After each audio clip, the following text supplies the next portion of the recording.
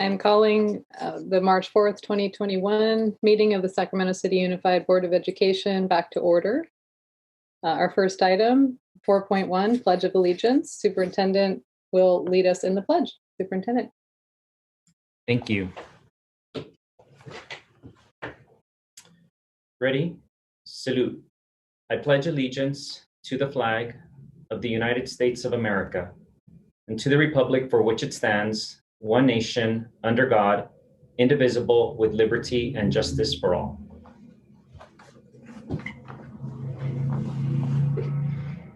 Thank you, Superintendent Aguilar. Item 4.2, our broadcast statement, will be read tonight by Student Board Member Shake. Thank you. This meeting of the Sacramento City School Board is being recorded in its entirety and will be cablecast on Metro Cable 14, the local government affairs channel on Comcast, Consolidated Communications, and AT&T Uverse. Today's meeting will air Monday, March 8th at noon and Wednesday, March 10th at 6 p.m. and also webcast at www.sacmetrocable.tv. The public has been given the opportunity to address the board through public comment, either by submitting comments which are posted on our website or by speaking during the meeting. Members of the public were also provided the opportunity to speak to the board. Those who wish to speak during the meeting submitted a speaker form by noon today and were sent a link to participate. When it is your turn to provide comment, we will call on you to do so orally. Your video will not be on. Please always limit comments during public comment to items that are not on the agenda. If you do comment on an item that is, we will ask that you please defer your comments until your item comes up on the agenda. Thank you, Student Board Member Shake. Well, with that, we'll move on to item 4.3, our stellar students. Tonight, we are honored to welcome two stellar students, Elyar Mirzayan from Isidore Cohen and Andres Castillejo Sanchez from Parkway. So we'll take them one at a time. And first, I'd like to welcome Elyar. Elyar is a prime example of a future leader. He is a new fifth grade student to our district at Isidore Cohen. And since joining the Learning Hub, he has made it his main priority not only to keep himself on track academically, but his younger sister, Sara, as well. Every morning, he and his sister are the first students in line for the Learning Hub. He is eager to log on with his teacher. He's a great big brother. He makes sure his younger sister is logged in with her teachers and tutors. He helps her with her homework and always makes sure she has enough to eat during snack time and lunchtime. And most of all, he helps her make sure to stay safe and practice all of the safety measures that we have in place at the Learning Hub. So during academic time, Elyar translates for his fellow ELD students in his cohort. He explains the Learning Hub routine and schedule to the new students. He's displayed incredible integrity throughout the Learning Hub, and he is maintaining his academic progress. We would like to just congratulate you, Elyar, for all of your success and in being a stellar student. مادر جان الیار جان هستین؟ بله. صدای مرا میشنوین؟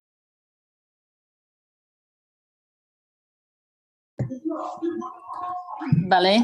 صدای مرا میشنوین؟ بله میشنوم. بله. اوکی. تمام کسایی که اینجا هستن از طرف مکتب، از طرف ساکرامنتو، از بورد ادویکیشن، جایی که برای از طرف مکتب ساکرامنتو هستن و از الیار جان بسیار زیاد تشکری میکنن به خاطر از اینکه بسیار یک شاگرد لایق، شاگرد خوب، شاگرد است که همیشه با وقت، یعنی اولین شاگرد میباشه که خودش و خوراکش در صنف حاضر میباشه و بسیار زیاد بچه است که کوشش میکنه که کار خود کمک بکنه تا در صنفش حاضر باشه، خودش همچنان در عین تایم به صنف خود حاضر میباشه و به تمام درس‌های خود رسیدگی کرده میتونه و کمک میکنه در وقت مثلا توجه خوراک خود میباشه، در کارهای خانگیش کمکش میکنه. اینا از این خاطر برازی یک تقدیرنامه میتن که بسیار تانسته که در قدر وقت کمی که در دوران مکتب، یعنی از طریق کامپیوتر که هست، تانسته که بسیار پروگرام پیش بره، به وقت خوب پیش بره و کمک بکنه به خواهر خود یا بسیار زیاد خودش هم در درس‌های خود بسیار پیش قدم است، بسیار خوب است. از او خاطر از طرف از مکتب برش تقدیرنامه داده شده که برش ما تبریک میگن. تشکر. Okay, she says thank you so much. Great. And thank you, Eliar, for being a stellar student. And thanks for being with us tonight. الیار جان خودت میتونی جواب بدی اگر هستی؟ بله میشنوم. میتونن جواب بده برای معلم خود بگوید که تشکر که از شما هم میتونه که تشکری کنه. بسیار زود تشکر.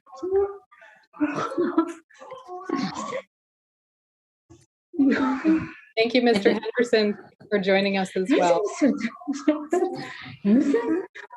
Thank you for the invitation, and we are just greatly happy and proud of Eliar.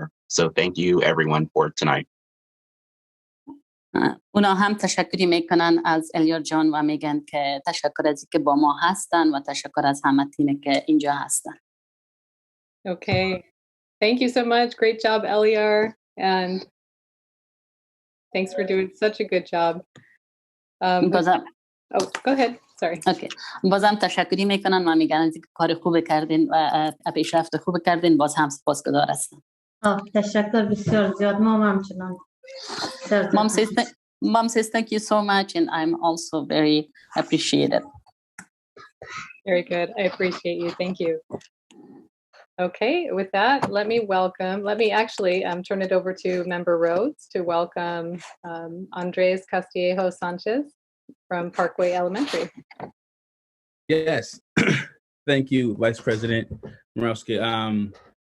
So today we have from Parkway Elementary School, Andres Castillejo Sanchez. Andres attends Parkway Elementary, and he's in 5th grade. His birthday was December 20th, so happy belated birthday to him. His favorite color is turquoise, and he loves playing football with his friends and family. His favorite food is pizza, and when he grows up, he wants to be a veterinarian. He loves being a help to others, and as well as animals. And Andreas was chosen for Stellar Student at Parkway because of his attendance and his academic supports that he was needed, and he did not resist attending Learning Hubs. He came to Learning Hubs every day and completed his assignments, and even assignments he's missed, he's been able to get them up to bar and catch up with them. He has a can-do attitude, and he has shown discipline to achieve his goals. He's very determined and focused. He shows up with a positive demeanor and participates in his cohort. You never have to ask him twice to do anything. He brings laughter and joy to the atmosphere and exhibits top-notch respect to everyone that is role model. And he's a role model and still a student, Etiquette 101. His favorite part of the Learning Hub is seeing other scholars, the games being played during his mass breaks, the environment and activities that he's able to do because they calm him, And at first he was skeptical of the Learning Hubs, but now he's a true fan. This is Andres Castillejo Sanchez, and he is a Parkway Stellar Scholar of the Year. A great job to him and his family.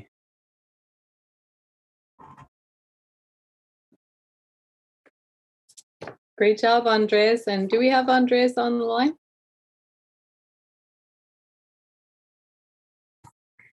No, we do not see him online currently. Okay, well, we will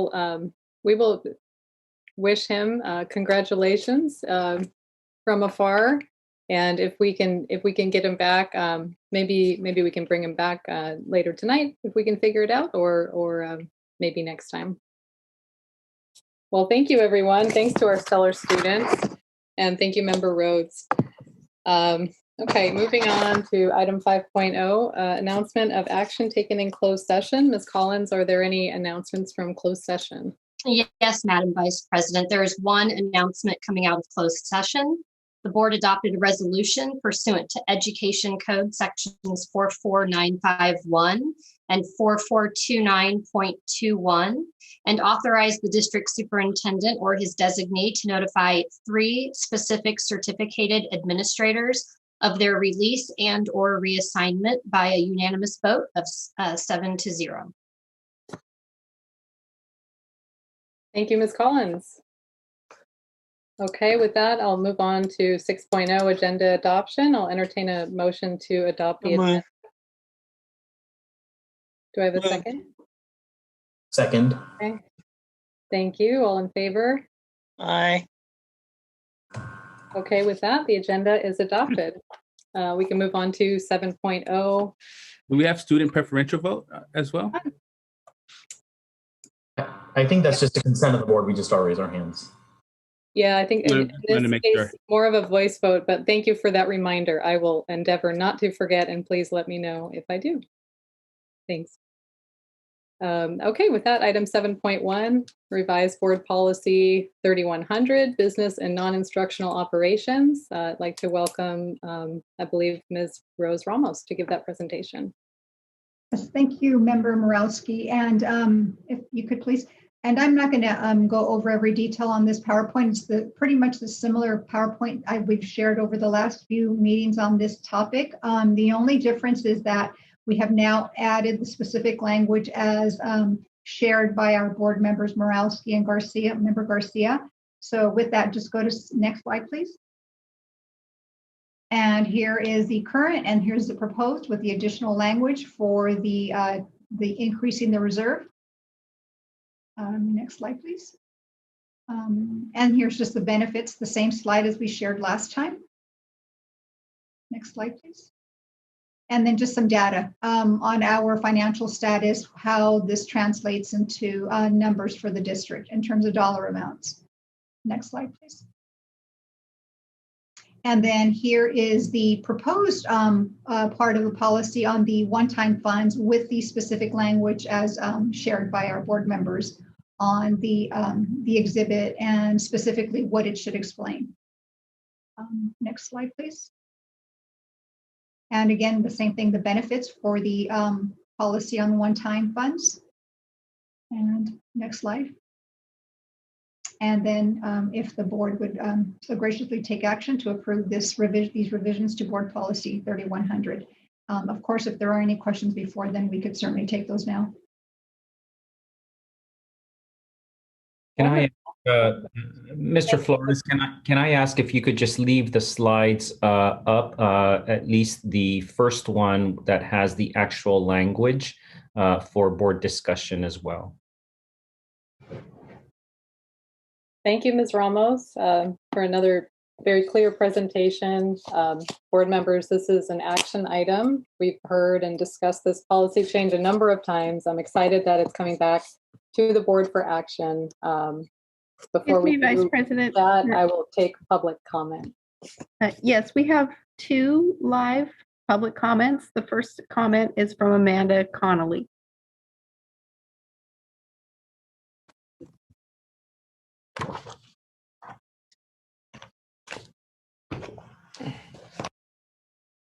Hello, thank you for taking my comment.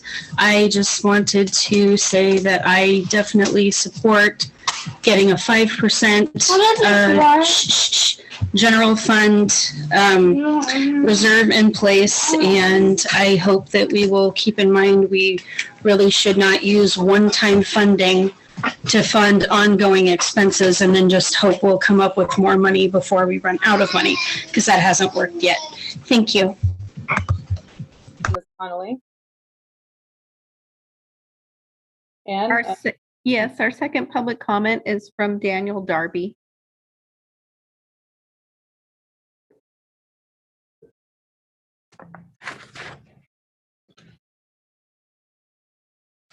Hello? Hello? Yes, we can hear you. Can Go you hear right ahead, Mr. Darby. Thank you.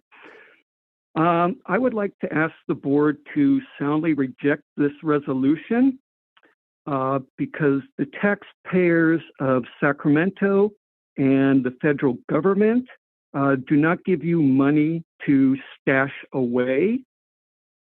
By your CBO's own admission at the last meeting, it would only get you 2 more weeks of solvency. Right now, the district, based off of the 2018-19 data on CAST testing, 57% of the students did not meet ELA standards. 67% of the students did not meet the math standards. 75% of the students did not meet the science standards. You are not meeting the basic needs of educating the students, and yet you are more concerned about stashing away money for the future. Right now, these students are living in the present. We, the taxpayers, give you money to educate the students of the present, not for the future. Every time you have come to the people of the community of Sacramento, we have stood by you on voting for bond and parcel increases and sales tax increases, because we want that money to be spent educating our children, not creating a stash fund. Until you meet the basic educational needs of our students by educating them, this should not be on the table. The state of California has determined that a 2% reserve is adequate. And for a district that has not submitted a positive certified budget in years, you are in no position to override the state budgeting guidelines. Thank you. Thank you, Mr. Darby. Anne, was that the last public comment? Yes. Okay, thank you. Well, again, this is an action item tonight. I am very excited to be in a position to adopt this board policy. It offers us the opportunity to set up fiscal guardrails that will be in place for us, for future boards and superintendents for many years to come. We are trustees. We are entrusted with the fiduciary responsibility of maintaining our district. And so with that sense of stewardship, I think both of these policies are very important.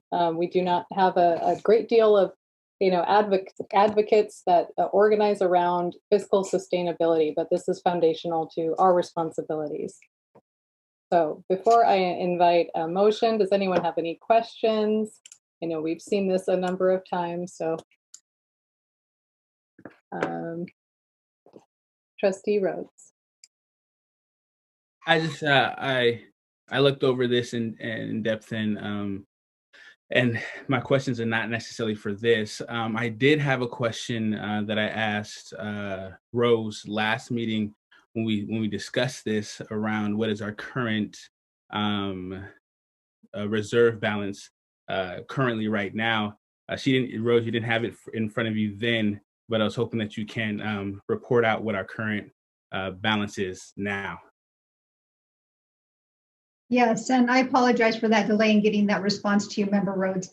But for this year, as a first interim, please know first interim was reported in December through the period actual of October 31st, 2020. The projected reserve for the current year, 2021, was 9.71%, or $62 million. Now that's just a 1 year, and we always need to make sure we explain to our community and to everyone that we are not just required to report the 1 year. If that were the case, then our budget would be positive. We are required by EDCO to report out or to demonstrate that we have the ability to also satisfy the same 2% required reserve for the next 2 years out, which we do not, based on first interim. Thank you, Rose. So what you're saying is that we're right now at 9.1? 9.71%. 71%. Thank you very much for that information, Sure. Rose. Okay, with that, is there any other board questions or comments? Anything you need prior to moving on to approve this resolution or policy revision? Thank you. I'll invite a motion. So moved. Second. Okay, have a motion and a second. Student preferential vote. Aye. Okay, thank you. Superintendent, you can please call the roll. Sure thing. Member Morowski, Aye. Member Wu, Aye. Member Garcia, Aye. Member Villa, Aye. Member Rhodes, Aye. Member Phillips. Aye. Okay, motion passes 6-0 with President Pritchett not in attendance. Thank you very much, board. I'm very proud of our board and staff working together to set the policy, to improve those fiscal practices. Member Phillips, did you have a point of order? Or It was regarding 7.2. Sorry, I'll wait. oh, sorry. Okay then. All right. Well, with that, I think we can move on to 7.2, conditions of readiness for school reopening update and adopt reopening plan, and welcome staff to present that. And I just a word of caution for everyone. I think the presentation may take a little longer than 20 minutes that we had allotted. So I just wanted to let everyone know to expect it might be a little longer than that. So with that, I'll hand it over. Thank you. Excuse me. I'm sorry. I think I'm finished with interpreting. Yes. Yes. Okay. Okay. Thank you so much. Thank you very much. Okay. Thank you. Thank you. Vice President Morowski, board members, I did want to just acknowledge that as our wonderful staff, and you can see how many staff are going to be presenting to you, a very cross-departmental group of individuals that have been doing a lot of work in this area. The presentation does have a lot of details, so I too will ask that you provide some grace and indulge us, but we do think that it's important to make sure that we go through all of the slides.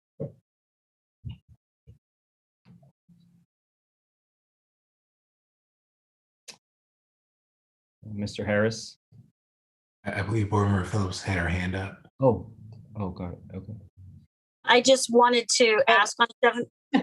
I'm sorry, Board Member Phillips. Sorry, Madam Vice President. I just wanted to know how much time we were going to entertain for public comment on this. Oh, good question. We hadn't got to that yet. Can we get through the presentation and then we can get to public comment?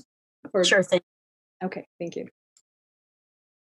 Good evening, Vice President Morowski, board members, and Superintendent Aguilar. My name is Vincent Harris. I'm the Chief of Continuous Improvement and Accountability. And this evening, I'm joined by a cross-section of district leaders to present this evening an update on our conditions of readiness for school reopening and request the board's adoption of our school reopening plan. Just wanted to express staff's appreciation for the board members who express questions they had received on behalf of their constituents. Our effort tonight is to integrate those questions within the presentation or in talking points. And so we hope that the presentation meets the rigor of some of the questions that have been asked, and we look forward to the dialogue as appropriate. We go to the next slide.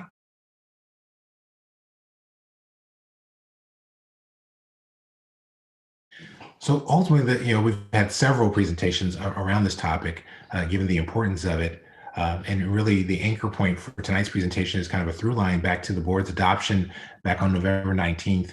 You see the actual resolution in terms of, at that time, based on the best information, those things that we thought were most important for the conditions of readiness for reopening a school.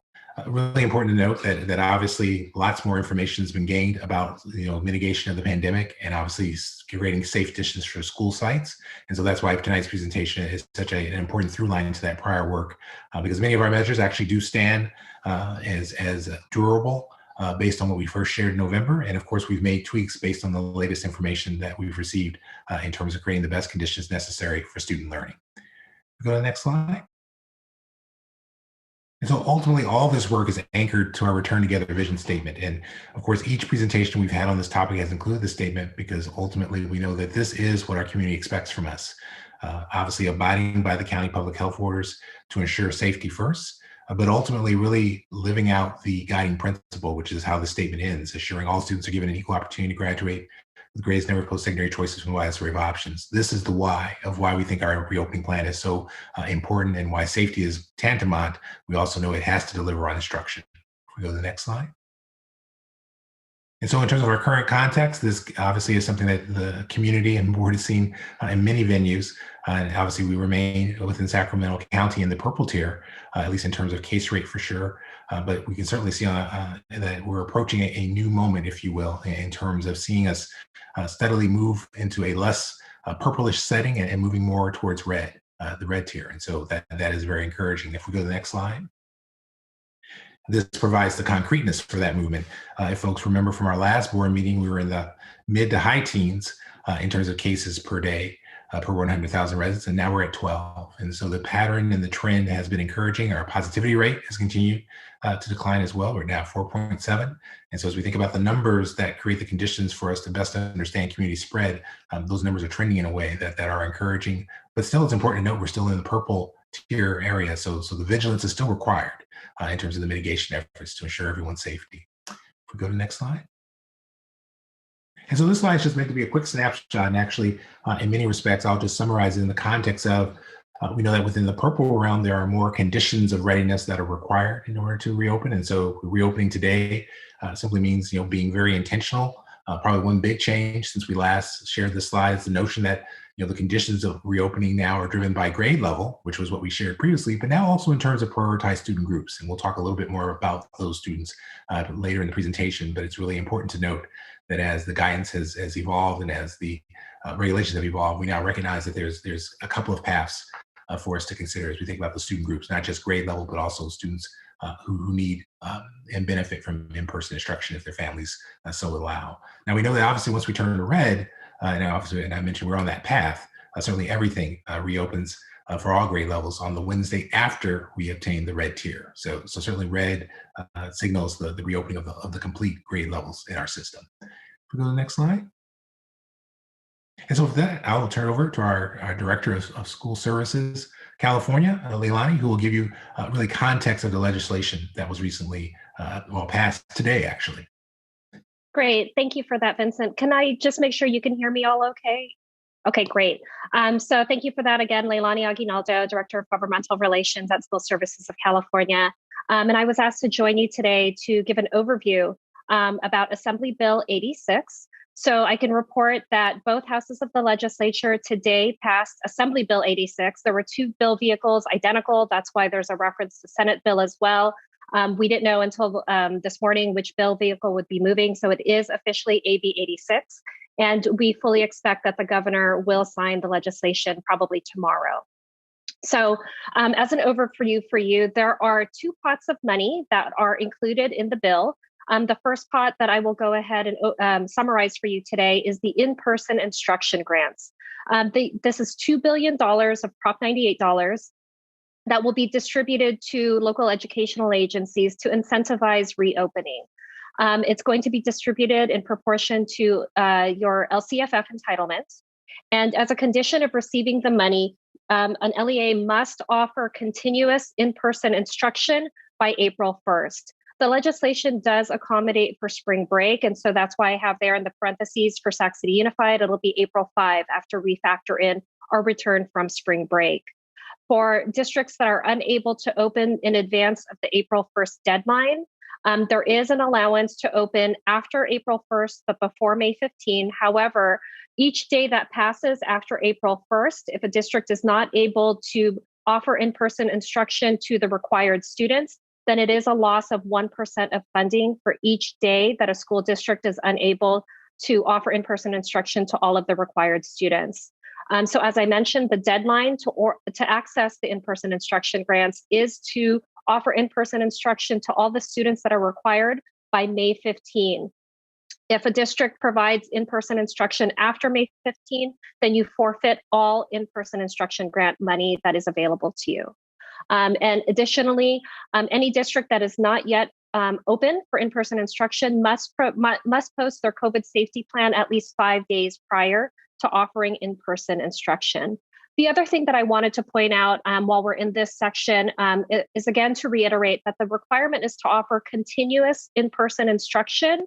If at any time, once a district starts offering in-person instruction, if there is a break in that offering of in-person instruction, then the penalty is that the district will again forfeit all of your in-person instruction dollars. So just wanted to emphasize that as well. So the grade levels or the students that are required to be offered in-person instruction. So moving to the second section here, all students across all grade spans, prioritized students must be offered in-person instruction, and the mode of delivery would be through the cohort model. Summarized in the box there on the right, these are the student groups that must be offered in-person instruction, again, across all grade spans. And this is effective April 1st. It doesn't matter what tier we're in, all these students in the right here, the students with disabilities, students at risk for abuse or neglect, our youth in foster care, homeless youth, English language learners, our students who are unable to access online instruction, and disengaged students. All of those students must be offered in-person instruction across all grade spans. And then if we are still in the purple tier, when April 5th hits, if we are still in the purple tier, then at that point, the requirement is to serve all students across grades TK through 2. And then once Sacramento moves out of the purple tier, once we're in the red tier, then we would be required to expand in-person instruction to all elementary grades, as well as one grade level across secondary school. And I know that there's been a little bit of confusion here. Just to reiterate, that requirement would be to serve one middle school or high school grade. It's not one in each. It's one in either middle school or high school. And that would be a local decision for Sac City Unified to decide which secondary grade we would like to offer in-person instruction to. As far as labor relations, there is no requirement included in AB 86 for any collective bargaining agreement as a condition of receiving the grant funds or as a condition for reopening. However, it is important to note that even though there is no explicit requirement for a CBA or an MOU or a tentative agreement as a condition of receiving the money, existing requirements to collaborate and negotiate with our labor partners, those do remain under existing law under the Educational Employment Relations Act. And then just as a final detail, as far as the grant funds for the in-person instruction grants, those would go to districts in 2 installments, 50% of funds in May, and then the remaining funds in August. And a back of the envelope estimate from school services based on prior year ADA, our estimate is that Sac City Unified's share of the in-person instruction grant would be about $13.4 million. If we get the maximum amount of grant funding serving all the required students on April 5th. Okay, that's the maximum that we would get. Next slide, please. Okay, testing and safety requirements that are included as part of AB 86. The bill does codify what the governor has already said, that 10% of the vaccine supply across the state is required to be reserved for education workers. And in addition, while if we are in the purple tier when we were open on April 1st, while we are in the purple tier, as a condition of receiving the grant funds, districts would be required to follow the asymptomatic testing cadence that's referenced by CDPH. So if our adjusted daily case rates are above 14 per 100,000, then the requirement would be to offer weekly testing of all students and staff that are in person. If we're in the purple tier and we have an adjusted case rate of less than 14 per 100,000, then the requirement for testing decreases to every 2 weeks, again, for students and staff. And then and the bill also explicitly says that vaccines are not a prerequisite or a requirement for reopening. And in addition, for testing and safety considerations, the bill does include a requirement that if there are 2 or more outbreaks of COVID-19 within a school site, one school site, then there is an immediate referral to CDPH for a safety review. And just to clarify again, this is for 2 or more outbreaks. And outbreaks as defined by CDPH, this is not a condition for 2 or more positive COVID tests. And the way that outbreaks are defined by CDPH is it's 3 or more COVID cases within a 14-day span, and they're epidemiologically linked in the school. So basically, they can test, and from their contact tracing, they can tell that the outbreaks, the cases of COVID at that time are linked and transmitted likely through the school site, as opposed to, 3 independent cases and those individuals tested positive for COVID through other exposures. So that's the definition of COVID, of the outbreaks. And then finally, switching gears now to the expanded learning opportunity grants. This is a second pot of money that's available to all school districts, and this is specifically for expanded learning. This is $4.6 billion that would be allocated to school districts around the state. There would be funds of $1,000 per student that is identified as homeless, and then the remaining funds would be distributed in proportion to LCFF funding. Back of the envelope estimate from School Services for Sac City Unified is that this would be about $28.6 million for Sac City Unified for the expanded learning opportunity grants. These funds can be used immediately through August 31st, 2022, meaning that we would have the opportunity to use these funds across 2 summers, right? We would be able to use it this coming summer for summer school if we wanted, or next summer. And in addition to the 21-22 school year, we'd be available to use the money as well.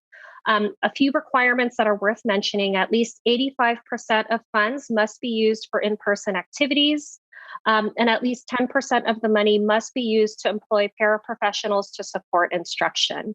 It's a fairly broad allowable use for this money. It can be used for professional development, for learning recovery. It can be used for extended learning if we wanted to consider expanding the school calendar or providing after-school tutoring. It can also be used for social emotional health supports and other things like that. So pretty wide, broad use that districts can use the money for. And then finally, by June 1st, the governing board must adopt a plan for how these funds will be used. And it is required that parents and community members and staff have an opportunity to be involved in plan development. And next slide, please. With that, I'll turn it over to Victoria. Good evening. So just a little bit about COVID vaccine tonight. So we know that on February 16th, our county did move into that further Tier 1B, providing vaccine for educators and childcare workers. There's a number of pathways that our staff can access vaccine through, our county, our health insurance, and then we've provided a number of opportunities that I'll go through in further detail. The thing we really wanted to stress here, and what we feel really grateful and proud about, is as of March 2nd, all eligible staff in our district have received an invitation for vaccination, either through our district directly or through Sac County Public Health or through some links that we've sent them. Next slide, please. So this is just a high-level overview of our priority groupings. And so at our first clinic held on February 19th, we focused on that priority group 1. So this was largely our staff who've been showing up every day, feeding our students, disinfecting our school spaces, as well as some of those elementary educators.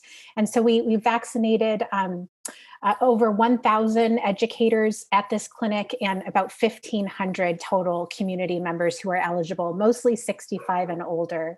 At our second clinic on the 26th, again, we vaccinated over 1,000 individuals. This was really the bulk of our school system. So this was like all of the rest of the teachers, all of the staff that work in our middle school and high school space, our coaches who have been holding practices, and some of our large departments like special education, child development, transportation. So in total, we've vaccinated 3,250 community members, and of those, roughly 2,200 were educators. We're really, really proud of that work. It was a really kind of heartwarming, emotional day, and I know I saw many of you, in and out on those clinics. Next slide, please. So we did have a planned third clinic, as you'll remember we talked about before, with Dignity Health for this coming Friday, March 5th.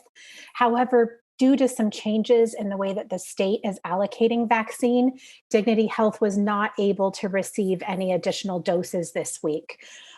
This is in part because Dignity Health as an organization pledged to not hold any first dose clinics unless they had enough doses for the second dose in reserve. So they're holding on to all of those second dose second doses for all the clinics planned, and they have to expend all of those before they can receive a new vaccine.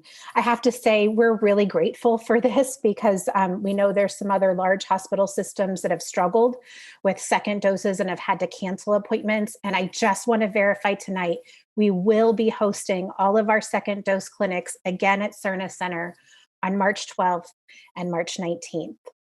So when we, lost this opportunity, our hearts were a bit broken, but we quickly reached out to Sac County Public Health and worked with them because we knew we needed to get through our priority 3 group. And so we had a new mass vaccination clinic coming online through Curative at McClellan Park. And so we were able to, get some spaces specifically for that clinic. And we were able to send out those invites. They came directly from Sac County Public Health. We also shared the publicly available link with all of our staff again. And the one thing I really want to say is that we will continue to send those invites out to ensure all staff are offered vaccine if and when they want them. We know we have some staff that might be a little, hesitant or concerned, and people have changed their minds. And so we want to make sure that they are provided every opportunity. This is a quick snapshot of what that Curative website looks like. They are adding doses regularly and daily. They'll likely start adding on probably tomorrow for next week. The other thing I meant to back up and share with you is we continue to talk with Dignity about partnering. So in April, when they start getting their regular vaccine supply, they have asked if we would be willing to partner with them to hold continued vaccine clinics every Friday, potentially Saturday at Cerna Center or any of our other sites to serve our whole entire community. And so we're really excited about that opportunity and looking forward to learn more. And with that, we'll go to the next slide. Many of these next few slides you've seen in our sequence of presentations. What's important to note is that, of course, we have our reopening dashboard, which has been publicly available now for a few weeks. And really, this gives a brief but important snapshot of all the important data points that we're looking at as we think about reopening. What we'll do in the next few slides is just simply reaffirm those that we've completed as an assurance, and then we'll spend more time, again, reviewing those that are in progress to give you a sense of the work underway to ensure that all of our metrics are in place as we look towards reopening. Go to the next slide. So again, we've shared these metrics previously, so I won't go over them in any great depth, but again, we have strong metrics around communication in terms of our health and safety plan. You've just heard from Director Flores around our clinics, if you will, in terms of vaccination clinics. And then, of course, the data we're tracking in terms of our own ability as a system to track our own internal spread. Next slide, please. And of course, we've made several revisions as information changes, which of course is mission critical in terms of staying on top and making sure that we're communicating broadly to both staff and community the latest on all of these key elements here. Of course, vaccine availability and distribution, COVID testing, all these things are incredibly important for our community and staff. The next slide. And then here, obviously, things about mitigation. And so plexiglass, disinfection, making sure we have practices in place that ensure that we're mitigating any potential opportunity if COVID were to enter our spaces, that we're doing those best practices that we know have worked and there's demonstrated evidence of them working. Next slide. Then we've spoken about the daily inspection checklist extensively in our last meeting, and obviously this is one of our front-end things to ensure that all of our site leaders are in the best position to know what's going on a daily basis in terms of mitigation efforts. Next slide. And then here you have an entry into our ventilation and hygiene metrics, and just want to point out that we will be doing in a few slides, or I should say in about several slides, we'll be providing a lot more context around our current ventilation efforts. You'll hear assurances in terms of some of the things we've done since the last presentation to ensure that we're adopting all of the best practices in terms of ventilation. And then of course, obviously the things we've already done in terms of disabling hand dryers, drinking fountains, again, all those things that have been identified as best practices in order to mitigate the potential spread of COVID. Next slide. And of course, we know training is so important, and so all employees have access to our Hour Zero training, which is really a way to communicate broadly those best practices so that as employees, we know them and can practice them. And then, of course, building our testing partnerships with Sacramento County Public Health Department and taking advantage of those community sites. Next slide. And then finally, as we talk about those things that we know are, again, strong mitigation for efforts, screening and face coverings. So our thermal scanners are a very effective tool in terms of a frontline information sharing as people enter facilities. And then, of course, obviously knowing the importance of face mask wearing, face covering wearing in classrooms, and of course, requiring it across all grade levels except for medical exemption. Next slide. And with that, we'll transition now into a deeper dive on those indicators or progress, this dashboard's metrics that remain in progress. There. So I'm here to talk about COVID testing. And so our routine COVID testing is really ramping up. We're going to be providing that testing. Leilani talked about the CDPH testing cadence that we will be adhering to as well for all staff and all students at all of our Learning Hub sites, all district locations, and eventually all of our schools. And so testing will be conducted during the work or the school day. So this week we've been incredibly busy. I should say our staff has been incredibly busy going out to all of our sites to do visits, setting up those sites, figuring out where the best location is to do testing and the timing, and then working to get those registration links out to all of our staff and our students so that they can register directly onto the Color platform. It's a software, and that's where they consent to testing, and it explains what the process is. And that's also where they will get their results on either their phone or their email. So I'm really excited to say that we are ready to begin testing next week, starting March 8th. And I believe we told the board we'd be ready by the end of March. And so we're pretty excited that we're actually going to start next week. We are using PCR testing right now. That's the one that's readily available, that the software is really functioning well. CDPH is still working out some software issues with the Binax rapid antigen testing. And so we want to hold off until that's really set and good to go. It messed up our PCR testing a little bit. So we're putting that one on hold for a moment. Next slide, please. And so here again is just, you saw these pictures last time, but I just wanted to say Monday morning or afternoon, this is the flyer for nutrition services and our warehouse staff. They're working to get their staff registered right now. And this is a sample of the flyer, and we will be out there. I'm also really happy to say I've tested myself 3 weeks in a row, and just every week our results have come in right at 28 hours. So I tested at 1 o'clock and I got my results around 6 o'clock for 3 weeks in a row. So we're looking forward to sharing more as we roll this out. Next slide. The third-party facilities assessment provided by PBK is also an important component of our readiness. They were selected to provide the third-party assessment based on their expertise in this area. As it says here, they were provided the same service to many other districts across the state, including local districts such as Twin Rivers Unified, Natomas Unified, Galt, and Roble Elementary School District. As previously stated, PBK initially assessed all district school sites in December 2020, where they outlined any areas of opportunity for the district and cite to improve any mitigating measures. PBK is planning to revisit all sites beginning on March. Can I interrupt you? I think we're showing a different slide with plexiglass barriers and directional signage. Yeah. Thank you for that. Sorry about that. No worries. Thank you. All right, so let me back up. So as stated at the last board meeting, the installation of plexiglass barriers in these 3 identified areas is nearly complete, with library counters being finished at the end of this week. We currently have plexiglass barriers at all of our front office counters, but the district is revisiting those spaces to install thicker, stronger, and more pertinent barriers that will better stand the test of time in those highly trafficked areas. Once those are installed, the previous front counter plexi units will be transitioned into our library spaces, and the plexiglass in the libraries will be moved elsewhere. Stanchions and signage have also been provided to each of our sites, and we're also in the process of purchasing 500 more stanchions for sites across the district in order to further assist in directing traffic flows in sometimes congested areas.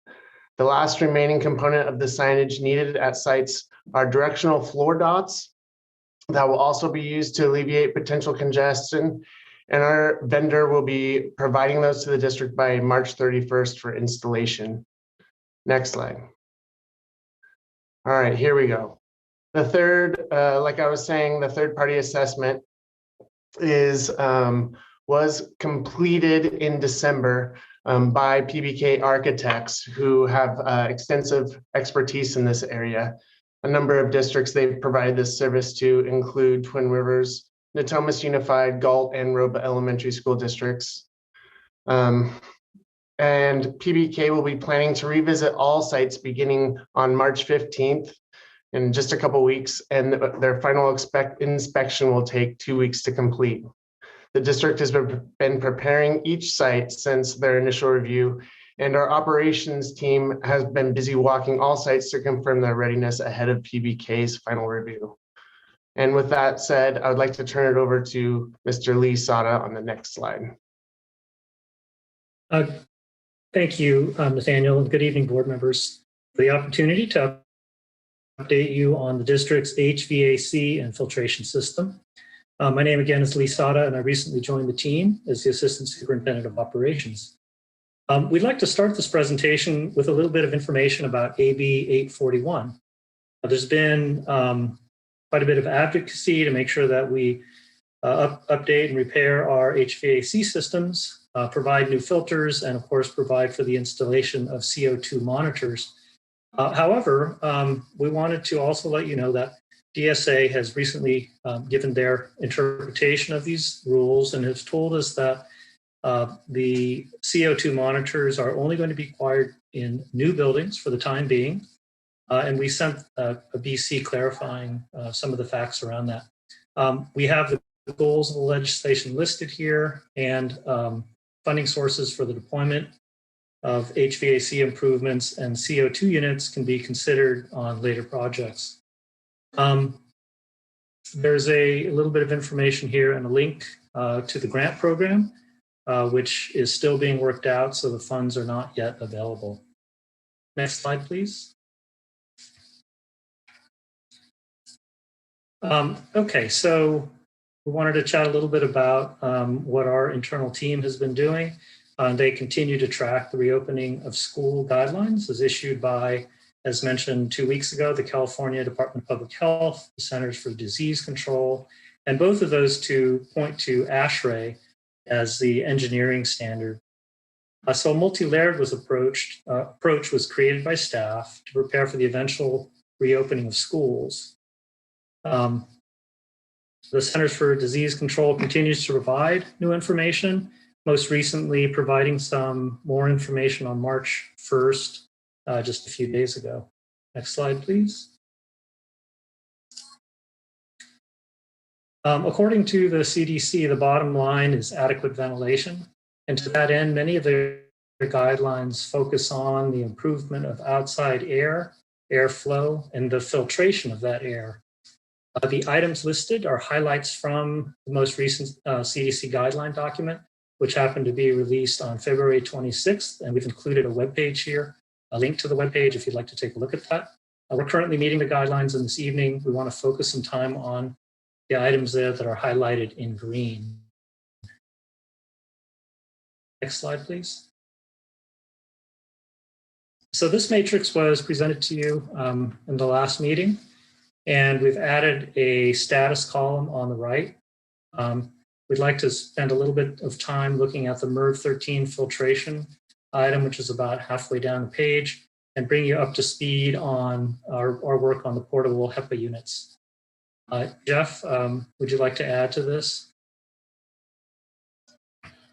Yes, as you can see in this matrix, SCUSD facility staff have made sure that all recommendations by CDPH, CDC, and ASHRAE are being adhered to, or there is a plan in place to be in compliance. This includes opening all doors and windows, increasing outside air, opening outside air dampers, constant supply and exhaust fans, reprogramming of demand control ventilation units, installing MERV 13 filtration or higher where possible, purge cycles, restroom exhaust fans set to run continuously during all occupied hours, ensure proper operation of HVAC units, and portable HEPA filtration. Next slide, please. Additionally, we wanted to share with you that we reached out to several districts in the area. And this is the next two slides are a list of information that we received from them. I would say of note is that most of the peer schools have upgraded the HVAC filters from MERV 8 to MERV 13 within their existing HVAC units wherever they could. Because of this, most are not providing portable HEPA units. Additionally, most districts are flushing purging their air in the rooms 2 hours before and 2 hours after occupancy. Next slide, please. In all cases, the CO2 monitors are not being installed, with the exception of San Juan, I believe, that's doing some additional study on that. Portable HEPA units are being purchased and combined with MERV 8 filters, or in special circumstances where extra filtration is required, or in the case at one district as a backup to when the HVAC systems may be down. And just incidentally, Los Rios Community College District, our neighbor, though obviously for older students, is flushing their rooms 2 hours before and afterwards, and they are not including the portable HEPA units. They believe that the combination of the purged air, the constant 100% outside air is enough for them to meet the standard. In general, some common concerns that were expressed to us include the cost of MERV 13 units over the long term because they are more expensive, and the wear and tear on the HVAC units due to the added pressure that these thicker filters provide. Next slide, please. Okay, so what did we learn about what are we doing? And based on our learnings from other districts and the continual review of CDC guidelines, we believe that our goals are in alignment with the CDC guidelines and best practices based on the peer institutions that were listed. So Jeff, would you like to fill in everybody on our goals now? Yes, next slide, please.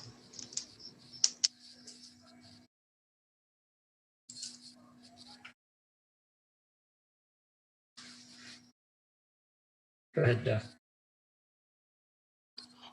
We're committed to the replacement of HVAC filters 3 times per year. That first cycle was completed in December of 2020, and the second cycle is scheduled for completion on March 12th. And we are set to start the third cycle for replacement on May 1st, and we may be able to start that as early as April 1st.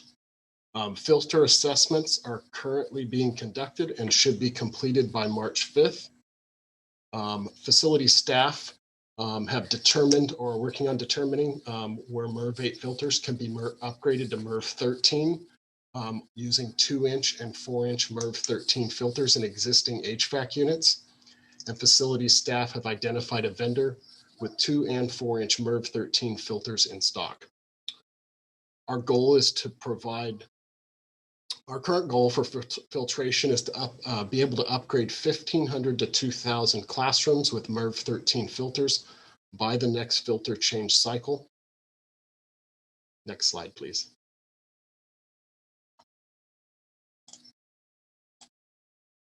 Great. So in this slide, we wanted to bring you up to speed. Let me just close the thought on the last slide. So we are working, again, as Jeff said, to finish up our assessment of the filtration system.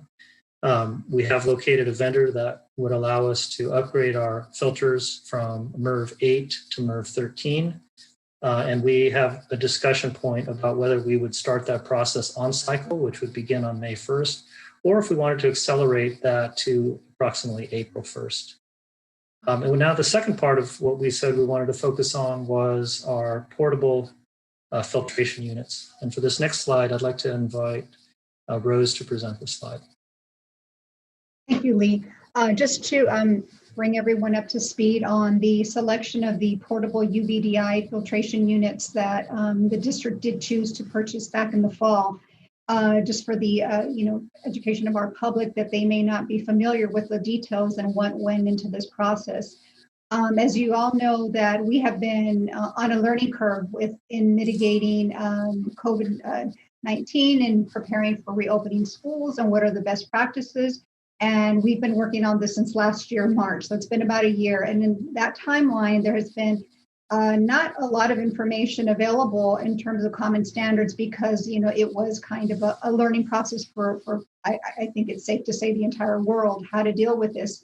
And especially how to prepare an environment safely for the return of students. So let's backtrack a little bit to the fall, what we were doing to try to hurry up and reopen and have our school sites ready.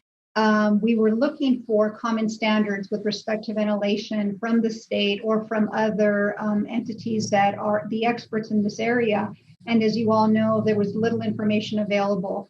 And it was now information is starting to become available. But back in the fall, when we were trying to plan to open for January, it was not available at that time. And then the second factor we were dealing with was funding. As of the fall, we were only allocated that first pot of federal relief funds that had a deadline of December 30th. And so we were dealing with, timing and then dealing with lacking common standards. And as you know, like the common standards that are starting to evolve now, that CARES funding deadline was extended to December 31st of 2021. And just so you all know, that deadline was not officially extended until right around, I want to say it was December 26, 27. So it was a very, very short timeline for extending that. So obviously districts were racing to spend that money so that they would not have to lose those funds and send that money back. And one of the areas that we were identifying or working on to spend the funding on was preparing our classrooms. And one of the areas we focused on was the ventilation. And so what we did was the district contacted 11 commercial companies and we received 3 responses because again, it was just new technology as far as addressing COVID-19. And the criteria for selection included a device or a unit that would mitigate COVID along with the other ASHRAE standards, and that it would accommodate a large classroom for about 960 square feet. And then again, in our unique situation, as you did see in the previous slides, many of the other districts in our areas, they have already been able to upgrade their HVAC units. So they were already compliant with MERV 13 filters, where we just have not been that fortunate due to funding. They've been passing other bonds or they've just had other access to other funding that have made that available to them.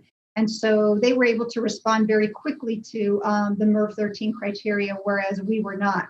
And so this third bullet here was very important for the district because we did not have, and still do not have, the electrical infrastructure to be able to support certain units. We just cannot do that. And so we had to look for units that would not take as much of our power, otherwise then we would risk damaging those units. And our electrical infrastructure. Then, of course, the health and safety of staff that had to, replace these units. And then the other factor we were looking for, criteria, I should say, is that in the recent years, unfortunately, California has been a victim of a lot of wildfire.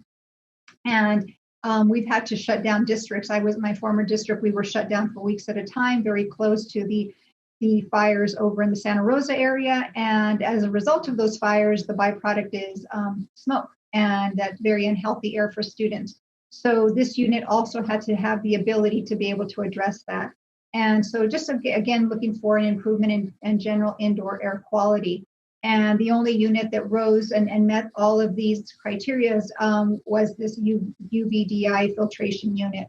So again, we're just providing this information just to let the public know how the district arrived at this decision of investing in this unit and why. And yes, and next slide, please. I will turn the presentation over back to Lee. Great. Thank you, Rose. So where are we at today? So we have conducted another review of the HEPA filtration units. We received a list of 23 units that did not include the UVDI technology. And we kind of simplified the criteria to include the mitigation, of course, the COVID virus. Again, we still have the open classrooms of an average size of 960 square feet, and our current, continued challenges with our electrical infrastructure. Jeff, would you like to kind of talk us through what was selected and where we arrived? Sure. So 6 HEPA units were found to meet the basic criteria that was listed, and 4 units were found to be able to handle the classroom size, the average classroom size that we've shown of 960 square feet. We're purchasing 3,000 units that could be shipped and delivered by April 1st. And we had to make sure there was adequate supply to cover the classrooms in the district. Great. Lee? Next slide, please. Okay, so as we work through the final delivery and deployment issues for this new HEPA unit, we've also launched a few assessments and tests. The first was to ascertain the effectiveness of the UVDI unit. And we believe this is simply just a part of thorough due diligence to better understand how the unit performs both in the classrooms and in a clean environment. We're also in the process of hiring an architect and engineering team to provide district-wide HVAC assessments. The goal here is to determine which units require replacement in the near future and the further out future. And then in terms of AB 841 and the CO2 sensors, as mentioned earlier, they were not required as the only to apply it to new buildings.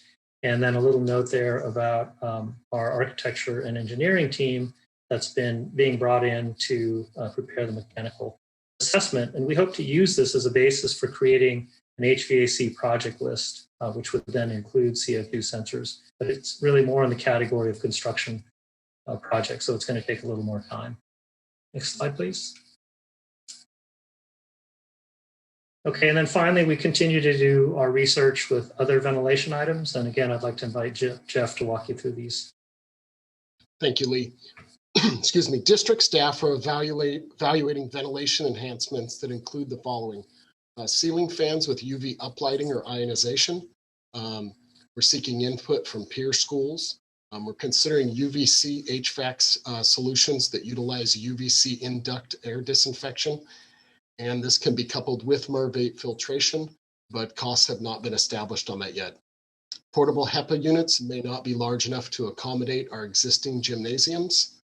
And we may need to consider outside activities in lieu of gym use and consider alternate solutions, including outdoor activities where practical. Thank you. Next slide. Okay, so we've presented you with a lot of information here, and we wanted to just have a summary to summarize our back to school plan in this slide.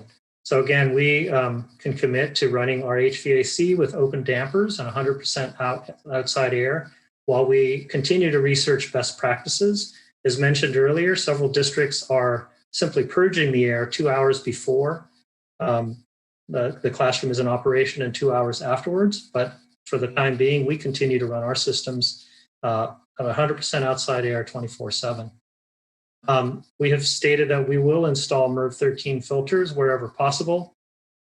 And again, we're close to finishing, Jeff and his team are close to finishing their assessment on whether we can simply receive these higher MERV 13 filters and put them into the existing equipment. Our idea then is to prioritize the elementary school classrooms first, because of course those students are coming back first, followed by middle school and high school. And then for the areas where we cannot upgrade to MERV 13 for whatever reason, we have committed to purchasing the portable HEPA units, and the purchasing department has confirmed that the 3,000 portable HEPA units can be delivered before and deployed by April 8th of this year. And then just as a final note, some opportunities and challenges.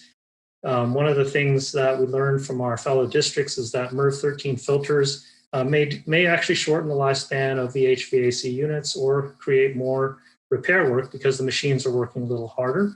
But we obviously are prioritizing student safety, as many of our peer districts are, and so we're going to keep moving forward. The procurement and installation of the MERV 13 filters is possible in the next filter cycle, which, as Jeff said, was going to begin on May 1st. And we could move that forward a full month if desired. And then finally, we are putting together an assessment And our goal is to tune out the HVAC systems by the end of summer, and we're seeking a capable HVAC vendor. So that concludes our portion of the presentation. Thank you. Next slide. And as we move to the next slide, thank you. We wanted to share with you an update in terms of where we are with the intent to returns. We have just this week, we started at 53%. As you can see, we're up to 57% now. We think that in addition to the calls and the additional outreach, that the vaccinations are really having a positive effect on this, although still not where we want to see the numbers ultimately. So you might remember we started in August with the first intent to return inquiry. We followed up with one in November, and again, the one in January. If we go ahead to the next slide, we'll take you through a further breakdown of what it means in each of those areas. So looking at this slide, slide 38, this is an update of what you saw last board presentation. We, as I said, are now up to 57% and still missing in some areas, but we are getting information in daily, and that's helping. So you can see again, the first column plans to physically attend. They selected option 1. Plans to physically attend with some assistance. Plans to remotely attend, option 3. And finally, does not plan to attend. Now, we understand that this information, as we requested it, people can change their minds, situations change. We wanted to be able to use this for planning purposes. And as we get closer and closer to actually opening, this information becomes more and more important. So we do want to still continue people to reach out and to submit their intent to returns via the Informed K-12, which is a really simple process. And a few clicks of a button so that they can do that. We'll go ahead and, well, actually just on this slide, I do want to note that while increases in most, if not all of the areas, we do again need additional responses. And the employees, as we're making phone calls, one thing we are hearing is that people do attend to return, but they're waiting until they get vaccinations or they're waiting for various reasons. So we will continue to ask and monitor. The 278 that you see noted under the plans to physically attend with assistance are being further looked at by our risk management team to better understand what it is that the individuals need through an interactive process to know how we can support and help so that they can, again, be physically able to attend, which is their preference. Next slide. So we went through and broke down by segment. So you can see, as of right now, with the information available in the Informed K-12 system, where things are at. Clearly, we want to see the numbers increase in all areas and continue to ask people to share information or update, even if they submitted previously, to go ahead and update. We do know that in some of the outreach, what we've learned is some individuals feel that they have already answered the question. They perhaps returned the form in November and thought, you're asking me again, but I've done it already. So we're trying to work with that to get additional clarity that they need to complete this one and ask the questions a little bit differently, and it gives us a lot more information. Let's go ahead to the next slide. With the middle school section that you can see on here too, on this case, I do want to highlight that the additional information coming in today, as an example from one particular school on this list, showed that they were able to gather almost 100% of the staff that they need. So they're sent those to us. We'll be updating this so that you'll have the most updated information. But based on what's in the system as of right now, this is what the numbers reflect. We'll go ahead to the next slide. Okay, it says my internet's unstable, so hopefully you can still hear me. The K-8 schools, again, just a breakdown to show you where things are. The additional outreach, we know we are specifically hoping to get additional information for the K-3 segment first, although we are calling and making outreach to every single every single employee, whether it's via email reminders or those personal phone calls. And the last slide shows the high school numbers that are available at this time. And what I will say is in all of these different areas, these numbers represent the entirety of the staff, right? So it's not just looking at teachers or not just looking at one particular classification, but looking at employees. So with that, I'll go ahead to the next slide for the next presenter. Good evening, members of the board. My name is Matt Turkey, Assistant Superintendent of Curriculum and Instruction, and I'm here this evening to report to you on part of our academic plan to meet the needs of all of our learners when everybody returns back to school. And so much of this is actually already in place and is already moving. So for example, we have our scope and sequence focused on the priority standards, which are already in place. And within that, these are really focused on the grade level standards, which are a priority for all students to know and understand. And what we are encouraging our teachers to do is to basically pull groups of students in small groups for targeted instruction to teach any prerequisite skills which they may be lacking beforehand, so that we can accelerate their learning so that they can actually access those grade level content standards. In terms of universal design for learning, we have been giving professional learning series for both our site leaders and our teachers. For our site leaders, that's live synchronous instruction, which we're giving. And for our teachers, we're recording sessions, and we are making those available to our site leaders who can then play those sessions, stop them in certain portions, go through the learning, and so on and so forth. And the whole point of UDL is to create expert learners, really focusing in on individual strengths. So the goals are firm. Okay, so what we want students to know and be able to do are firm. However, there are flexible means for students to be able to get there. There's flexible means for students to be able to learn that and show what they know as well. And our different sessions on universal design for learning are really focused in on removing barriers from the learning intentions or goals, from the assessments, from the methods, and from the materials used when we're planning and delivering our lessons using the Universal Design for Learning as a framework. Universal Design for Learning is also an anti-racist pedagogy. If we look at our data, we can clearly see the disparities and the disproportionality with our students of color compared with their white peers. And so it's clear that our students of color are facing more barriers within their learning. And UDL is all about finding those barriers, recognizing those barriers, and removing those barriers to learning. Moving on, we have our cohort 1 schools for database decision making, who are in their planning year and making great gains at the moment. And there's a lot of momentum behind the database decision making work at the moment for those schools. And also, we are taking our leaders through some anti-racist professional learning. And these are 9 modules which have been produced for us by EPIC. And so far, we've been through 2 of those modules with all of our site leaders.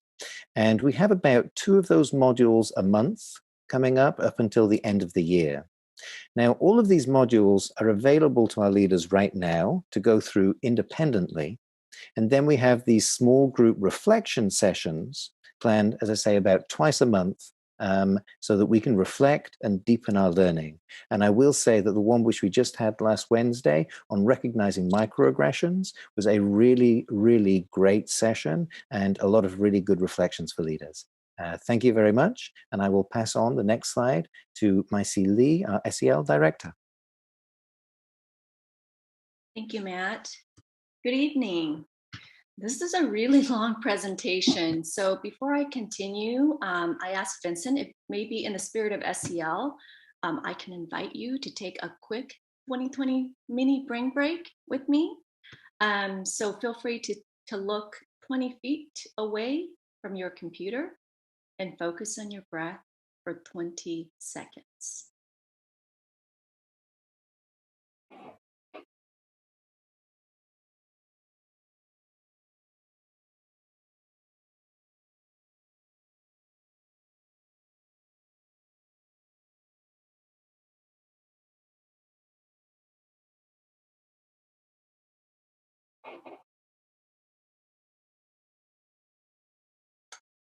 Okay, hopefully you were able to expel some cortisol from your brain so you can come back to focusing on all this wonderful content. So now more than ever, we need to prioritize social emotional learning, or SEL, for ourselves, for our students, and families. This last year has been difficult for everyone. As we return, we must center collective healing as the path forward, nurturing resilience, building relationships, and reestablishing predictable routines. We know the pandemic, the racial reckoning, and the shift to distance learning have been challenging and stressful. We also know how resilient our community has been in response to the crisis, and we honor our educators and parents for showing up every day to take care of our students this past year. So as we return, we must reframe the stressors of this past year into learning gains, honoring the technological creativity, innovation, and connections that our students, our families, and staff have established and maintained, even while being apart. We must also build upon the resilience of our community, especially our communities of color, who, while weathering the health pandemic, was also challenged with the ongoing pandemic of systemic racism. As such, in this new normal, prioritizing SEL is not a nice to have, it's a must have and must do. So to that end, we are updating our SEL tools and resources to include anti-racist and racial justice lessons, ideas for amplifying youth voice, and restorative healing-centered practices to supporting students. We will continue to support our school sites as we have been doing during distance learning with weekly updated SEL resources and practices for adults, students, and parents and caretakers. Adult SEL is important now and will be especially critical when we return. We acknowledge that our adults are also balancing family, emotional, and health concerns while returning to support children in an unusual teaching situation. We aim to provide intentional SEL practices that will support adult self-care so they are better positioned to take care of the community of learners under their care. Additionally, our educators will have access to SEL tools so that they can nurture the positive conditions and deepen the SEL skills that are necessary to affirm students' sense of identity, cultivate belonging, and nurture agency. Resources and practices such as SEL mini lessons, daily circle prompts, and mindful brain breaks have been and will continue to be available to all educators. Resources will also be added to support our families who have been critical partners on this journey. In addition to the resources curated on our website, we have been working very closely with our FACE team to develop easier to access videos that are currently being translated into multiple languages and will be shared with our families soon. Next slide, please.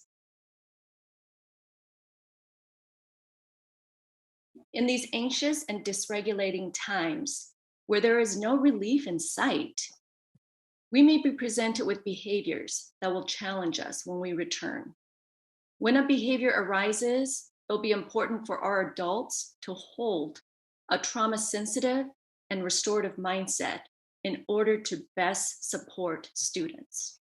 To that end, we will include in our SEL resource toolkit some guidance on how to support students with a restorative and trauma-sensitive lens. The goal is always to re-engage and keep our students in the classroom. Re-engagement strategies, such as those listed here, that you can see should always be used to support student behavior before any discipline action is taken. Suspension is the absolute last resort, and there will not be suspensions on health-related protocols, such as not having a mask. Schools will follow the distance learning discipline protocols from fall 2020 and recently updated in February of 2021, which has clear guidance on removal as not the default, but rather as a last resort, and only considered after all exhaustive supportive processes have been followed, including meeting with the student and parents or caretakers and all of the other preventions that I have listed here. Any suspension being considered will need to be made in collaboration and consultation with the Director of Student Behavior and Hearing Officer, Mr. Stefan Brown, and the Instructional Assistant Superintendent overseeing that school. Again, whether we're in distance learning, hybrid learning, or back in full return to learning, this guidance will be in effect to support Sac City schools as we support all of our students to thrive. Thank you.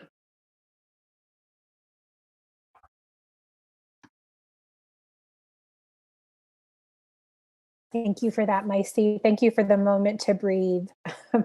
And so we just wanted to build on, Maisie spoke so beautifully about our tiered supports that are offered, really focusing on that tier 1 and how we support our entire community. And so we wanted to provide you with an overview of our tier 2 or targeted strategies and tier 3 or intensive strategies that the Student Support and Health Services Department provides.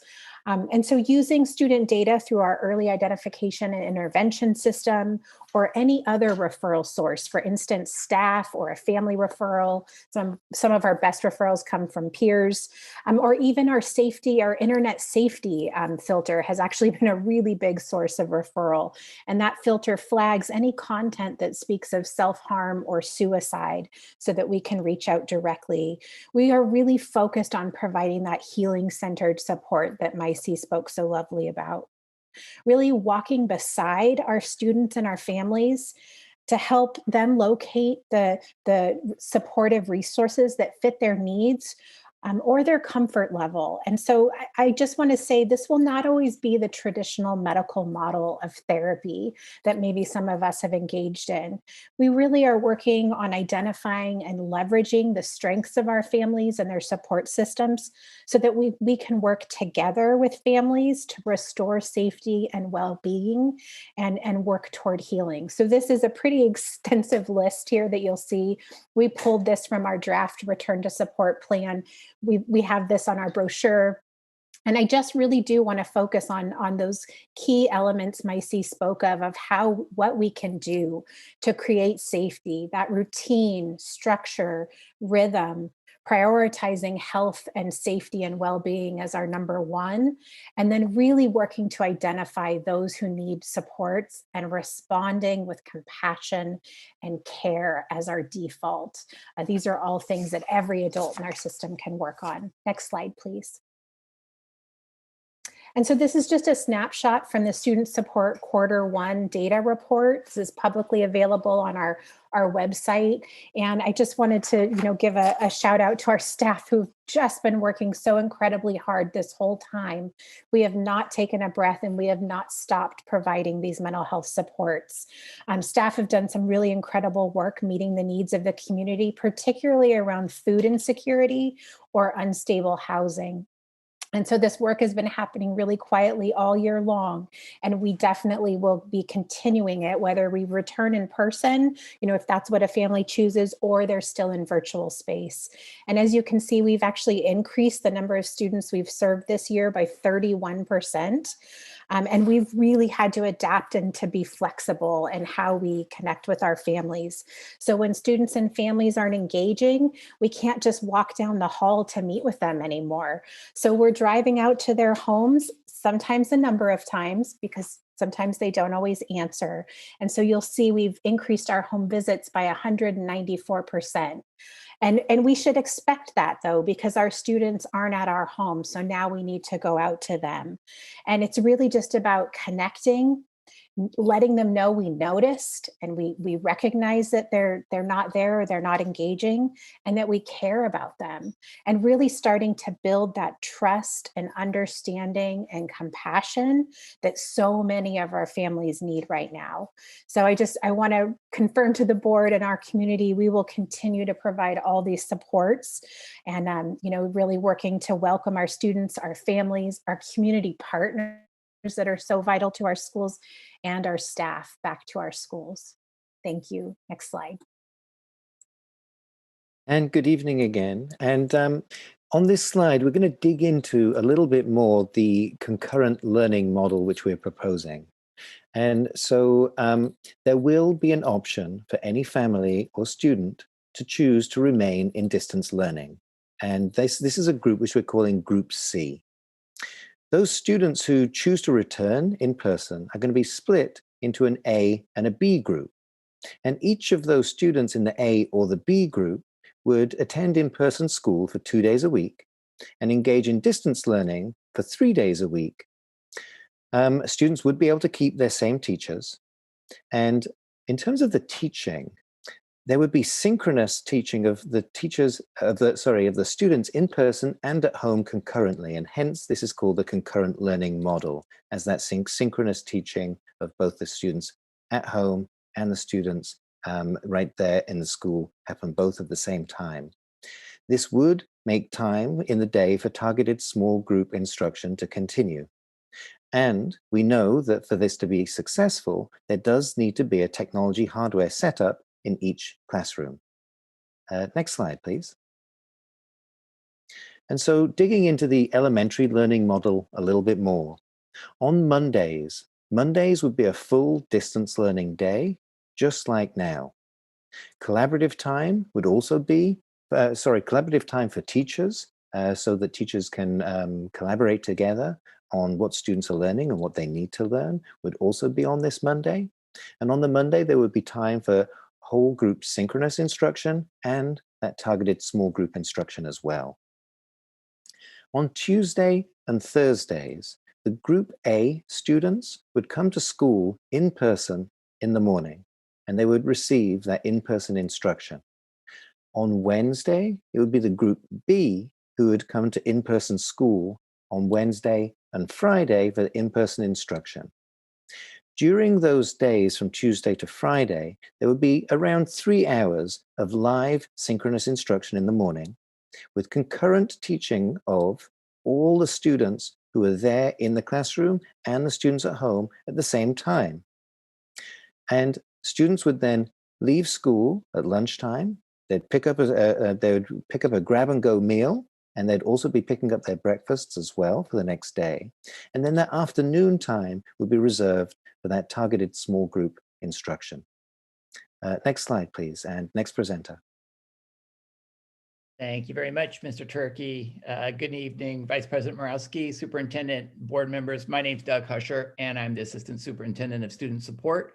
One of the departments I support is Youth Development, and I'm here tonight to share a little bit about our work around hubs and expanded learning. As we move forward with reopening plans, our experience with learning hubs is helping pave the way. We have heard from our stellar students and their families about the value of learning hubs. Hubs have helped us provide a space with a stable internet connection, with consistent routines during a time of unrest, with adult supervision, with guidance to help children navigate the challenges of distance learning, with engagement with friends and mentors, and with much needed social emotional support. Learning hubs have also given us a place to test our return to health plan, from signage to screening, from sick rooms to sanitizing. With learning hubs, we successfully showed that we can safely reintroduce students to school again. We are excited to announce tonight that hubs will continue when we return to in-person learning. It is with much appreciation we offer to our Nutritional Services Department for helping find a way to free up space in our multi-purpose rooms to make space for learning hubs. By continuing learning hubs, we will maintain a consistent schedule for our hub students so they can go to their in-person instruction with their teachers, and at the same time, then return back to their hub space to be supported by our community-based organizations for the remainder of the day. Some of the details on hubs include learning hubs will continue at each of the 14 sites that are currently operational. Students currently enrolled in learning hubs will continue in the program. Programming will be offered 5 days a week, including Monday when there is no in-person instruction. Learning hub schedules will remain unchanged, so either 8:30 to 2:30 as a school schedule may be, or 9 to 3:30. As I shared, and just to reiterate, one difference from hub operations right now is learning hub students will attend live in-person instruction on their designated in-person learning days, and then return back to programming. We have assessed physical space at our school sites, and no school has room to offer both hub programming and in-person learning out of classrooms during the instruction day. For this reason, we will be utilizing multi-purpose rooms at each of these sites. Our plan is to work with facilities and student support and health services to make sure the spaces meet guidelines and the program is congruent with protocols found in our Return to Health plan. We will also be taking advantage of a spare room here and there on each of our campuses to minimize the number of students in the multipurpose room. Our CBOs will work closely with our school sites and nutritional services to make sure food distribution happens safely and smoothly, given the tightly configured layouts in these spaces. Meeting the needs of our most vulnerable students and our youth is absolutely core to this work. A rigorous selection process was used to identify students that currently attend these hubs. A point system was used to determine need with special attention and prioritization given to the following groups: students residing in foster care, students experiencing homelessness, English language learners, students receiving special education services, and students disengaged in distance learning. This is an agreement with AB 86, as noted in slide 7 of this presentation by Leilani tonight. We've also recently increased our hub size from 12 students to 14 students. There are 4 cohorts at each hub of the 14 campuses. We'll be studying our numbers to see if our hub programming allows for additional students. If we do have additional space, we'll use that same criteria in adding new students. Next slide, please. So youth development will also be offering expanded learning programming following the instructional day for up to 3.5 hours for our 43 non-hub sites. We will again use the same criteria noted above to identify students. Vulnerable students will be our top priority. With great intentionality, we are committed to making sure that programming is offered to our most vulnerable students. In the after-school expanding space, one can expect to see academic support, tutoring, snack time, physical activities, enrichment activities, and also enrichment provided by supplemental providers. The 14 hub sites and the 43 expanded learning sites that we will be operating out of all have been identified by Youth Development's 21st Century and ACES grants. These programs are run by the 9 community-based organizations that have gone through a rigorous selection process to be an agency provider. The 9 include Sacramento Chinese Community Center, the Boys and Girls Club of Sacramento, Center for Fathers and Families, Leaders of Tomorrow, City of Sacramento, the Rose Family Creative Empowerment Center, the Roberts Family Foundation, Target Excellence, and last but not least, New Hope Community Development Center. These providers are already either running hub programming or expanded learning programs in the distance learning space at this time. All providers will be given a refresher for grounding programming in the district's Return to Health protocols. We have worked collaboratively with facilities, student support and health services, budget, risk management, and other departments, and we will continue to do so as we add programming. Youth Development will offer expanded learning programming to the number of students that can be served based on cohorting and how quickly we can scale with assurances of quality. We are also coordinating our work with Jackie Benini in the academic office, who oversees the work at the district's 4 fee-based children's centers. They will also be serving students 5 days a week using the same model as learning hubs. That team will be visiting hubs in the days ahead to learn more about how they are operated. Youth Development is also reaching out right now to the City of Sacramento to share our plan and learn more about programming that they may offer. As you may be aware, through Parks and Recreation, the City of Sacramento uses our school spaces to independently run its 4th R program. Finally, we're working on a creation of an FAQ document for families that may have questions about hubs or expanded learning programming. We will be sharing it with our communications department, so those questions that we anticipate to be most frequently asked have answers and are housed all in one place. And at this time, I'm going to turn it back over to Mr. Turkey. Thank you, Mr. Husher, and good evening once again. If we could look at the next slide, thank you very much. Okay, so now we're going to dig into the secondary model a little bit, okay? And the secondary model which we're proposing at the moment actually keeps the class start and end times the same as they are now. Monday, just as in the elementary model, would remain to be a distance learning day with periods 1 through 6, with all groups A, B, and C, so A and B being the in-person groups who are split, and then C being the distance learning 5 days a week group. For all of those groups engaging in distance learning from home in periods 1 through 6, and there being collaborative time for teachers. On Tuesday and Thursday, just like in elementary, the group A would come to school in person. And then on Wednesday and Friday, the group B would come to school in person. Each of those days would have 3 periods which are being taught, the same as they are now, either periods 1, 3, and 5, or periods 2, 4, and 6. Each of those days from Tuesday to Friday, there would be around 3 hours of live synchronous instruction. Again, it would be the concurrent teaching model, where the teacher would be teaching students in person and students at home. Within the school day, there would also be that time for the targeted small group instruction. And within this model, lunch may well be served at school. Next slide, please. So here we're looking at some of the school districts close by us.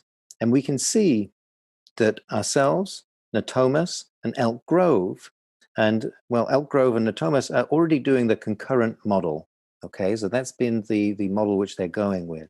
Whereas San Juan and Twin Rivers are doing a non-concurrent model.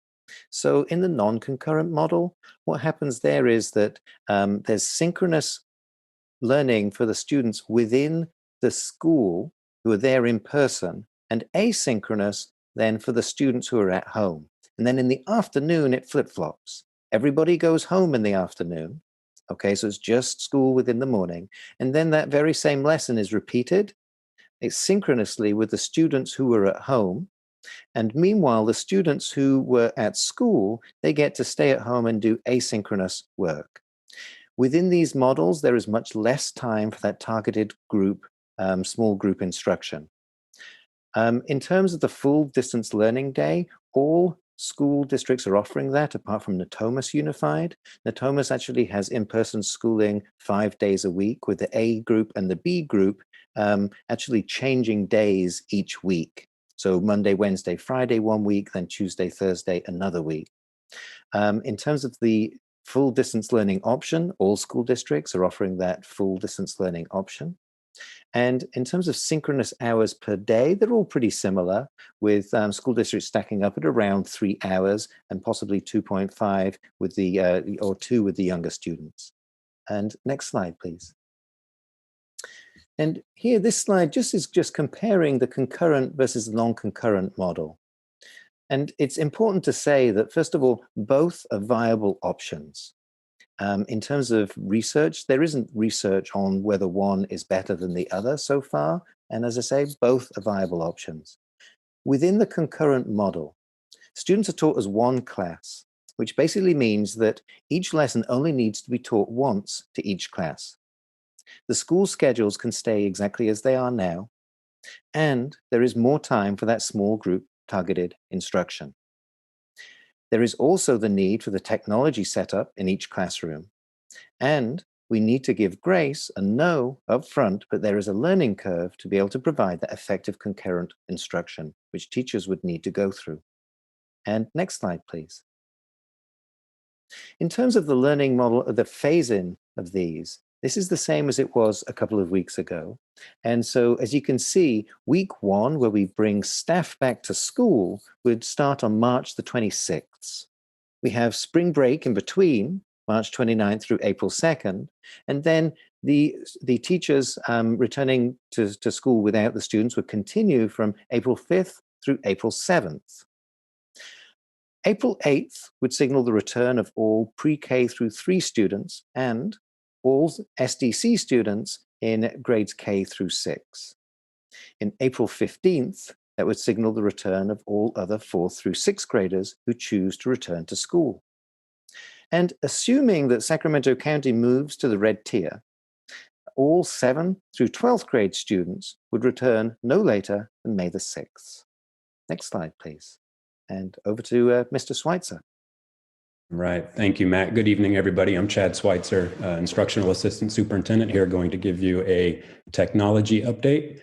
We had the opportunity to visit 2 secondary sites in our neighboring districts and learn from their chief information officer, their site techs, and teachers on what their journey was in returning students and staff back to their campuses. We received recommendations on what technology may be needed in the classrooms, and those recommendations included 2 devices for each of the teachers. So 1 computer would be for display for students who are home on Zoom, and 1 would be for taking attendance grading, more of a private screen. We would definitely need display screens for students to view what's going on in class. Many classrooms already have an LCD projector or a monitor, and if not, we would look at adding one of those and retrofitting the classroom. Teachers are already used to using their laptop cameras. For students who are Zoom, we could also look at adding a camera that's on a tripod for students in distance learning to be able to view the class or view what's going on in class, like a lab type setting, for example. Also going to need wireless microphone and speakers for students both in class and who are on Zoom. Learn that the devices need to be compatible with Zoom and mic'd right into Zoom so students at home can hear directly from the teacher and not through an amplified speaker that's sitting in the middle of class, possibly. We've also deployed over 31,000 Chromebooks out to students so far, but we know we're going to need additional Chromebooks on campus, carts and chargers, and additional power sources in our classroom so students can charge while they're using their laptops.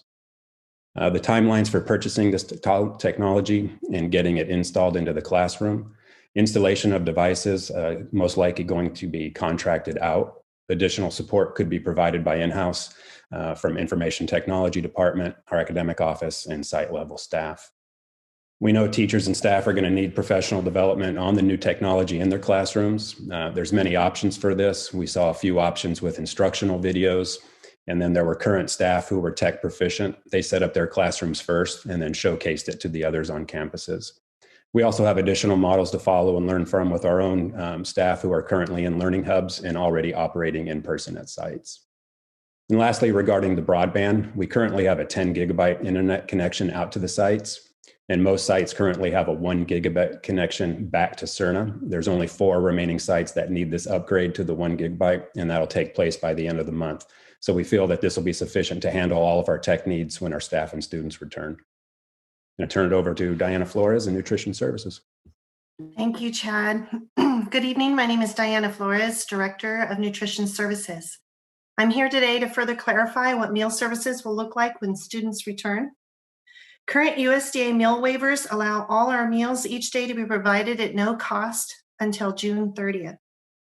Students participating in hybrid learning will be offered grab-and-go home lunch and breakfast for the next day. This is a change from our previous presentation, and we decided that the benefits to having a grab-and-go lunch eliminates the needs for monitoring meal consumption in the classroom and also allows for a quick entry and exit from campus to ensure student safety. It's important to mention that in Matt's presentation that secondary students may potentially at some high schools have a schedule that will require students to eat on campus. If that does occur at some of the high schools, they would eat on campus outside before their last class for the day. Curbside will continue on Mondays For hybrid learners, they will be offered 3 meals, breakfast and lunch every Monday. And for 100% distance learners, they will be offered 5 meals, breakfast and lunch on Mondays. Water will be provided in the classrooms. Some classrooms already have sinks, so there'll be cups available, and classrooms without sinks, there will be bottled water available in every classroom. And that will, next slide, please. Good evening, board members. I serve as your coordinator for risk and disability management. The first bullet speaks to site best practices for thermal temperature scanner. And so this full slide speaks to the key role our leaders, our site leaders will play in communicating school reopening to their local communities.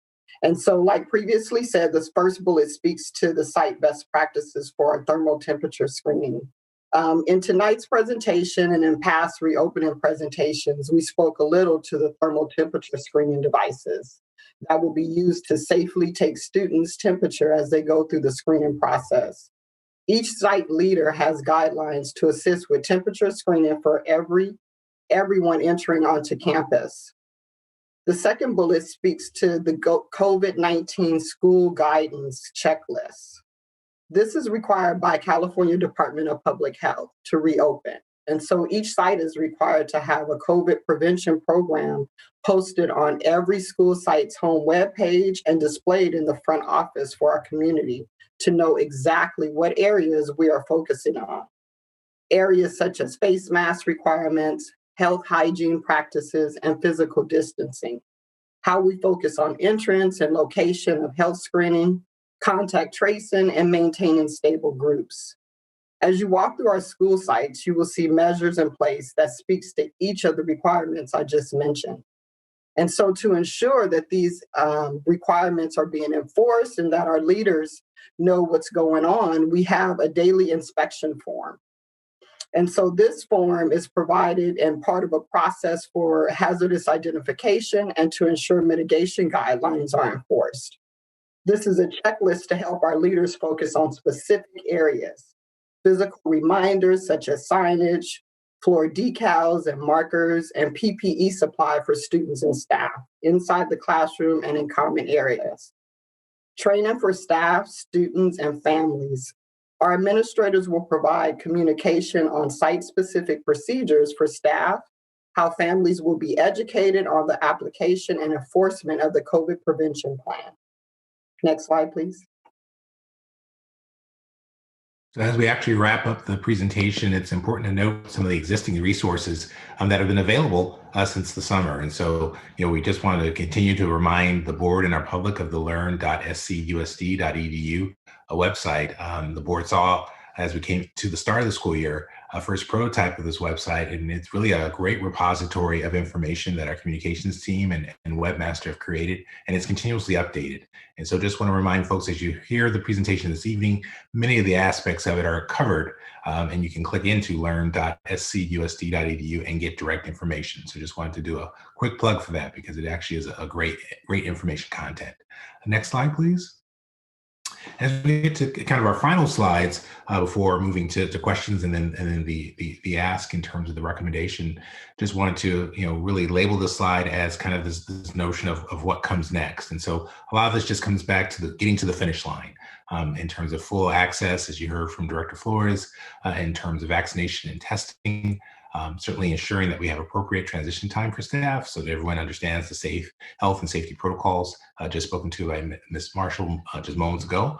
And then, of course, really focusing on this notion of our public knowing that starting after tonight's presentation, we will start the final process for learning options. And the communications team's already built the infrastructure for sharing our learning options forms so that we can hear from our families in terms of what they desire in terms of the education and learning environment for their children, and then really working with our site teams to strengthen our overall site level outreach, recognizing that we know the local context of the school site is a very important connection that we're excited to sustain and rebuild in some respects as we come into in-person learning.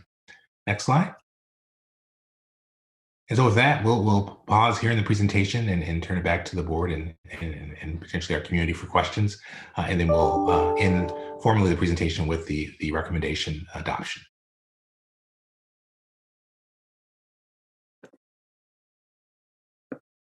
Mr. Harris, if you want to just display on the screen what the staff recommendation is.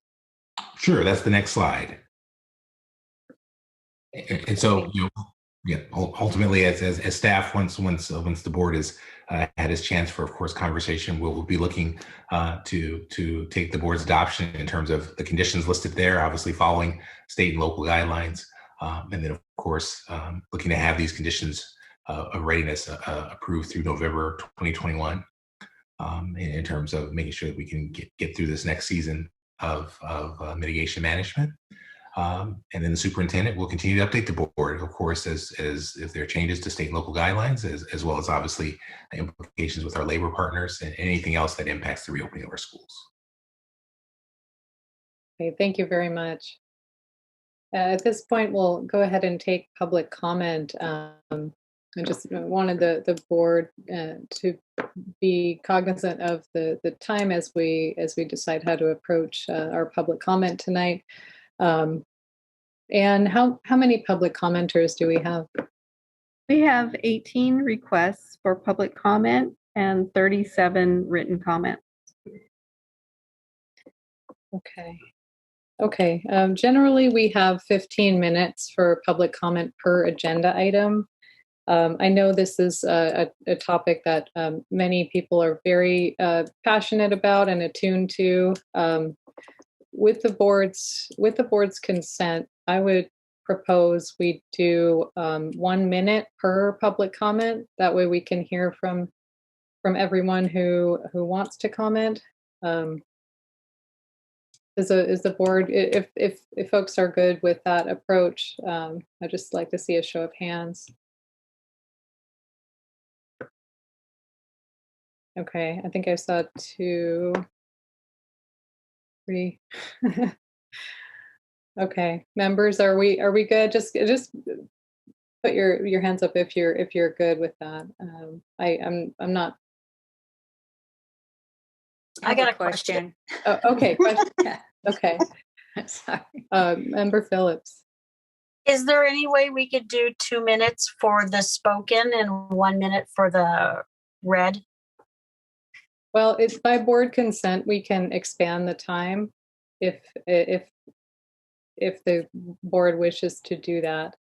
I know the time we're already about an hour over. So I was hopeful that we could, just try to hear from everyone within the 1 minute time frame. And then, and that way we would have time to hear the written comments as well. It was just, and I'm just saying, I'm sorry. It was very jarring when we had it down to 1 minute for the live comments, just that they were getting cut off. So, I mean, just from my constituents, I'm hearing that they would like to at least have 2 minutes on the live. Okay, thank you, Member Phillips. Member Garcia, did you have a question? Yeah, I just wanted a clarifying question on whether the 1 minute applied to both on the phone and in writing. So that just wasn't clear to me. But I was hoping to do 1 minute per to provide parity, but I'm willing to entertain the board's wishes. Our public comment is generally 15 minutes. So this 1 minute each would take us to close to an hour, and we're already 1 hour over our time just due to the length of the presentation. So do I have support for 1 minute per comment? Would folks prefer to do 2 minutes? 1 minute?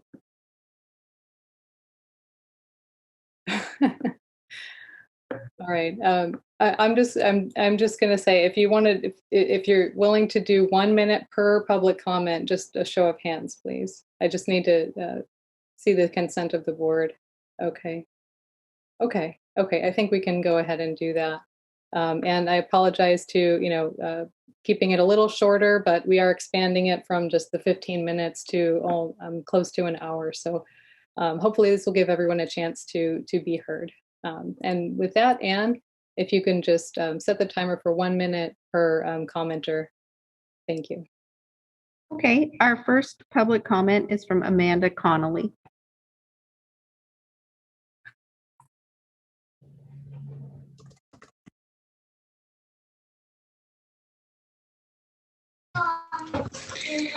Thank you. I enjoyed the presentation. I appreciate all the information and all the work that went into it. A couple things I wanted to bring to everybody's attention. I looked up the CDC guidelines on their website for school ventilation. I read their dumbed down for the public list, so that I can understand it. And they have bullet points detailing what's most important. At the very top of the list is opening doors, opening windows. Midway down is HVAC systems and all those recommendations. At the very bottom of the list, they put things like portable air filters with the UV stuff. That's at the very bottom of the list, and nowhere on the list is CO2 monitors. I'm not saying the CDC doesn't care about CO2 monitors. I'm just saying they didn't think it important enough to even put it on their main highlighted bullet point list. So maybe we need to just calm down about that. Opening doors and windows is the most important thing. I would like to see our students get a full day option. So maybe we can. 1 minute. Thank you. Thank you. Our next public comment is from Jason Span. And Anne, if you can just please, while you're introducing, just let them know they have 1 minute. Okay. Thank you. Jason, you have 1 minute. I'm stating my support for the return to in-person learning as soon as possible. Although I appreciate the district's work to develop a return to school plan is way overdue. Overburdened with restriction, it does not get the kids back full-time in-school person learning soon enough. Every day should count when it comes to kids' education and mental health. The science has been out for months.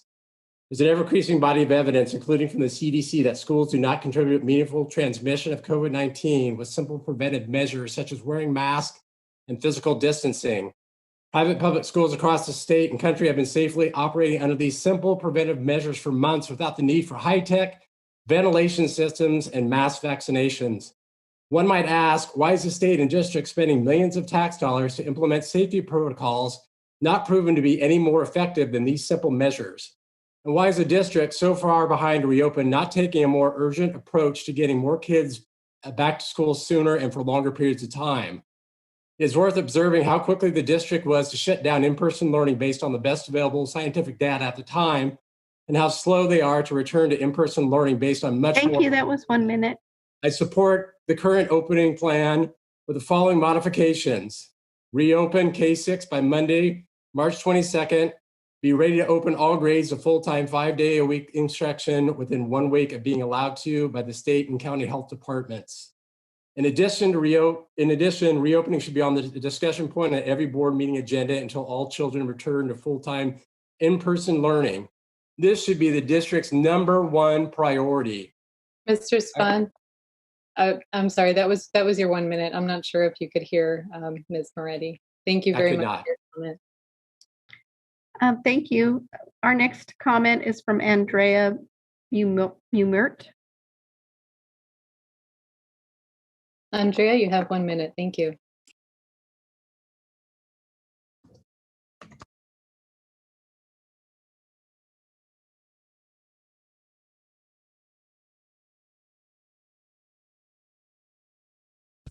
Good evening. Thank you for taking my comment. I'm happy to see that the issue of school reopening is getting attention. I hope it's truly a goal for all parties involved, and it's not just intended to stave off the frustration that's been going on. I want to share the perspective that for students who are struggling and for whom distance learning is taking an emotional toll, the opportunity to get back into the classroom for any amount of time this year will help them get back into social emotional balance and help orient them towards a successful year in 2021-22.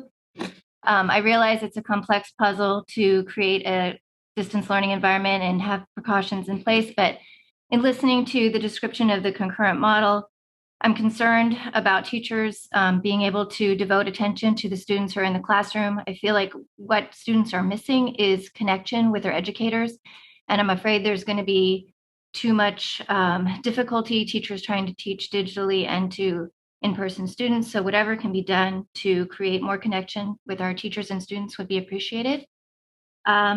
So take whatever input you have from teachers or from districts who are doing it already. That would be appreciated. Thank you.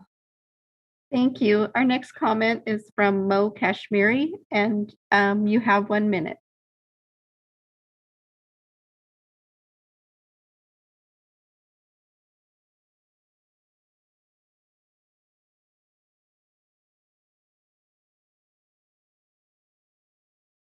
It looks like Mr. Kashmiri is not with us right now. So our next comment is from John Myers, and you have 1 minute.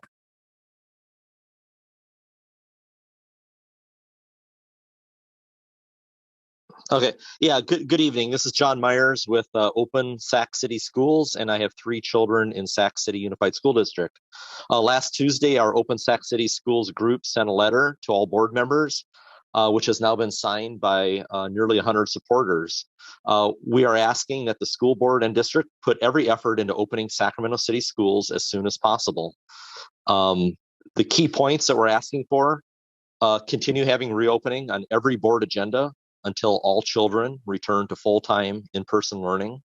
Number 2, reopen K through 6 by Monday, March 22nd. Every day really matters. And number 3, be ready to open all grades to full-time 5 days a week in-class instruction within 1 week of being allowed to do so by public health. And on a side note from the letter, it really appears that we're getting really close to that. Maybe in 2 weeks, county public health will allow us to enter into red tier. So we really are asking the district to be really ready for this. Distance learning or hybrid learning is a transition. We really are looking for full time to really get our kids back in school and fully engaged. Thank you. Thank you. Our next comment is from Gwen Coburn, and you have 1 minute to speak. Good evening. I have 3 kids in Sacramento City Unified School District. I'm stating my support of the school reopening plan, as I think we must move forward, and I'm afraid that if we continue to work on plans that meet all of the needs that have been expressed, we won't see one in place this year. The point of my comment today is that I firmly believe that the children should be back in school sooner, March 22nd, and they should go 5 days a week. Every day that our children are out of school is one more day of social and emotional stress and isolation. I want to remind us all of what is at stake by quoting the chief of pediatric medicine at UCLA in her LA Times piece, "Kids are suffering, follow the science and reopen schools now." She wrote about the pandemic, "To a child, this feels like an unbearable punishment that's lasting a lifetime. They feel alone in the dark. Many lack the coping resources and connection to caring adults to help them make it through this difficult time." The Centers for Disease Control and Prevention recently reported that compared with 2019, the proportion of mental health-related emergency department visits for children aged 5 to 11 and 12 to 17 is increased to approximately 24 and 31%. Thank you. Our next comment is from Kimberly Buchholz, and you have 1 minute to speak.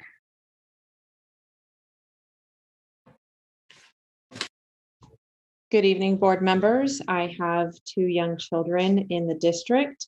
I implore you to reopen our schools sooner than the planned April 8th date. I don't need my 6 and 8-year-olds to suffer any more than they already have, so that stickers with arrows and signage can be posted by the end of the month. I do not need my children to wait on a final inspection from PBK, which is not required by public officials. Every day you continue to allow the classrooms to remain closed. Children continue to suffer.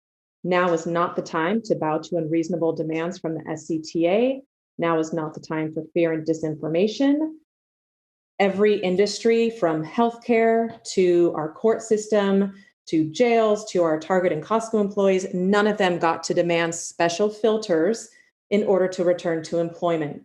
Teachers are no different than other working professionals in our community, and they should not have particular demands that are beyond what the CDC already That was deemed 1 minute. adequate and Thank you. safe. Thank you. Our next comment is from Eric Schranz, and you have 1 minute.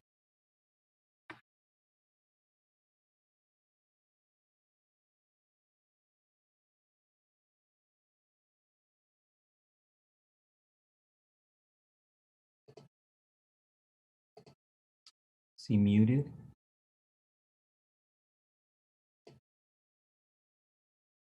Ms. Moretti, is he? If you could please unmute Eric. I'm sorry. My name is Eric Schreins. I'm a parent of two kids at Caleb Greenwood, one in third grade, one in sixth, and I support opening Sac City schools immediately. I'm an SCUSD employee, longtime volunteer, substitute teacher, coach, and PTSO member. I'm also appalled that we were only granted 1 minute each while we have sat here for the last 2.5 hours and listened to this dithering on about what a lot of us see as nonsense. My words tonight are those of utter frustration and absolute anger. Please understand, I recognize there's a lot of blame to go around. For every bit of blame I feel towards a board, I feel just the same for the labor partners.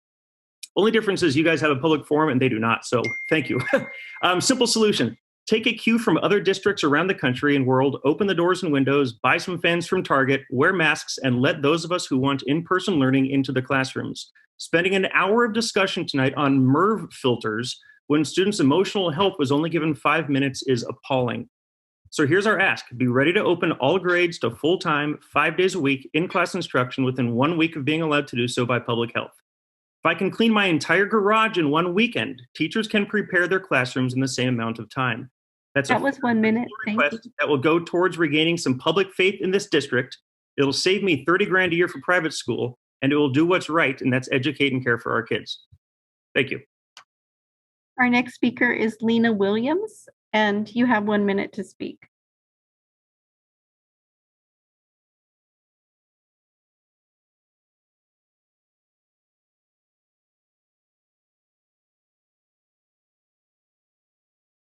Ms. Williams, you are on mute.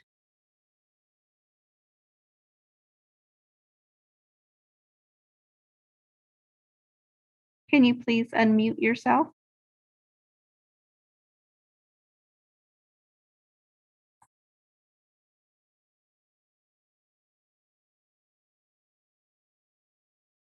We can come back to Lena.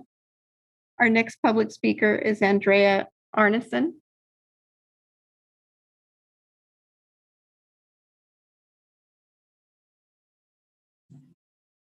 Excellent. First, I am a school board newbie here, so I'm going to get right to the point. Thanks for all the hard work of putting together a plan. I do have 2 questions rather than comments. Given the current projections and trends in our county, it seems like we're likely going to be exiting the purple tier soon, and the 2 days per week model will likely be outdated. Is there a plan in place for the eventuality that a better tier will be achieved, allowing for more in-person instruction? If not, why? I'd like to see us move towards a more traditional school week. And also in that same kind of vein of more in-person schooling, I imagine that some of the students will opt out and just do all full distance learning. And I suspect in those cases, the total number of students requesting in-person instruction could meet the cohort in a single group. In those cases, will these students be allowed to attend in person for both group A and B? And if not, why? That was 1 minute. Thank you.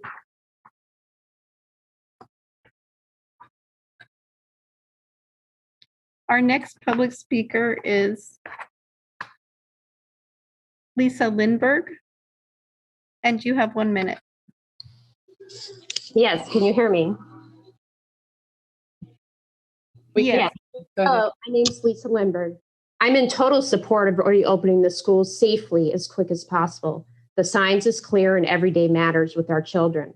I would like the board to open K through 6, not just K through 3 by March 22nd and immediately follow with grades 7 through 12 when allowed by the county. We need to make sure school opening is on the topic board agenda every meeting until all schools are in person 5 days a week. Our society has found a way to safely open all other places of business and functions that involve adults. However, places for children have been left out of our efforts to open and are dead last, yet they are deemed essential but closed. We need to change this quickly as our children are suffering from mental health challenges, social isolation, and learning deficiencies, to name a few. Zoom and distance learning are not really an adequate substitute for my child's learning. Children need to be in the classroom to learn effectively. Please help our children set up for themselves for future success and reopen our Sac City schools. Regarding public comments, this is an extremely important aspect for the school district and board to hear from your customers on a routine basis, which are these students and the parents. I would like to see some more time to speak at the next board meeting. Thank you very much. Thank you. Our next comment is from Sid Johori, and you have 1 minute.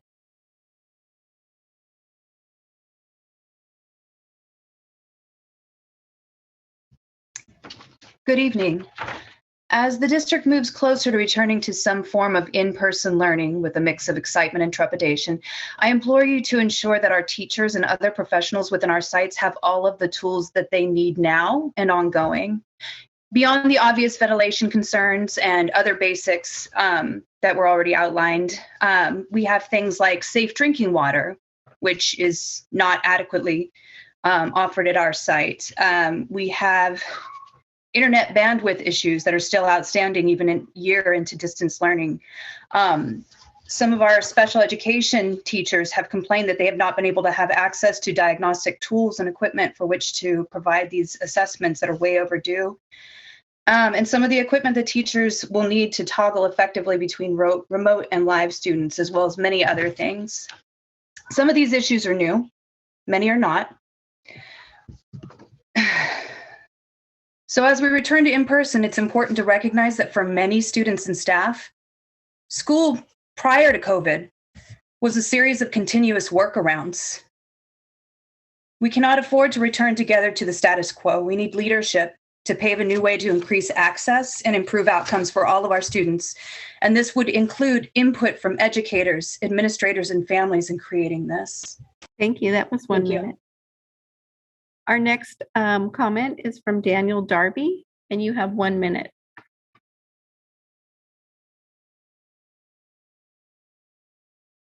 Okay, thank you.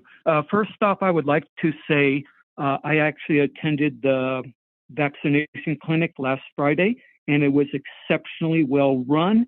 Everybody involved should get an extremely big thank you. It's greatly appreciated.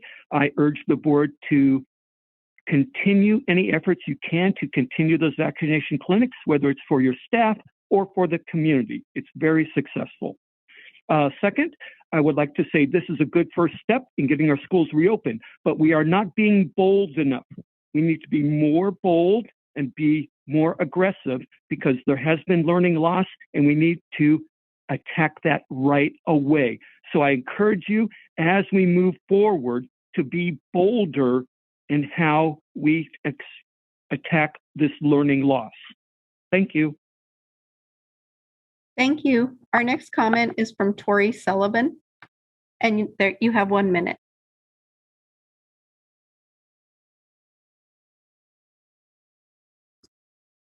Hi, and thank you for your time. I have 2 kids in grade school, one in kindergarten, one in 3rd grade. And our kids need to be back in school where they belong.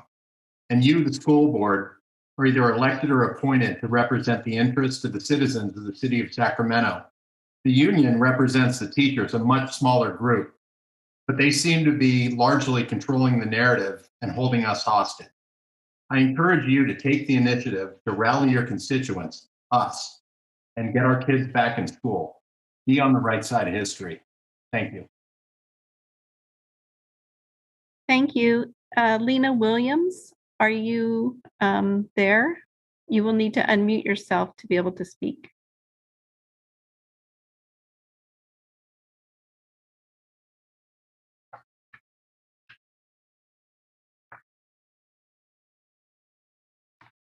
No, it looks like she is not online. So that was the last live comment.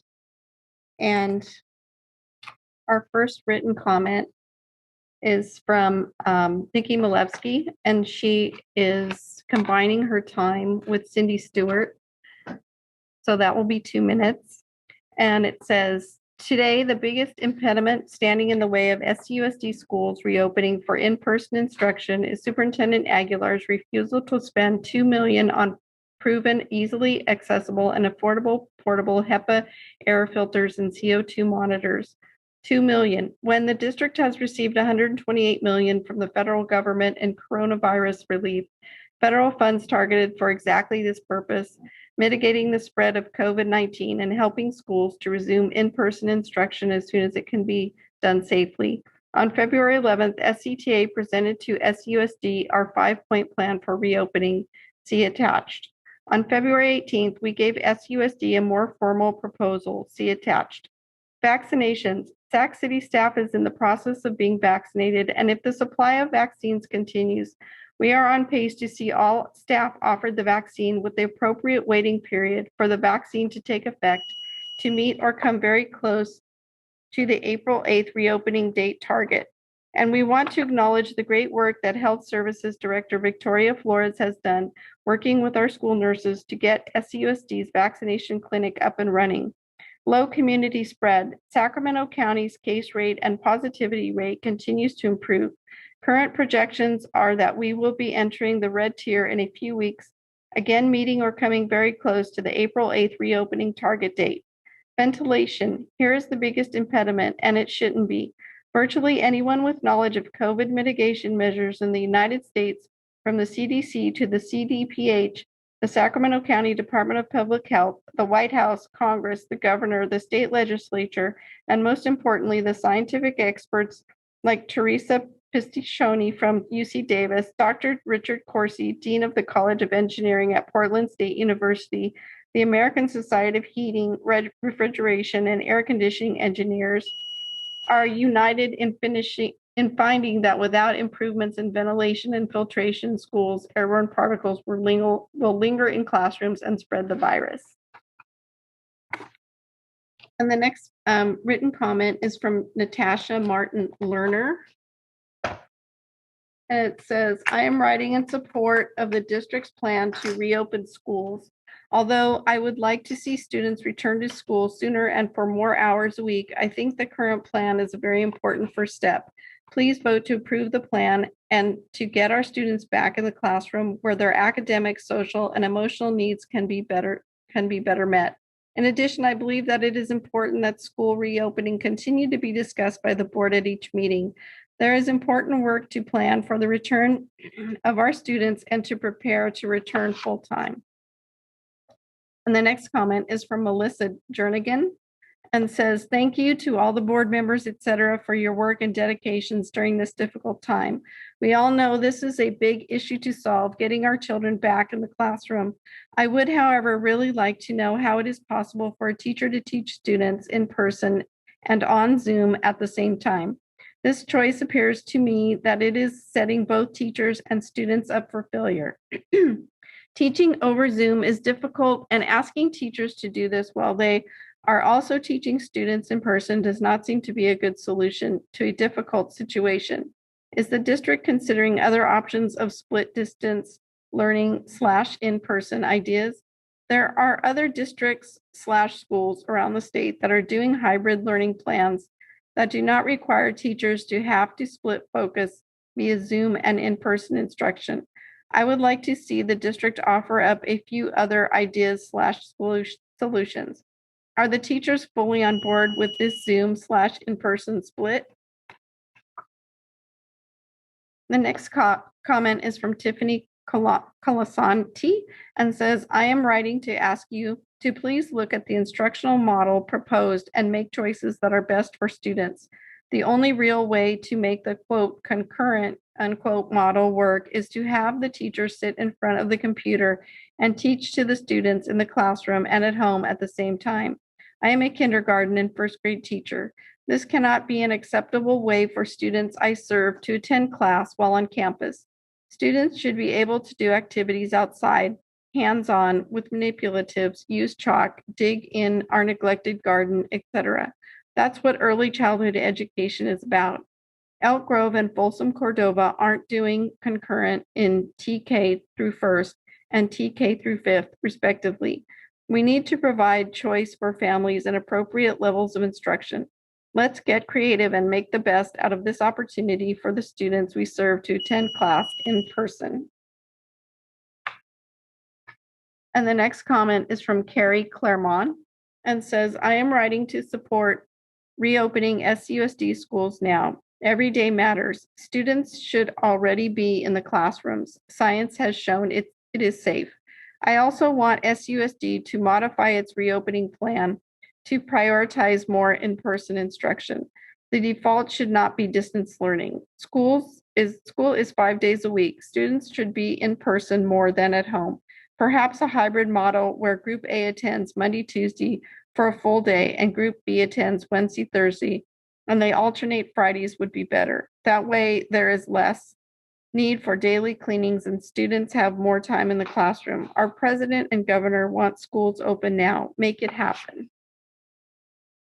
And the next comment is from Jennifer Martin Gallardo and says, as a parent of 2 elementary age children who have been struggling greatly through distance learning, I strongly encourage the school board to reopen schools as fully as possible, as soon as possible. There is no more time to waste in getting the structures in place to support our children. Under these circumstances, I simply cannot provide the same excellence that our teachers provide in helping my children learn and grow.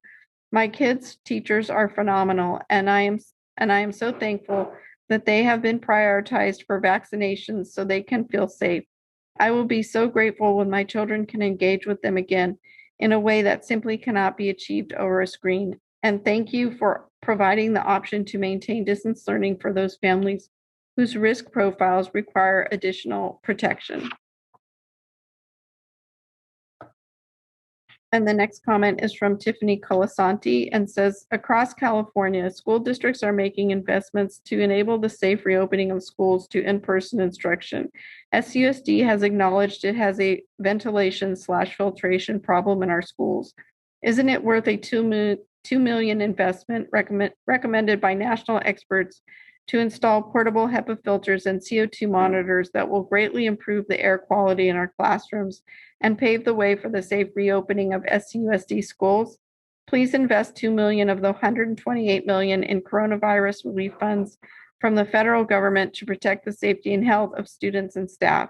If Twin Rivers Unified and San Diego Unified can do it, so can SUSD. And the next comment is from Amy O'Brien and says, with students returning to campus, I have concerns about the demands on the Wi-Fi at our sites. This year, our campus has held 2 learning hubs with a maximum of 20 students online at a time.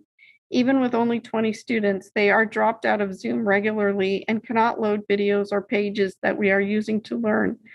When we head into concurrent learning, this could pose a problem for the learning of all students, as teachers might be removed from Zooms as well as students throughout the day. In my 4th grade class, students will need to log into Zooms daily for speech, RSP, PE, and leveled reading groups whether they are at home or on campus.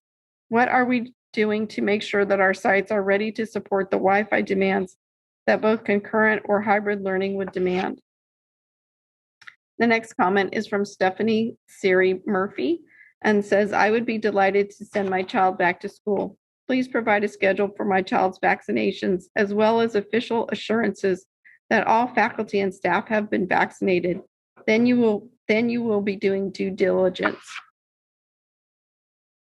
Next comment is from Peter Castles and says, I have a special needs son, mainstreamed, a junior at Rosemont High, only child, who has struggled mightily during this pandemic. In the past few months, he has reached the point of hopelessness and given up on life, not believing things will ever return to normal. School is his life, and without it, he is empty, emotionally starved and rudderless. All his friends and social life, school band, sports, etc., are missing from his universe, and no amount of good news in recent weeks has helped turn his mood around. The district needs to be ready to reopen school, even if it's only for the last month of the year.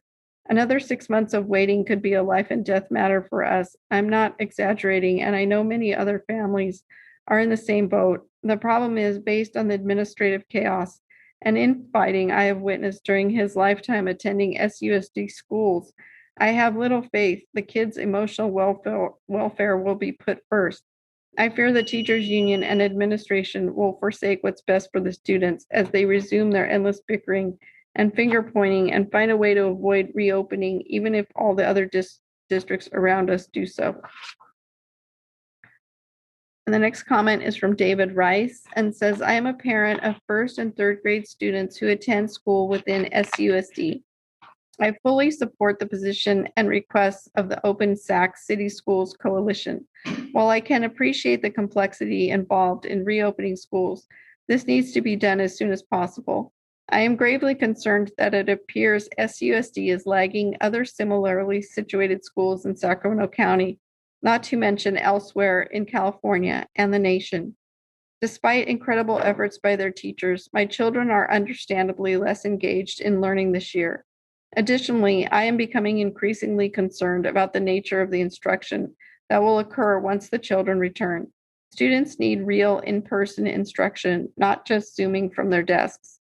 We have stuck with SUSD so far during this pandemic as our children really love their school. However, we are lining up options for next school year should SUSD fail to provide a satisfactory learning environment for our children. Next comment is from Amy Geiser and says, I respectfully ask SUSD to consider investing more COVID-19 funds to improve the HEPA filtration infrastructure within our schools. This would provide long-term protection against COVID-19 and other illnesses in our schools and provide a much-needed investment in the future health of our teachers and students. Next comment is from Kevin Jacobson and says, if students will just be on the computer while back in class, while others will be on the computer from home, it would be no different than keeping students home. Therefore, students should just be home until it is safe to go back without restrictions. Also, as an elementary physical education teacher, it would not be possible to teach in person and online at the same time. Thus, maybe the elementary PE teachers should continue to teach from home over Zoom. Furthermore, if students are not allowed to touch equipment, this would greatly cripple physical educators and students would rebel just doing 45 minutes of calisthenics. Thank you. The next comment is from Allison Alexander and says, board members and Superintendent Aguilar, thank you for your time. I am writing to strongly encourage you to consider alternative hybrid models for our reopening plan. The concurrent model requires teachers to provide instruction to online students and in-person students at the same time. Although I desperately want my children back in school, I do not want to send my child to the classroom with a Chromebook to continue sitting in front of a screen. I want my child to be in person so he can look at his teacher, a teacher who can move around, make eye contact, and provide her full attention to the children in front of her. I understand the district's desire to not shuffle students and teachers around at this stage in the school year, and I appreciate and agree with that decision. However, the concurrent model is not the only hybrid model that supports this choice. Please consider options such as what is being implemented in San Juan and Twin Rivers, a combination of AM/PM cohorts of in-person and Zoom, along with an A/B model that alternates which morning students come to school. The next comment is from Yvette Castro and says, we do not wish for schools to reopen this school year. Every child's safety is priority as well as their education. Sending students to school while COVID is still harming many would be very worrisome for us and many others. And the next comment is from Rowena Gray and says, please try to open for in-person 5 days per week this school year, or modify the school calendar to push back the end of the year and provide holidays now so that in-person is more likely. Families are making decisions about fall now and are waiting to see how the district and union handles reopening. SCTA, how many pink slips do you want to see this summer? Enrollment is way down, and the uncertainty and intransigence that parents see is pushing more away from public schooling. Currently, public education is dead in the city of Sacramento. Let's try to breathe some life into it as soon as possible.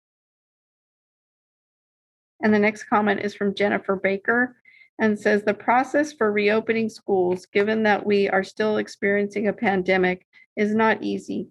As a parent, I recognize we are all challenged and just a little burnt out. I would like to ask that you provide our schools with enough support to ensure that the students of families that choose to remain in distance education will have the same support and quality education as students who are able to return to the classroom this spring. I would like to thank all of the wonderful staff at David Lubin Elementary for the outstanding work they have done to help our students over this past year. I am so proud and appreciative of the work they have done to provide support to our kids and families. This next step to reopen schools for in-person learning may prove to be very complex to implement. I would like to ask that you continuously monitor how the return to school rolls out, and if you find gaps emerging, you provide adequate communication with school sites and parents in a timely manner so that we can also try to fill in the gaps as we have over this past year. And the next comment is from Andrea Mumert and says, I believe she spoke live, and it looks like her comment she had prepared and read. So I'll go to the next commenter, and it's Janet. Yes. I just said thank you, Ann. Oh. Is Janet Miller, and says, as an elementary teacher, I want to thank the district for all of their efforts to ensure a safe return for staff and students. I appreciate what a huge undertaking this has been and what a struggle this has been for district staff, teachers, students, and parents. District learning has not been ideal for anyone, but it is clear that it has saved many, many lives. Our county continues to be in the quote purple tier unquote, which is the highest level of infection spread. Please carefully consider if it makes sense to reopen under these conditions. If we are lucky enough to receive a second dose of the vaccine, it should be about 95% effective against most variations of the virus, but not the most prevalent ones. And there is no evidence the vaccine will prevent spreading the virus to or between our students. As teachers, we want what is best for our students. With the propensity for transmission when students congregate, reopening should be based on being fully ready, not on financial incentives from the state. The next comment is from Nessa H. and says, I have heard that if students go back, they will still be doing school on a computer in one classroom for a few hours. How is this any different than sitting at home doing work? Students should be able to go to different classes and interact or have the teachers rotate while students stay in one class specifically towards high schoolers. Next comment is from Shirley Landis and says, as a parent, I believe everyone in our Sac City Unified family is doing their best to support our students and also care for our families. I want us all to succeed and have the support necessary to choose the option that is best for our particular situation. I hope we offer unbelievable grace and understanding as we navigate this, because each person has circumstances that should be recognized.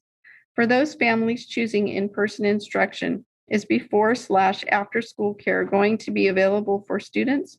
Are the learning hubs going to be expanded to all schools? If the instruction will be concurrent for both the in-person and district learning students, I wish to support those teachers that have small children or complicated family structures by allowing them to choose to continue to teach from home and have a substitute in the classroom. My understanding is the district will be receiving funds that could pay for substitute teachers, childcare, and any other supports necessary to take care of all members of our community during this transition back to the classroom.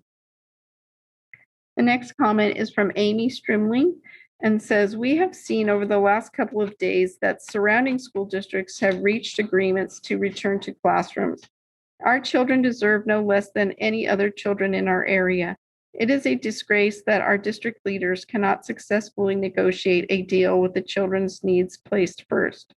While there may be families who choose to remain in a distance learning format, and possibly teachers as well for health reasons, children and teachers who are ready to return must be given this opportunity. I asked you to consider the hybrid cohort models that San Juan Unified School District and Twin Rivers School District will be using. Teachers and students deserve the opportunity to engage intentionally. By offering a hybrid model with cohorts, children and teachers will be able to actively participate in reflective learning opportunities. The concurrent model currently proposed will not be effective in meeting students' needs, particularly for the youngest children. The next comment is from Melissa Noble and says the proposed concurrent learning model for reopening will be a disservice to all students, whether participating in person or entirely online, and teachers. I encourage the board to seek alternative solutions, such as those currently used in Folsom and planned for use in Twin Rivers and Natomas, that do not require teachers to simultaneously provide synchronous teaching to both in-person and distance learning students. The proposed concurrent model entirely negates the benefits of in-person learning and presents logistical challenges for students, parents, and teachers. And the next comment is from Sunny Lombardi and says, SUSD board members and Superintendent Aguilar, I am writing to ask you to consider other models as part of our returning plan. The concurrent model that looks to keep kids on computers, even during in-person instruction, fails to address the needs of children who plan to return to in-person instruction by continuing to keep their eyes glued to a screen. Please consider alternative models being used at neighboring districts like San Juan and Twin Rivers. Their models support AM/PM cohorts of in-person and Zoom, thereby keeping kids with their teachers and allowing the teacher to dedicate the time to each learning type separately. We need to support the best learning environment for both fully remote and in-person learners. For those that choose and desperately need in-person connection with their teachers, anything that only serves to keep them on a computer will fall very short of our call to attention to safely reopen schools. Thank you. The next comment is from Alina Cervantes and says, good evening, board and superintendent. We are in a crisis, so I will keep this brief. As a parent, I would like to see 1, school reopening on every board agenda until all children return to full-time in-person learning. 2, reopen K through 6 by Monday, March 22nd, 2021. 3, be ready to open all grades to full-time, 5 days a week in-class instruction within 1 week of being allowed to do so by public health. 4, please consider a true hybrid model as other local districts have adopted. I prefer a hybrid version, at least for K through 6, as it is more pedagogically sound, SEL driven, gets the kids off the screens, and requires no additional special equipment. But I support any proposal for reopening, including concurrent teaching models. 5, please conduct a new parent survey within the next week to see how many families want to return. The old surveys that were given while Trump was still in office and before vacancies were available are not reliable. And the next comment is from Rebecca Cunningham and says, I am writing today as the parent of a Sutter Middle School student and a pediatrician practicing in our community. At the beginning of the pandemic, we pediatricians were bracing for an onslaught. A pandemic respiratory virus seemed like a surefire way to make a bad flu season seem like a walk in the park. Through the oddities of evolution, children have largely been spared significant illness. This silver lining of the pandemic, however, is obstructing our view of a sinister rising storm. All of us in primary care pediatric practice, and likely the vast majority of parents, have in the past year seen our children go through a staggering disruption. When schools closed in March, only the most prescient would have forecasted us approaching a year of no in-person education for the vast majority of California's 6 million children. In the first full year of the pandemic, we have seen staggering increases in symptoms of depression and anxiety, eating disorders, and truly shocking increases in pediatric overweight and obesity. The next comment is from Jennifer Pierre and says, please reconsider both the timing of returning to campus and the teaching approach. In terms of timing, SUSD should do everything it can to ensure SUSD maximizes its access to AB 86 funding that will be made available to our district. I am hopeful that labor partners, especially SCTA, will share in that goal. That means that grades 4 through 12 need to be back in the classroom far sooner than the April 15 and May 6 dates previously proposed by SUSD. In terms of teaching mechanisms, I implore you to reconsider the concurrent learning model and instead adopt the approach SJUSD and other surrounding districts approach to ensure kids are receiving non-Zoom instruction for at least a portion of the week. SUSD should also reconsider whether Wednesday is a more appropriate all online day than Monday, and Group A should attend in person Monday, Tuesday, and Group B attends in person Thursday and Friday. Afternoons are for Zoom and full-time DL. The next comment is from Ben Gravitz and says, across California, school districts are making investments to enable the safe reopening of schools to in-person instruction. SUSD has acknowledged it has a ventilation/filtration problem in our schools. Isn't it worth a $2 million investment recommended by national experts to install portable HEPA filters and CO2 monitors that will greatly improve the air quality in our classrooms and pave the way for the safe reopening of SUSD schools? Our board should invest $2 million of the $128 million in coronavirus relief funds from the federal government to protect the safety and health of students and staff. If Twin Rivers Unified and San Diego Unified can do it, so can SUSD. And the next comment is from Kara Sinhorst and says, you have $100 million in COVID-19 relief funds. Upgrading the ventilation would cost about $2 million. Figure it out. Students, teachers, and staff need clean air, and not just during this pandemic, but when wildfires inevitably continue to occur. If this is the primary hurdle to getting everyone back on campus safely, it feels like you should be devoting all your attention to this instead of just saying no. Being against clean air is a stupid hill to die on. And the next comment is from Julie Solieri and says, I support opening Sac City schools for in-person learning as soon as possible. Reopening discussions by this board should occur at every meeting until all children in the district are able to return to full-time in-person learning. Reopening elementary schools should occur sooner than the proposed April 8th date, and preferably by March 22nd. Every day matters that the school district does not reopen its school campuses. The proposed plan of distance learning and in-person/concurrent learning should be treated as a temporary fix to get kids back in the classroom, and the goal should still be to get kids back 5 days in the classroom as quickly as possible. Please reconsider the teaching approach to in-person learning. Kids attending class in person should be doing so in a non-Zoom format. The district should look to neighboring districts that are not doing concurrent learning and instead allow teachers to dedicate separate time, AM/PM, to kids attending in person or via Zoom. The next comment is from Jennifer Lahr and says, when are we going to get these high schoolers back in classrooms? My AB student is getting C's and D's. They are in 3 AP classes. The distance learning is not working for them. And the next comment is from Dustin Heron and says, it is unconscionable to force schools to reopen at the end of spring semester for just a few weeks before summer. This is nothing more than further disruption. With vaccinations steadily rolling out, this is not the time to force reopenings and let our guard down, especially if teachers cannot be guaranteed a vaccine before reopening, and especially if the union hasn't agreed to the reopening plan. Our students' lives are not playthings. Keep schools closed until the fall when it will actually be safe to return.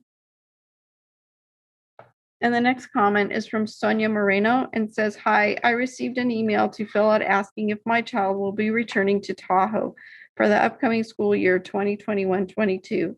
My question is, will the school still offer distance learning for parents and students who wish to continue to stay home?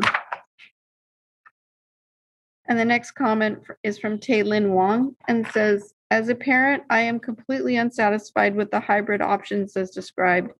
Distance learning requires an entirely different set of skills, an entirely different type of preparation, and entirely different methods in the moment. The Roomy/Zoomy model expects teachers to do 2 completely incompatible things at once. Things that are necessary on Zoom will create chaos in the classroom. Monitoring the chat, manning the waiting room, engaging body language for the camera. Things that are invaluable in the classroom will make the Zoom instruction worthless. Moving from student to student in physical space, quietly offering help so as not to embarrass a student, wearing a mask. Site administrators and district officials do not understand this because they have very little or no experience in providing distance instruction. That's why it's so disappointing to me that these instructional models are being created by exactly the people who don't know what to consider. The next comment is from Laura Randalls and says, board members and Superintendent Aguilar, I am writing to strongly encourage you to consider alternative hybrid models for our reopening plan. that do not require concurrent teaching. I do not want to send my children to the classroom only to engage in the same type of learning they are experiencing now. I want my children to be in person, to be able to actively engage with a teacher who is not teaching to Zoom as well. Please consider options such as what is being implemented in San Juan and Twin Rivers. We all want students and teachers to be reunited, but we need to do so in a way that encourages the highest quality of in-person instruction possible, one that allows teachers to be truly present with their in-person students. Thank you. And she says she's parent of a 4th and kinder student. And the next message is from from Allison French Toubeau, and says, as a parent of a MS student and a high school student, I welcome them having any time back in the classroom with peers and teachers. I am not attached to a particular model or time frame. What I am attached to is having an agreed upon plan with solid dates that we can count down to. Number one, the ventilation needs of a classroom at 25 to 50% capacity for 3 hours at a time are not the same as full capacity for 6 hours a day. What is in place for partial reopening this spring doesn't have to be the limit of what can be put in place for next fall. 2, start times / lunch time / transportation. As much as they might enjoy it, I don't want my kids unmasking to eat lunch in a group. Therefore, I don't want the 3-hour schedule to overlap lunchtime. The 3-hour schedule needs to be before or after the pickup times at which nutrition services will need to offer meals for the kids on a full DL or not at campus that day. And the final comment is from David Drellinger and says, this comment is directed at agenda item 7 regarding preparedness for repopulating the schools. The national COVID-19 daily contraction numbers were 2,883 with a 7-day average of 3,177 on October 12, 2020. Those same contraction figures were 4,190 on March 1st, 2021, with a 7-day average of 5,248.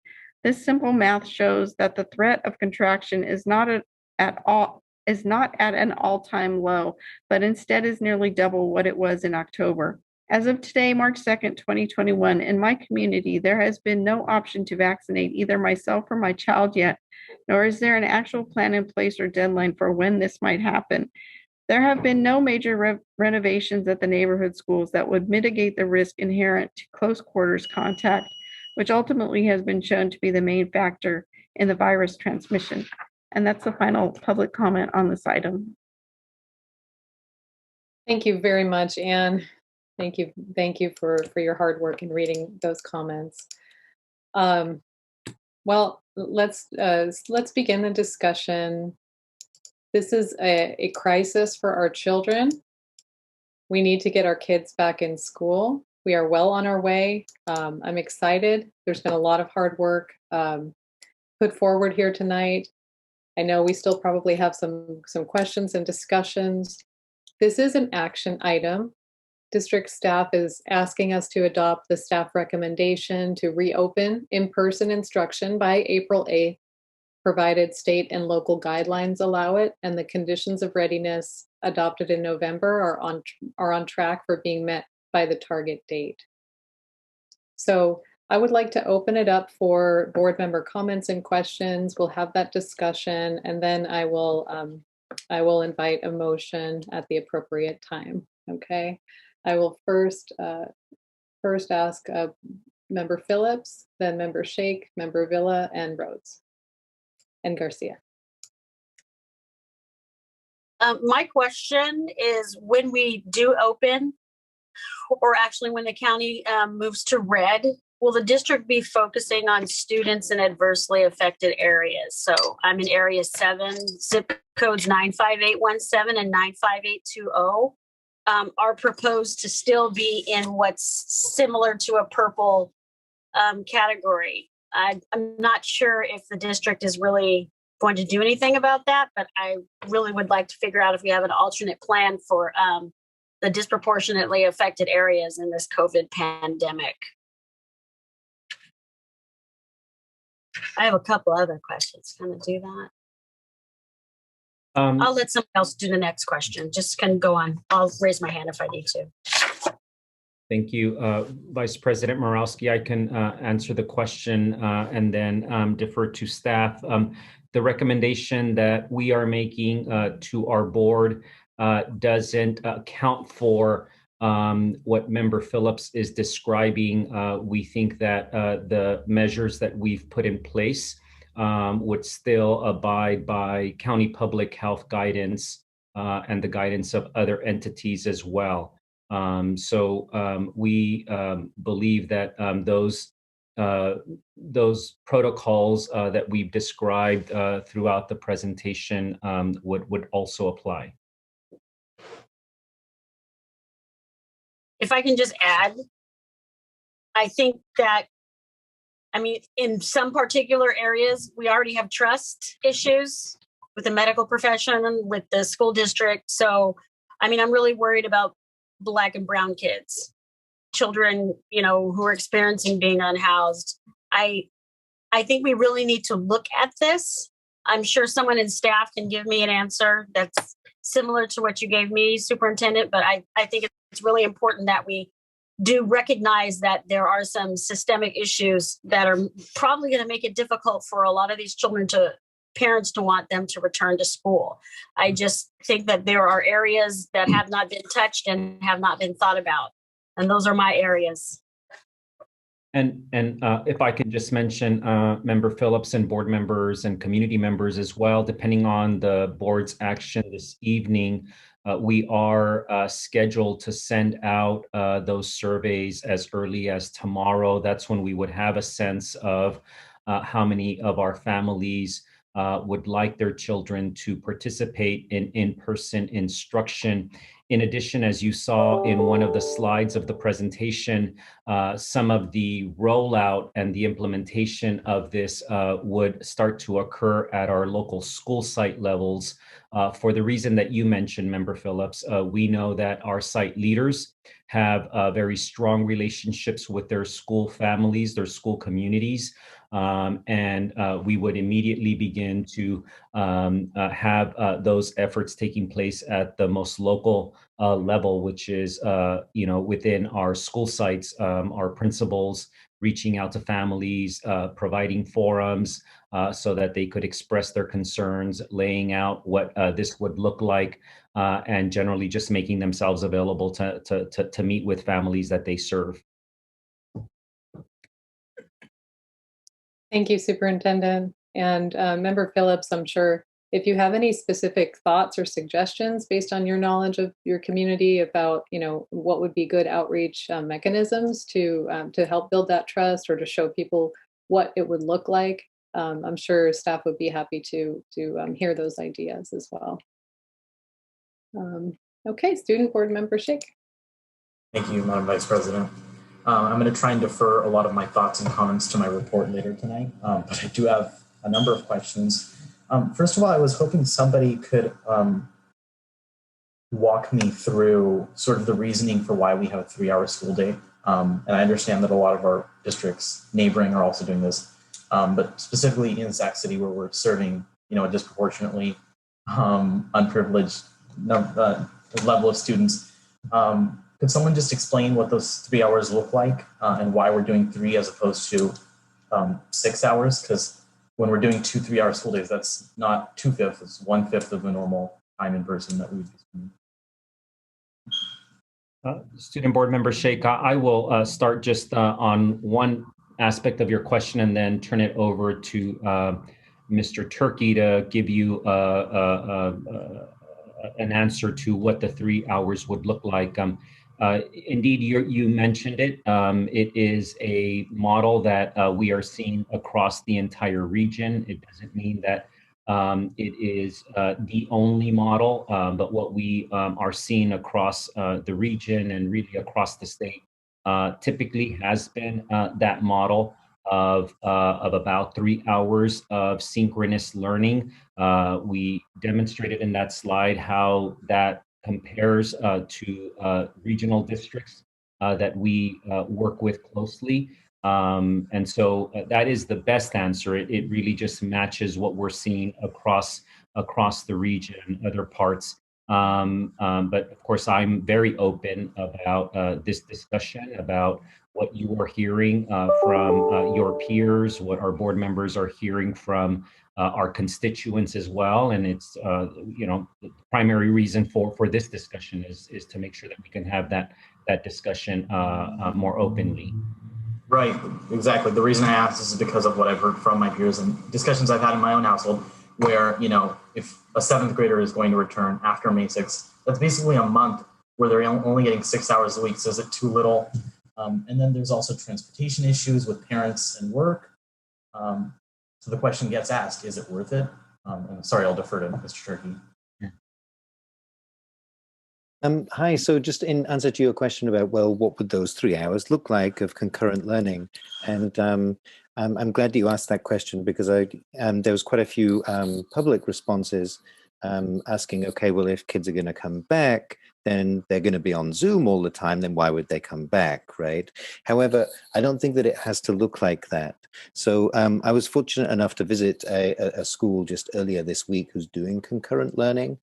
And there's different things which can happen, all right? So let's say at secondary school or at elementary school, okay? In terms of that whole class direct instruction, okay? There is a camera which is on the teacher. The students in the classroom, they don't have to have their laptops up at that point. They can have their laptops down. They may want to have them up, as some students that suits them. That's how they work, right? However, that's just regular instruction to the kids who are in the classroom right there and then, okay? Meanwhile, the camera is catching the teacher doing the teaching, okay, which gets live streamed straight to the kids at Zoom at home, okay? The teacher's got a couple of monitors, all right? One displaying the lesson, and then the other where it's got the Zoom screen, just like the Zoom screen which we're looking at now for the kids at home, all right? And in terms of management and that sort of thing, then the teacher is obviously they're paying attention to the kids in the class, and then they have the screen as well, and they're coming over to the other screen. And so then they're looking at things like in the chat, and they're also paying attention to things in the Zoom. And so that's the whole class kind of instruction. But then there's small group instruction as well, okay? And the small group instruction could work in a variety of manners. In one manner which it could work, the students who are in the classroom in person are grouped with one another. Obviously, they maintain that distance still, right? But they're in small groups with one another. And then the students who are at home, they're in small groups in Zoom rooms with one another, okay? And the teacher monitors. Another kind of twist on that would actually be pairing up the students who are at home in Zoom rooms with the students who are in the classroom, okay? And then, finally, the other part of work would be individual. And that certainly for the students who are in the classroom may or may not be on a computer. But, there's options there. I hope that answers your question. If not, please feel free to dig.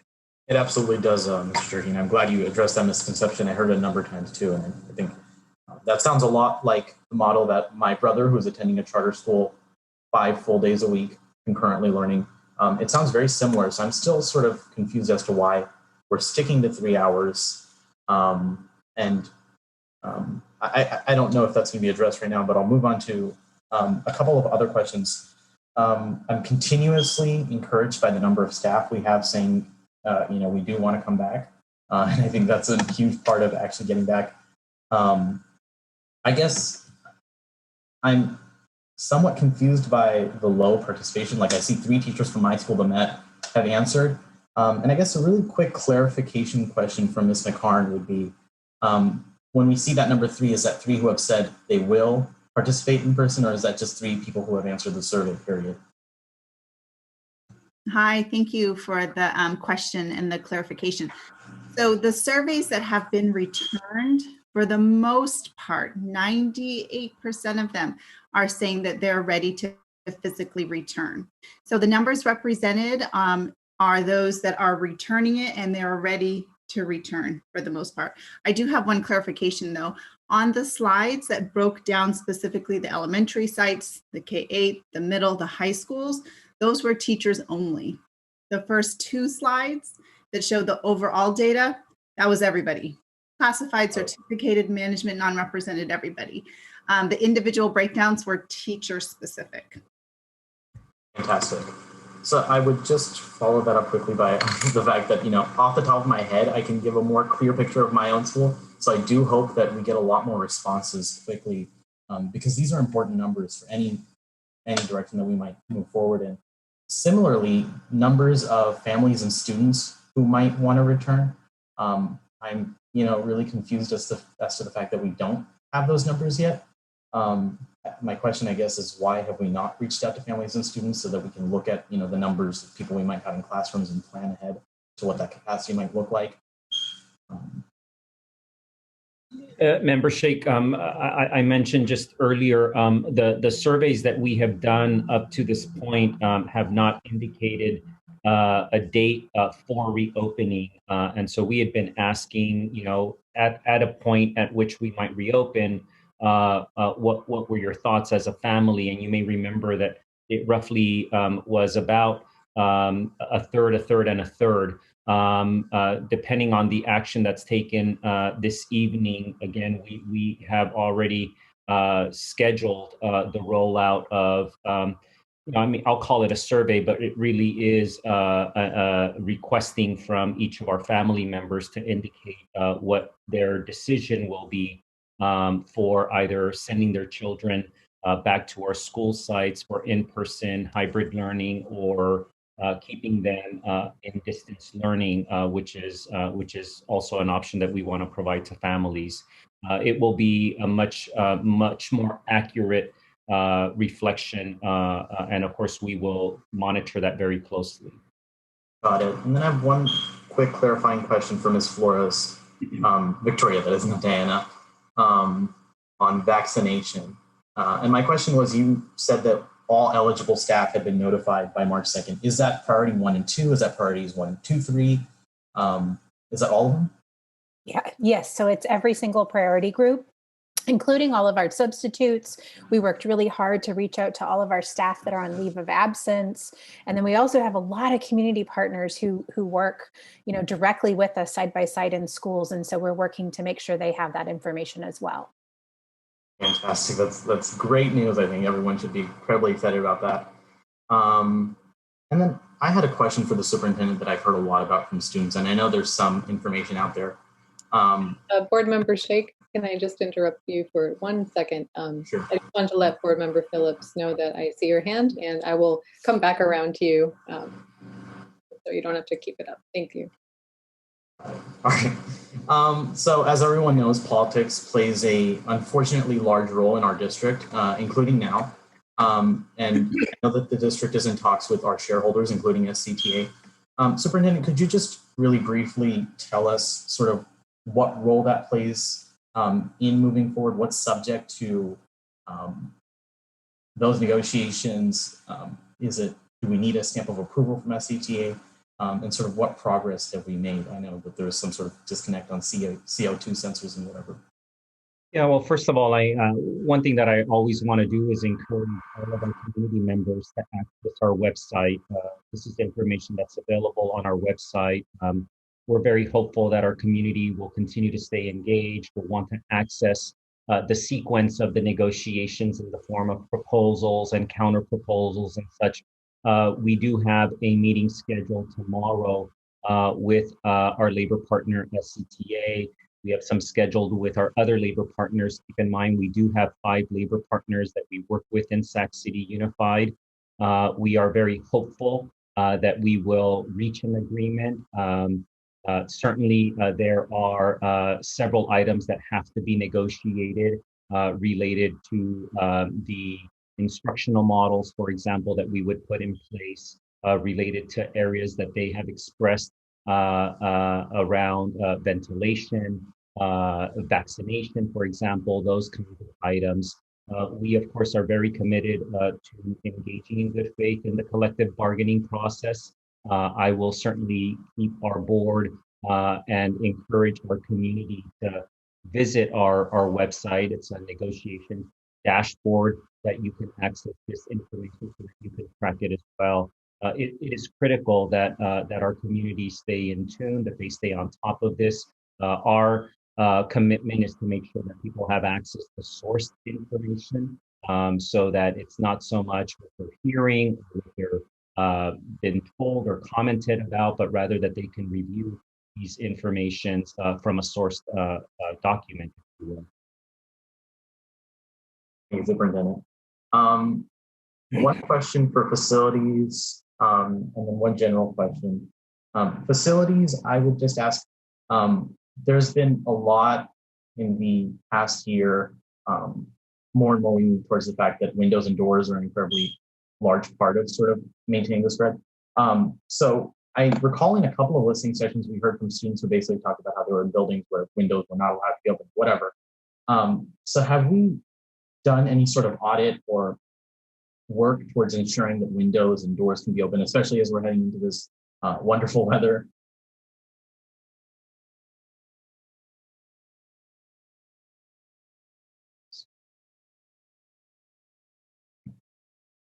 Hi, this is Rose. Jeff or Nathaniel, can one of you respond to that question? I'm not sure if we've done that audit. I'm sorry, I couldn't quite understand the question. Would you be willing to repeat it, please? Certainly. Essentially, have we had any sort of discussion or action on ensuring windows and doors can be open as much as possible?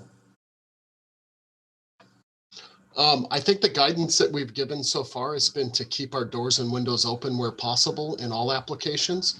And so we are assessing those areas right now where windows may not be able to be opened, and we have some work in progress now to rectify those situations. Good to hear. Finally, sorry, I know there's been a lot, but Dr. Casirier this week basically talked about how Sacramento County is moving towards red tier in the current definition in 2 or 3 weeks. And Dr. Galley today at the governor's press conference essentially said that they're going to be redefining red tier to not 10 cases, not 7 cases enough. Or purple will not be 7 and up, but it'll be 10 and up essentially. So we're barreling towards red.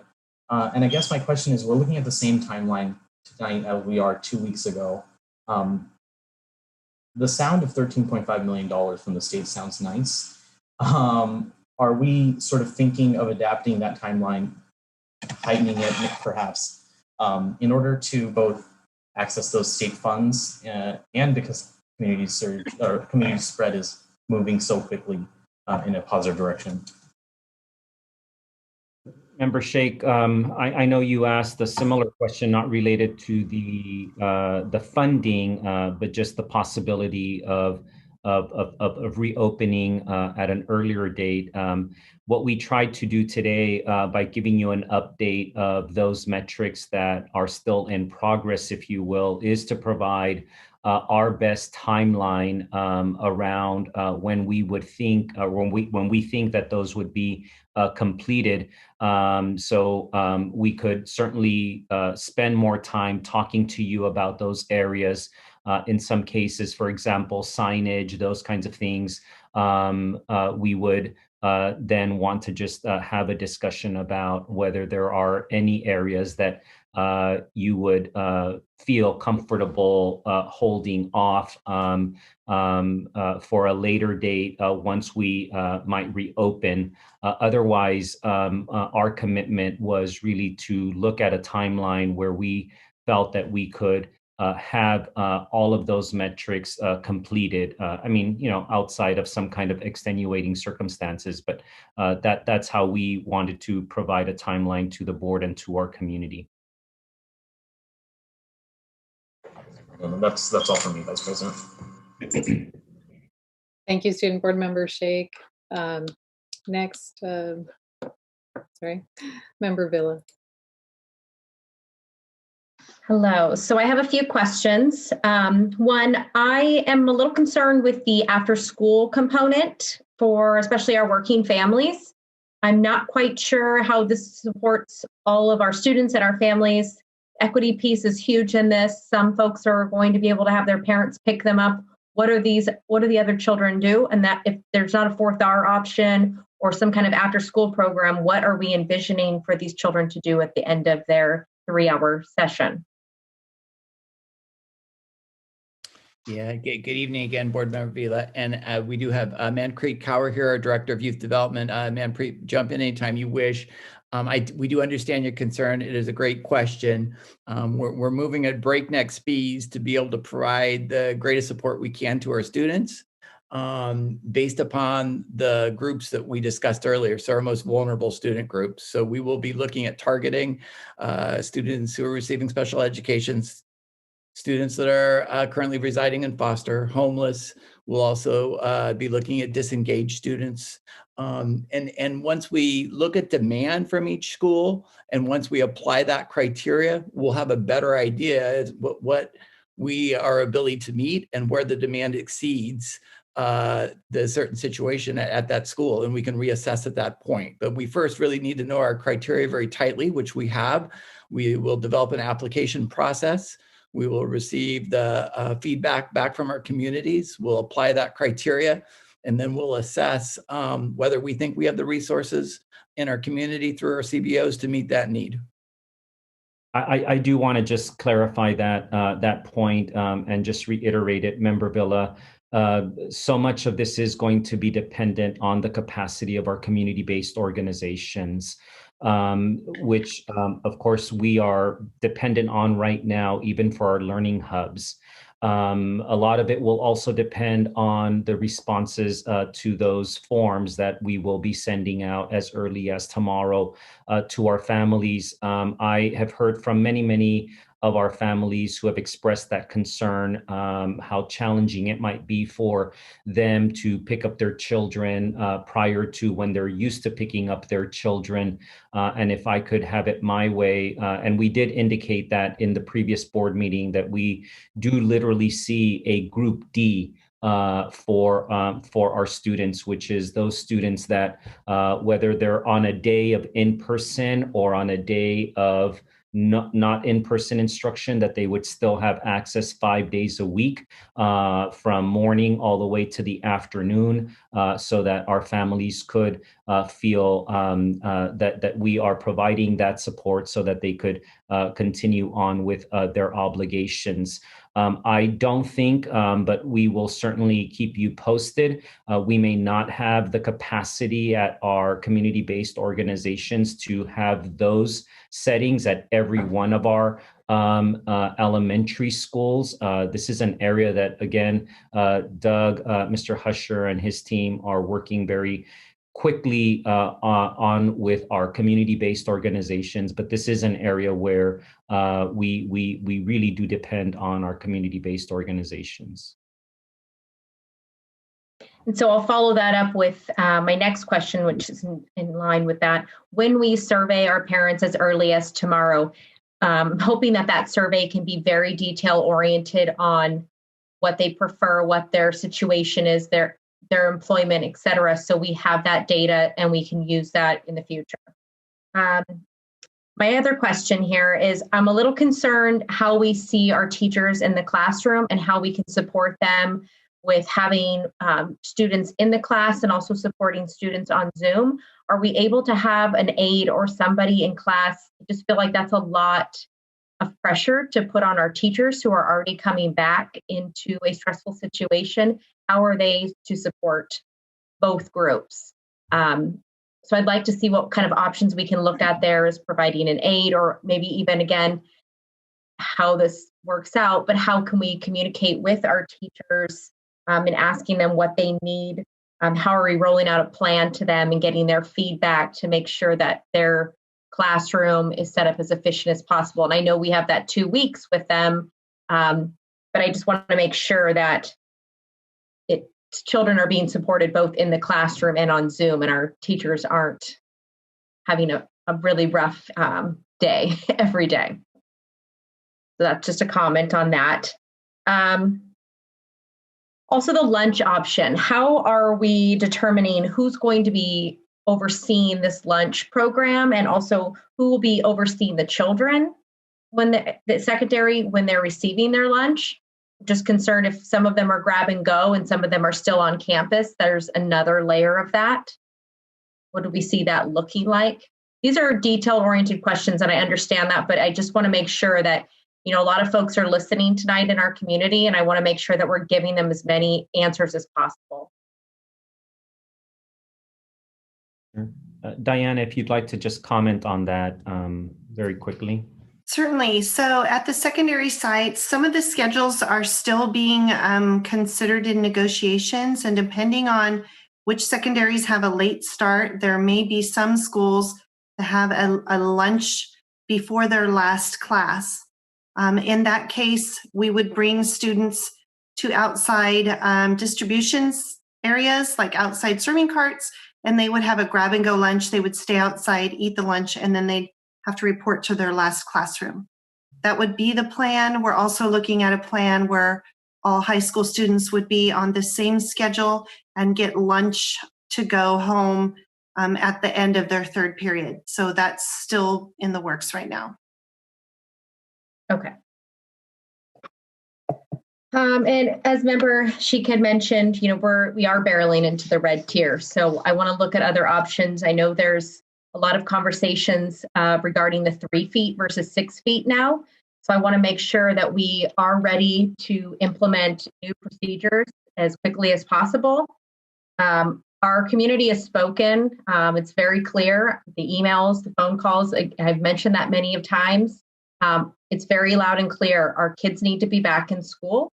And I want to make sure that we're doing everything that we can. And I know our staff is. I see the work and I applaud their efforts because I know they're working day and night to get everybody back safely.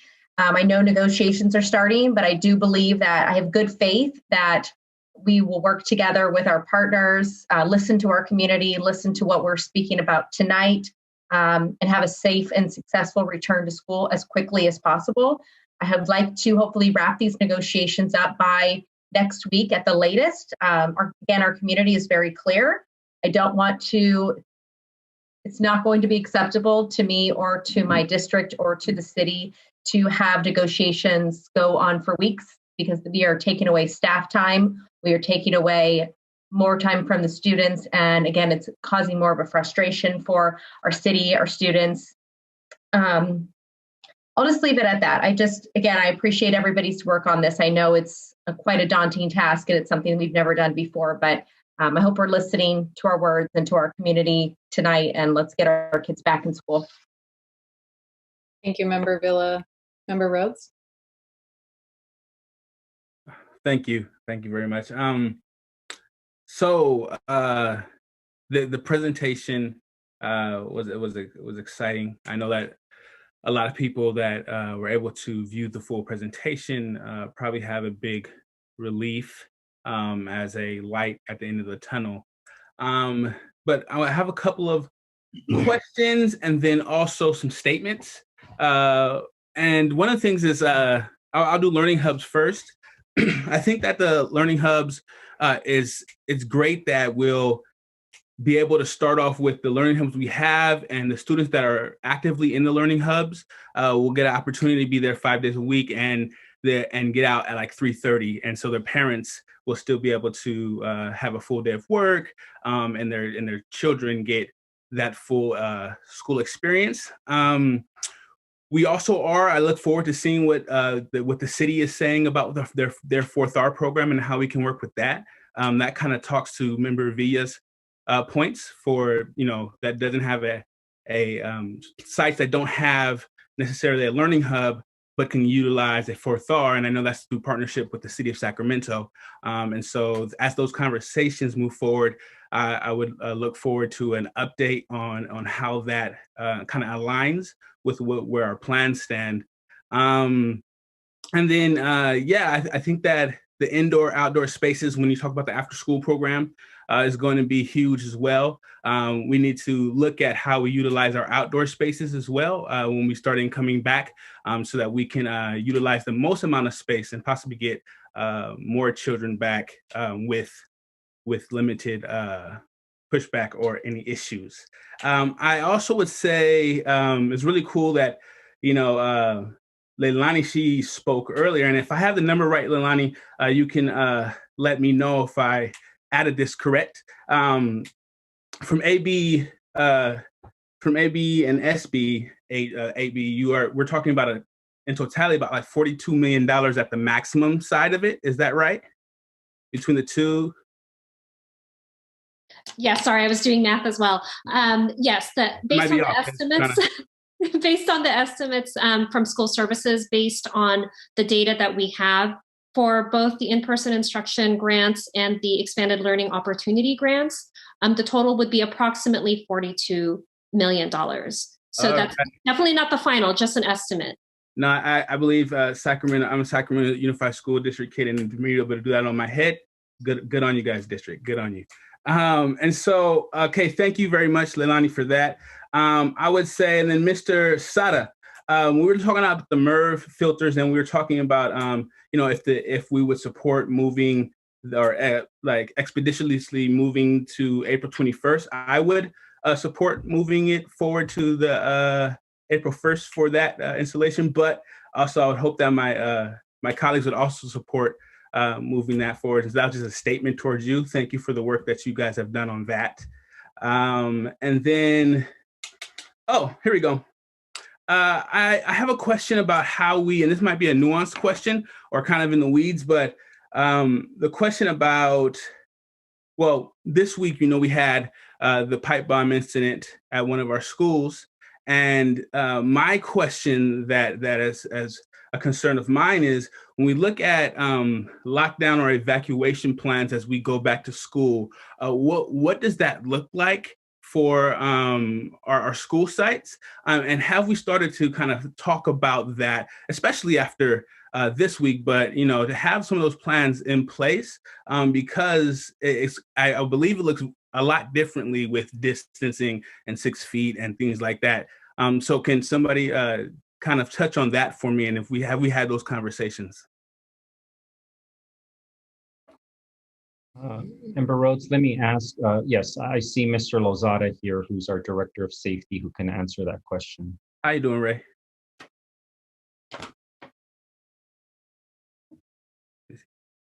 Mr. Lozada, you're muted.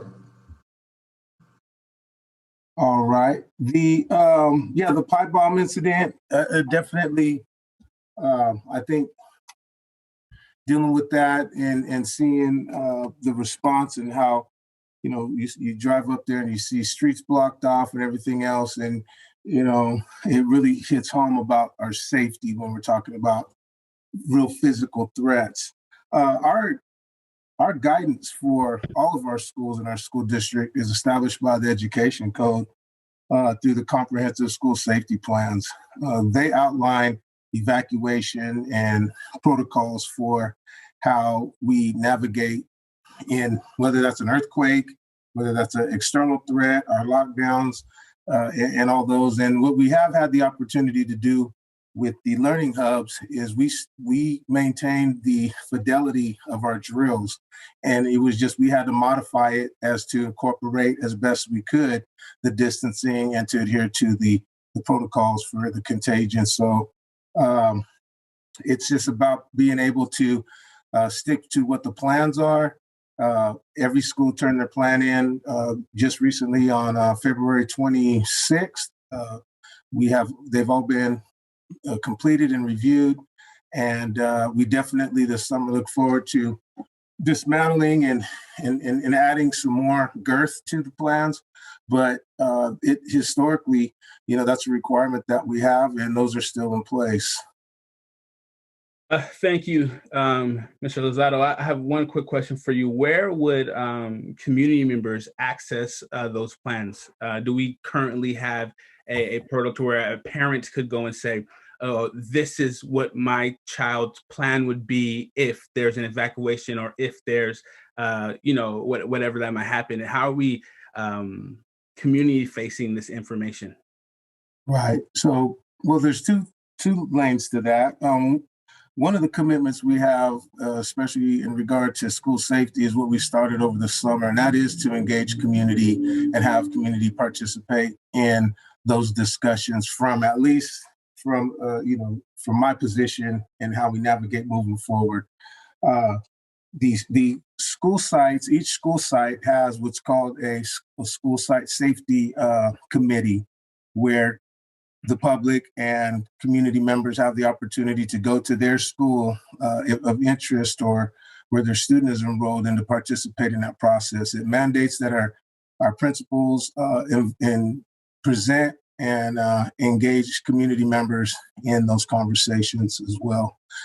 This year, of course, we weren't doing anything in person. We did have some principals that did virtual site committees, but for the most part, as soon as we convene, then all these other processes, we'll get those up to speed. So, thank you, Mr. Lozado. I would say that as we pivot from what we were used to, I would say that that's something that we definitely need to look at. Getting our information out to our community is sometimes where we stumble, and that always comes back to bite us. So I want to be very clear that when we talk about safety and communities feeling safe, that information should be readily accessible through some types of means, systemically through our district. But that's just a statement. And I'll go to my next question, Mr. Lozado. It's always a pleasure, and thank you for chiming in there. Yes, sir. Thank you. And then Ms. Flores, I think it was really, really great. We talked about the increased home visits, so like 194% increase in quarter one. That's huge. And also it's a point where we should adopt this as a new norm, right? There's not very many times that you get to change the system, but how we interact with our families and communities at this level that we've connected, we should continue to connect at that level. And I give you kudos and flowers to you and your team for the work that you guys are doing, and it's really appreciated. But I will say, let's keep that same energy as we move forward. And then I would like to speak to Member Phillips, Trustee Phillips, when she was talking about how we engage with our communities, and she was preaching basically, because in some of our neighborhoods there's lack of access to how we get the communications or the wanting or feeling of being part of that. And so what I would say, and what I offer to Trustee Phillips is, if you're willing, I'm willing to also in your district to walk with you and knock on doors to let also your constituents know about the survey that's going out. I think I keep on saying this, but as elected officials, when we were running for office, we were omnipresent, right? And I think that we have to keep that same presence with our communities, and especially the communities that we service that are at promise, but also low socioeconomical and dealing with other issues with accessing the same information broadly that other areas might not access. And so we can talk offline, but I wanted to let you know that I'm here with you, and whatever support I can give to you on your end, and hopefully you can do the same support on my end as we walk in areas, because that's some outreach work that we have to do, and it's shown through the home visits for 194% increases. As board members, let's try to get more of our constituency engaged in that manner. So once again, I'm excited about this. At a certain point of the presentation, I felt like I could possibly dance, and then held myself back, and really dancing for my community members who get to gain this information tonight, and then hopefully engage around where they see it can be improved upon. So once again, I really do appreciate the whole presentation, and I look forward to more conversation around it. Thank you. Thank you. Great points, Member Rhodes. And I loved your suggestions. Member Garcia. So I'll try and go through my list. So I'm going to be jumping all over the place because I kept changing things as I was hearing my colleagues make comments. So one question that I keep getting is the model, the instructional model that was chosen. I'm wondering, I appreciate the description of what it looks like, but if you can just give us a brief sort of just explanation why this particular model was chosen for our district as opposed to a different model. So I know there's a logic, but if you can just share that publicly, that would be very helpful. Sure. So first of all, I'd like to say that between the concurrent model and the non-concurrent model, they both have their positives and they both have their drawbacks, and neither is perfect. Okay, so I think it's important to understand that kind of, straight off the bat. With the concurrent model, firstly, there is no need to change any of the scheduled times for schools at the moment, right? As you may be aware, schools have got quite varied times in when students come to school, when they leave school. They could remain the same, okay? In the concurrent model as well, because you're teaching your whole class at once, okay? The times when you're not teaching, during the asynchronous time, you also then have that opportunity for that small group targeted instruction. Okay, if you flip that around to the non-concurrent model, in the non-concurrent model, you're basically splitting your class and you're basically having twice as many classes as you used to have as a teacher. Okay, now each of the classes are smaller and they're either in person or they're at home. So there's some added simplicity to that for sure, right? But if you're teaching 3 hours and then you're teaching 3 hours, you don't have that time for that small group targeted instruction. Okay. In terms of scalability, to Member Sheikh's kind of a question around the 3 hours, if we go with the non-concurrent option, it's not scalable, right? You're fixed with the 3 hours and the 3 hours. If you go with the concurrent model, you can actually scale that to having more in-person time because you're not bound by having twice as many classes, okay? Having said all of that as well, in the non-concurrent model, students do need to leave at lunchtime, right? So they're actually kind of, all of the schedules would have to kind of be in alignment, right, with the 3 hours, then leaving at lunchtime, and then kind of flip-flopping in terms of who's getting the synchronous versus asynchronous teaching, okay? Let's see.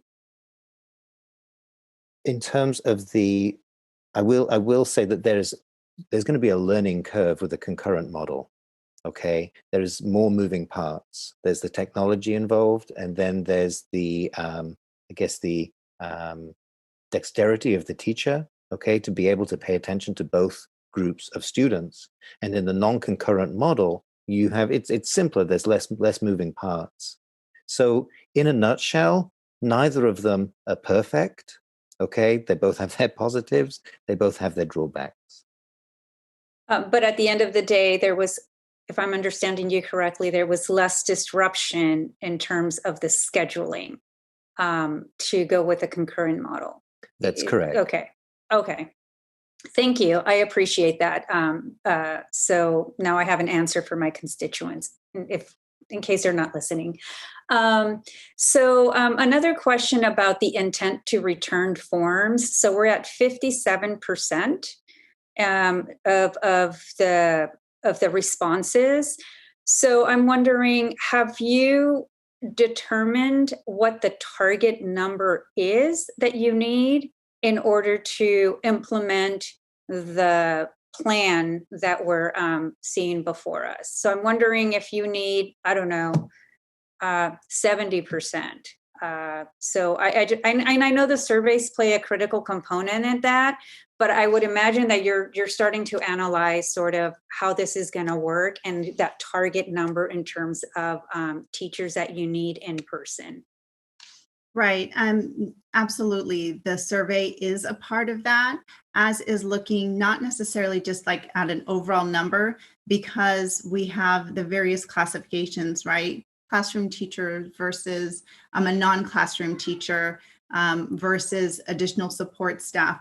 So we are working down to that, trying to parse out specifically with the classroom, actually using a similar strategy that we used last time we were in a situation where we were unsure if we were going to have enough staff. So while I'm not going to necessarily share the number now, I want you to know that we are looking specifically at classroom first, but we do need the student data, the family data to help just firm everything up so we can make sure we have the right people at the right sites ready to go. Okay, so would there be a gap between families wanting to come back and then we don't have enough classroom teachers? Just wondering if that could happen. I think yes, yeah, that could happen, certainly. But I do want to just remind the board that, like the student surveys, we implemented these return forms at some point without knowing what the reopening date was going to be, if you will. It would be very different, once we have this plan adopted. We will certainly work with staff members that need accommodations because we are committed to working with them on those things. But the fact that we would need staff to return to work unless there's an accommodation, that is obviously our obligation as employees of Sac City Unified.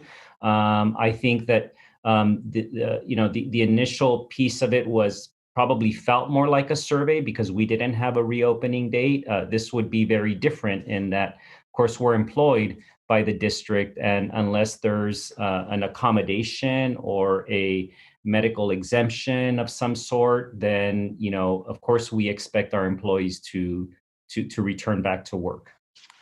Okay, and I think I heard Kansi mention earlier, that's all trending in the right direction, right? Where more surveys are coming back, and as they're coming back, the answer is yes, I'm ready to return. Okay, and I just wanted to comment on the moving up the date for the procurement and installation. I want to just say yes, please move it up.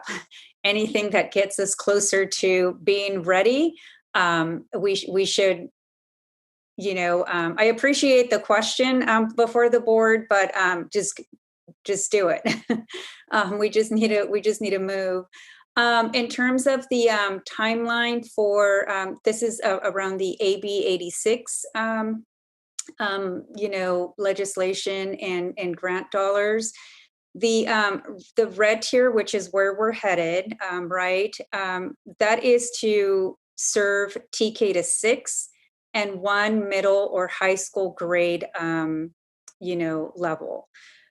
So that I believe that's the floor. That's not the ceiling. It's at a minimum 1 grade level. So I just want to make sure that we're thinking of how to serve more grade levels. And Leilani, maybe you can clarify that understanding, that it's a floor, not a ceiling. Thank you, Board Member Garcia. Yes, that is correct. Those are the minimum grade levels that are required to be served in the red tier. All elementary school students must be offered in-person instruction, plus students in one full grade level at the secondary level. And of course, that's also in addition to the prioritized student groups that we had outlined earlier across all grade spans that also must be offered in-person instruction via the cohort model. Okay, so that was my next question. If this whole plan takes into consideration all of those student groups, not only just in terms of grades, but all grade spans, but also in terms of prioritized student groups across grades. I would just say that Member Garcia, that when we launched our learning hubs, you may remember we kind of prioritized a group of students that we deemed vulnerable. We did think that it was appropriate to work with Leilani to make sure that that definition was expanded to align as much as possible to AB 86. And that is how we're going to roll out pretty much from now on everything that we do that is intended to identify our most vulnerable students, moving forward. Okay, that's good to hear. And just a couple more points. Just to be clear, this plan is to get us through the end of this academic year. So it's from April 8th through June 15th. Is that accurate? Again, a little bit to Member Sheikh's question. I mean, that is part of what will be in the negotiations process. We also do plan to come back to the board as our staff have begun to start laying the foundation for what a summer program will look like as well. And we will have some details for that for our board and for our community as we begin again to have a more accurate sense of what are the challenges that our students have suffered through in terms of lost learning, catching up, but really staying committed to the idea that our obligation, of course, is to make sure that our students are all demonstrating grade level proficiency. So those are, again, items that we do want to come back. But in terms of your question, that certainly is part of what we will be working with our labor partners on. Okay, well, that's good to know. And I did have a formal request for that evaluation of this plan to be a very thoughtful and robust evaluation to help inform what summer school looks like, to help inform what fall of 2021-22, that the next academic year, right? We don't know where we're going to be, but we need to learn as much as we can based on this plan. And then I do have a question about, given that we know that we're heading in the red tier, and that's very good news, how do we need to revisit the April 8th date? Is that something that can be moved up as some of our public comments have asked? I'm just wondering, I know you came up with an April 8th for a reason. I'm just wondering, given everything that we know now, has anything changed where that date can be moved up earlier? Again, what I said earlier was that was our best timeline based on the metrics that we adopted in November, so that all of the metrics would be completed.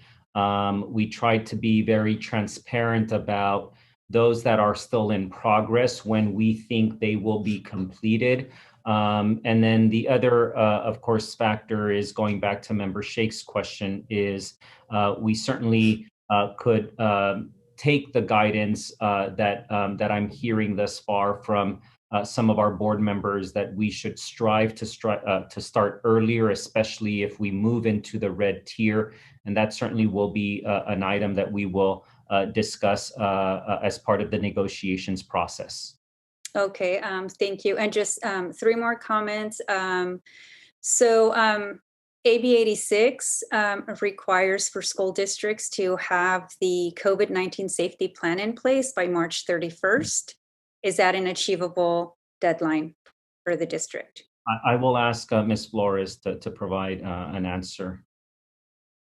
Good evening. Yes, so we've had our return to health plan posted since this summer, and it is largely meeting all of the requirements. We are really just updating it with some of those new sections around vaccine and testing. So yes, we believe we are good to go, and it will be posted shortly in the near future.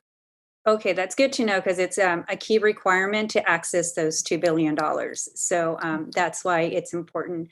In my last 2 comments, requests, on the communications front, I'm keeping this timeline in place, and I'm getting extremely nervous that we're going to find ourselves in a place where we found ourselves when we reopened for distance learning, where parents were getting a phone call from the district on a 3-day weekend in September, letting us know tomorrow, this is what school looks like. And then I don't need to to belabor that it wasn't a smooth opening. It was chaotic. Parents were confused. It just created a lot of unnecessary stress. So keeping in mind that there's going to be a schedule or a timeline for communication, starting with the surveys going out tomorrow. Also, leaning on or partnering up with our school site leaders to have these community forums with their parents, with their school community. I also want to make sure that if that is not enough, that we're ready to have a special board meeting to once again go through the plan, to have a community forums to allow our parents to ask questions.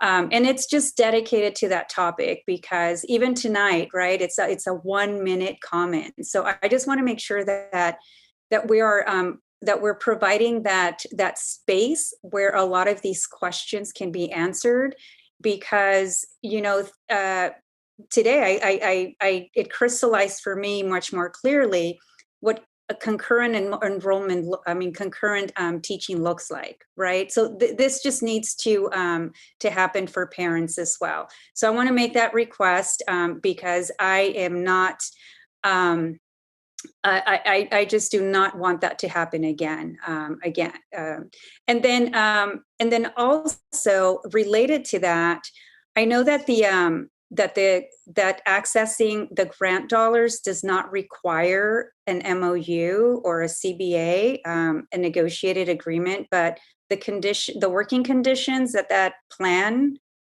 sort of creates is what's subject to bargaining. So there, because, and you mentioned earlier that you will be having a meeting with SETA tomorrow, and I just want to also agree with Board Member Villa's comments about this agreement needs to happen soon. And I want to propose a deadline. If we need to have an agreement by March 15th. If that's too late, then you need to then if you can let us know now, if you can let the board know that that's too late in order for us to do the communication piece to our parents, to do all the preparation that needs to happen for an April 8th in-person instruction. So does the negotiating team, would they have enough time if we say we need to have an agreement by March 15th? What I would say, Member Garcia, and I appreciate you tying back your comments to Member Villa, because I do think that it's really critical to express to you that we need all the time that we can to make sure that we implement this plan as seamlessly as possible, so that we aren't in the same situation that we were in the fall, for example, as you mentioned. Certainly, I can interpret a March 15th target date as something that we would have to come back to you, even if it's in a special board meeting, and give you an update on where we stand.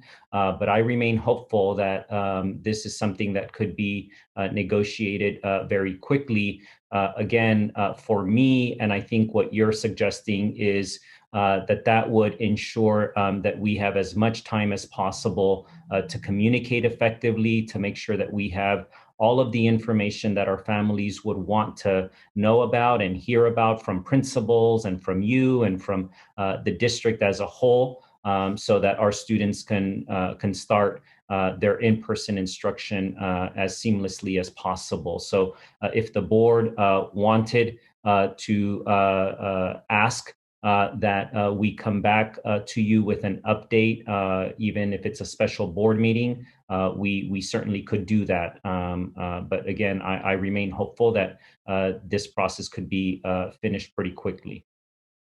Okay, well, then I do ask my colleagues to please support a firm target date, a firm deadline, in order for the negotiations to come to a conclusion, and we can move into communicating with our families and getting ready to reopen on April 8th.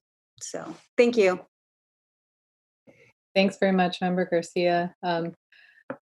Board members, we are running quite a bit over. I do have some comments. I'll try to be brief.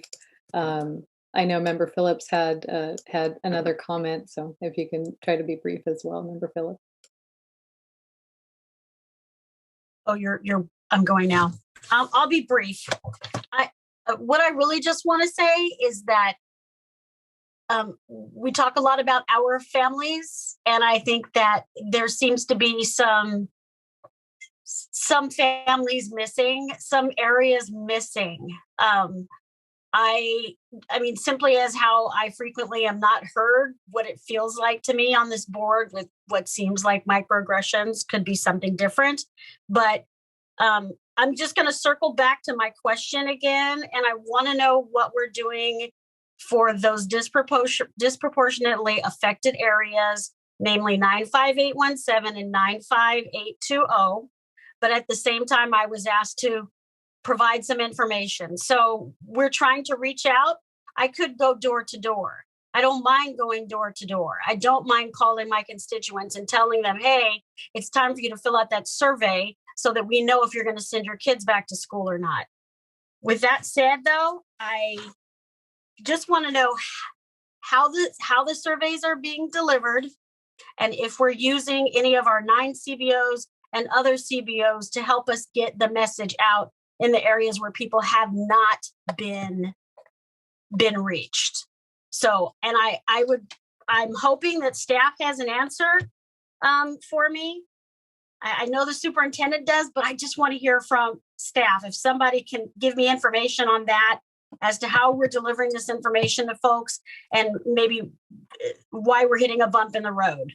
Because if a majority of the folks are your poor Black, brown, 3 job having folks, they may not even have time to answer these surveys. So are there different methods that we're using to even get the surveys out? What are we doing to reach the most of those who are the least heard? Oh, I think I'm going to ask Ms. Gallegos to give you her perspective on sort of just everything related to communications to make sure that we do get the highest response rate from our families. So for the survey, we've partnered with Everyday Labs, and that was the group that we partnered with earlier in the year when we did outreach to our families to inform them about distance learning, to provide them with access to that learn.susd.edu webpage. They are going to help us implement the survey. They are going to help us outreach the survey. Families should expect an email in our 5 targeted languages. They should expect 2 text messages over the next few weeks in those languages. The survey, or first off, I know we're calling it a survey, but I think we need to call it a form, and it is going to be a simple form that asks one question. How do you want to send your student back? And the purpose of that simplified form is so that we get the highest response rate possible, because the more questions that we add on that survey, the less likely that people are going to return it. So we are going to send it repeatedly through email, through text messages. We are going to create a toolkit for our principals so that they can reach out to their communities and have the information that they need to be able to conduct site-wide town halls. I think one of the things that I'm hearing you say is that we're not getting a lot of information out. And I think that over the past few months, you've seen the learn.susd webpage, you've seen the Return Together webpage, you've seen updates, the reopening dashboard. And the reason that we're posting that is because we are providing our community partners, we're providing our principals, we're providing our teachers, we're providing our community all of the information that they need so that they can share and they know what is safe to share. And so that is our strategy. That is how we're going to work to get that form out. It is going to go out tomorrow, and it will be out until May 17th. Another strategy that we're using with that form is that we are going to get a data poll halfway through the survey to see who has filled it out and who is not, so that we can do targeted outreach to those families who haven't completed it, very similar to what we did with the LCFF form outreach. And that was part of the reason that we got such a good completion rate very late in December. I hope that helps answer your question. And if I can provide more information, I'm happy to do so. Just as long as we're very aware that similar problems that we encountered when we started doing distance learning was people actually having access to the internet. So we got a website and we have this. We have a lot of things that are not necessarily accessible to everyone. So I mean, I hear what you're saying, Ms. Gallegos, and I want to believe that we're going to reach. And like I said, if I have to step out and make some phone calls, I don't have a problem doing that. I just want to make sure that the right information is, even asking someone who's juggling 3 jobs and trying to figure out what to do with all their children when they're not at school, asking them how you want to send your kid back to school, right there people freeze up when they have something where they have to make a definite decision. So I just want to make sure that, I know we can do this. I'm just worried that some people are still just not going to be hit on that. So. Another thing that we're doing, we'll be sending out a letter halfway through as well. We're going to work with our attendance and engagement team. We've practiced this, reaching out to our communities. We saw, a lack of engagement in March. We did aggressive outreach at that time and have continued to do so. And so we're going to work together to make sure that we're reaching our families. Thank you. Thank you, Member Phillips. And let's feel free to continue that dialogue and working together on how we can reach out.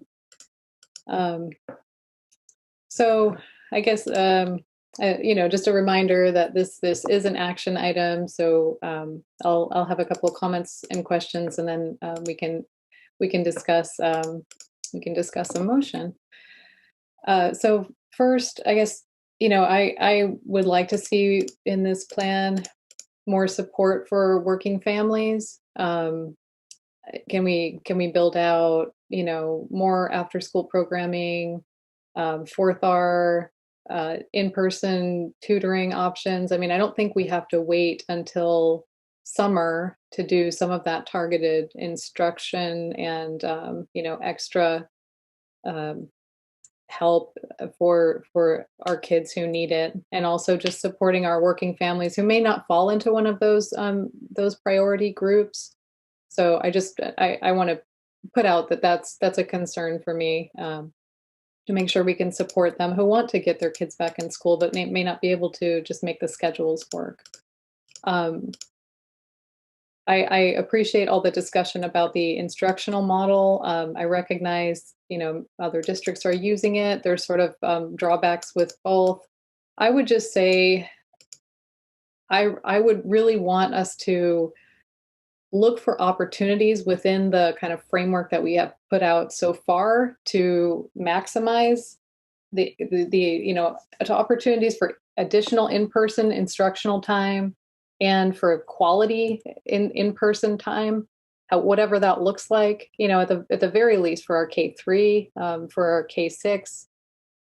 I echo Member Rhodes in looking at our outdoor space, and echo Member Villa on looking at, is 3 feet adequate instead of 6 feet? I have read things that, if we have masking, if we have ventilation, if we have all of these other things in place, the difference between 3 feet and 6 feet is really minimal compared to the massive disruption that causes with respect to how the cohorts have to work. So I just think, this is a start, but we need to keep looking and see, what we can do just to improve it. And I also have concerns about our readiness to purchase, deploy, and train on all the classroom technology that will be required for the concurrent model. So I just wanted to actually ask staff, I don't know if it's Mr. Schweitzer or where are we on that, and how confident are we that we will be able to have all that technology in place to really make this work on time?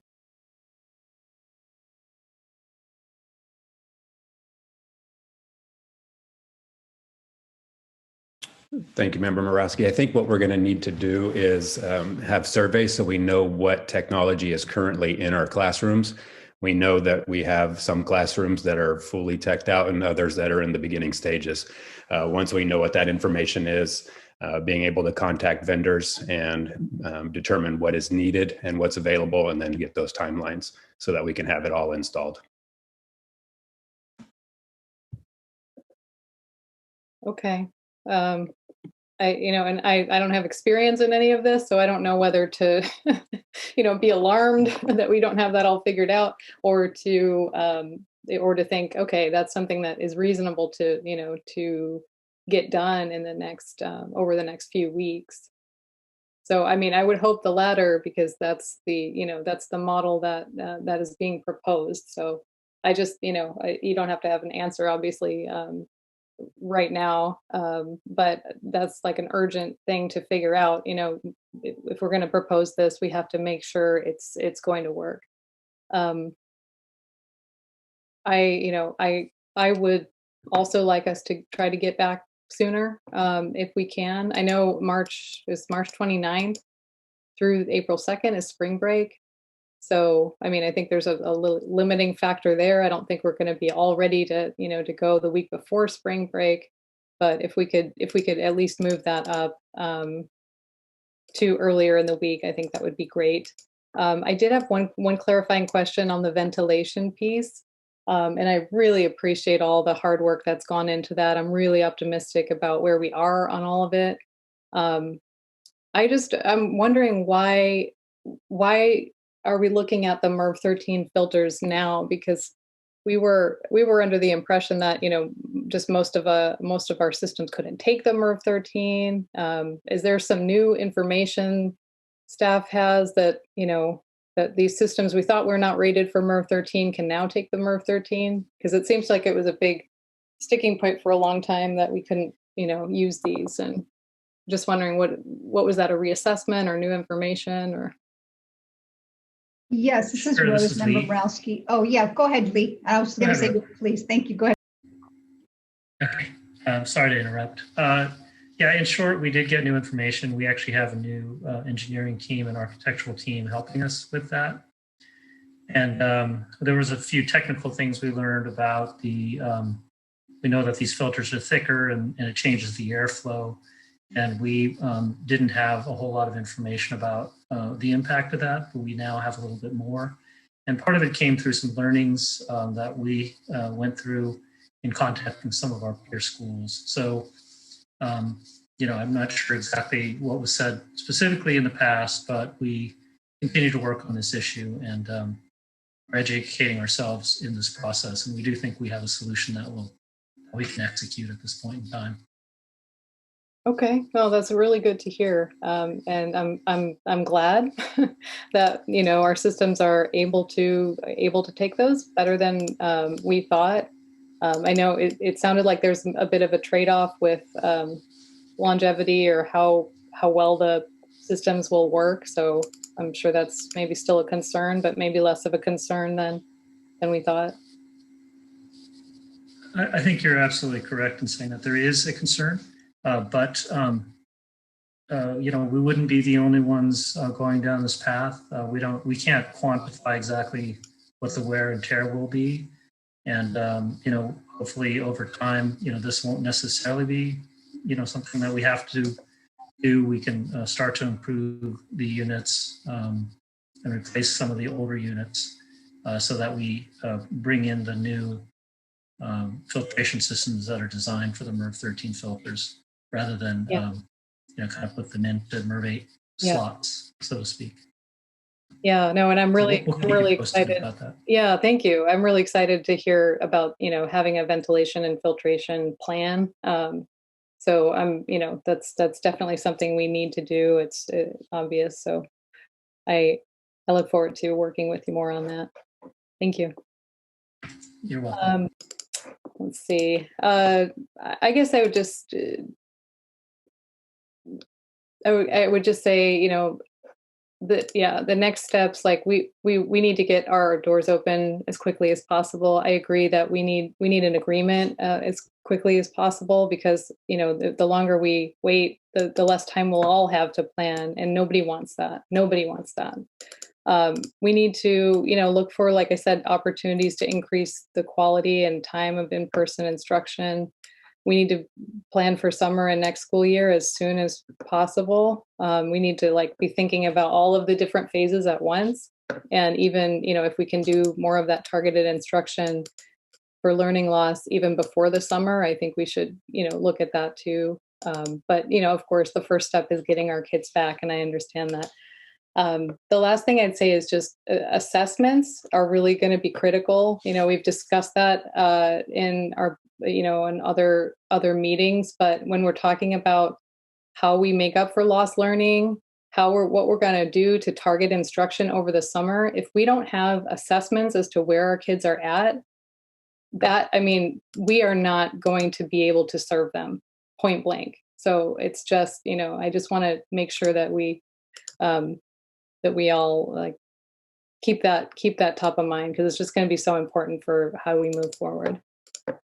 So with that, like I said, staff recommendation is to reopen for in-person instruction by April 8th. I don't know if you want to pull up this slide and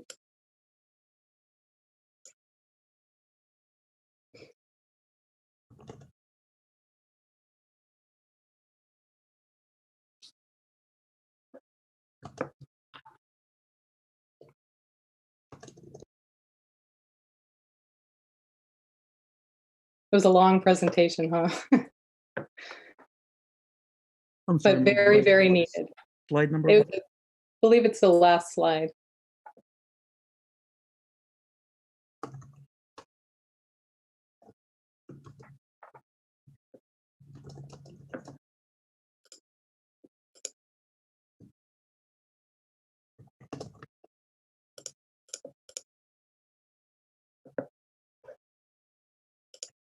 Okay, so the staff recommendation is our schools will begin to open to in-person instruction by April 8th, 2021, or date determined by the board if all of the following conditions exist.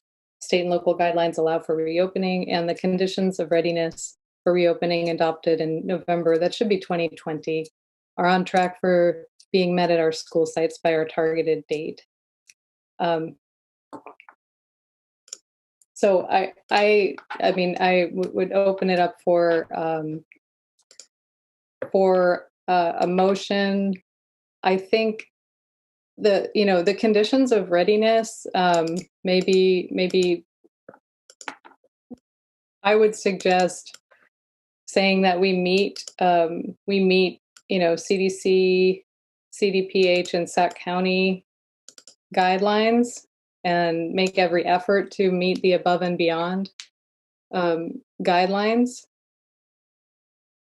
by our reopening date.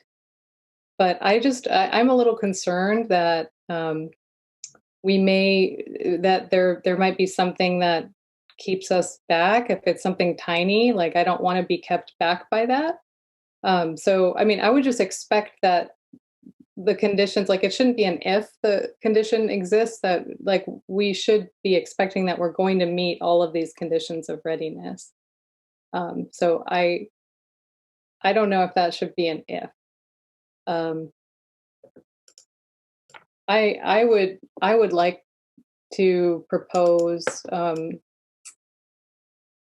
we move to reopen for phased in-person instruction on or before April 8th, making every effort to reopen earlier if possible.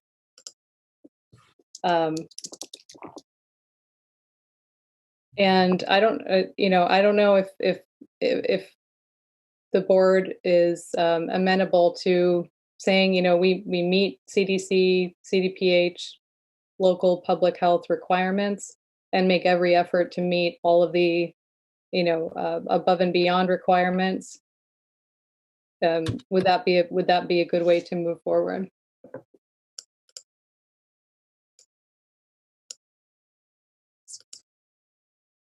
I'm sorry, I can't see. I don't know what everybody. you're saying, Lisa.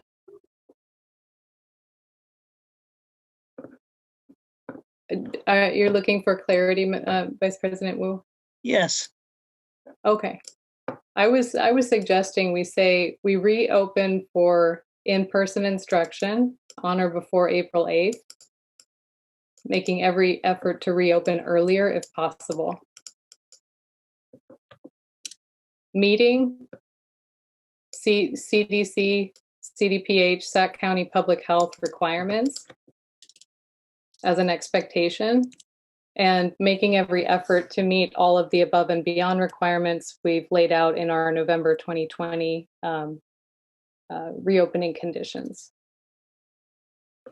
That's your motion. I would invite such a motion. I'll make the motion. So second. Doesn't matter who. And I'm happy to withdraw and have further discussion about the motion if that's if someone wants to.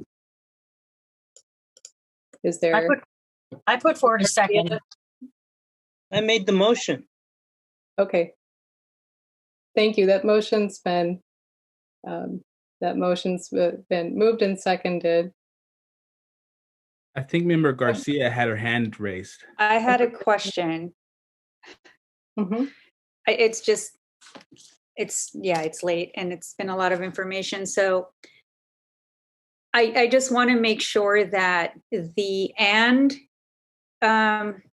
make every effort to meet the above and beyond is not a condition, because the above and beyond goals are not they're not a condition to reopening.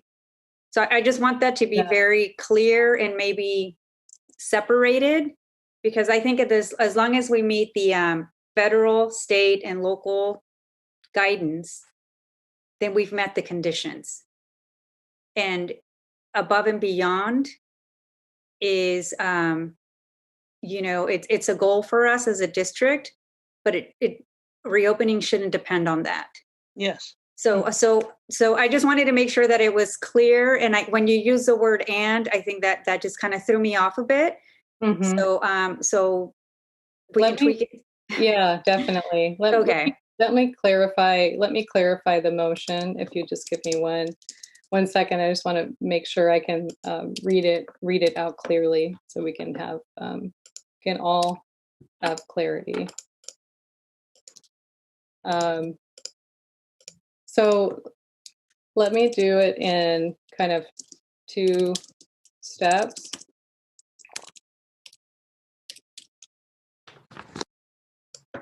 So I would say, I would just rephrase it to say reopen for phased in-person instruction on or before April 8th, making every effort to reopen earlier if possible, meeting CDC, CDPH, and Sac County Public Health guidelines, and subject to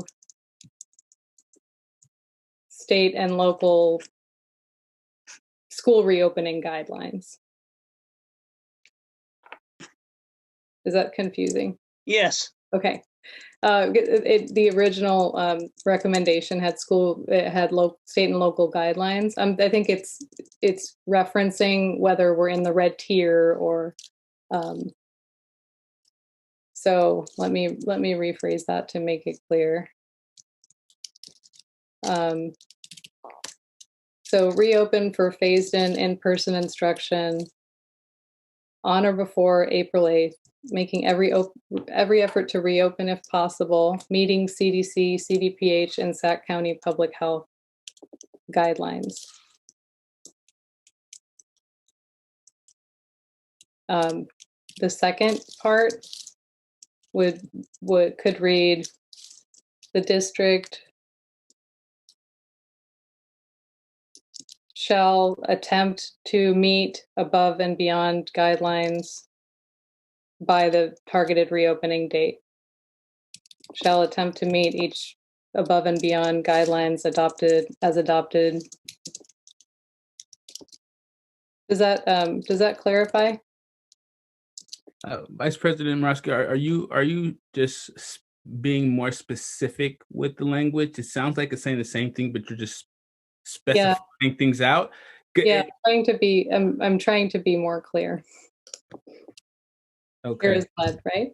So you're saying what this says, but putting it in terms of like a specific, like CDC. This is instead of saying state and local guidelines, you're saying these agency guidelines.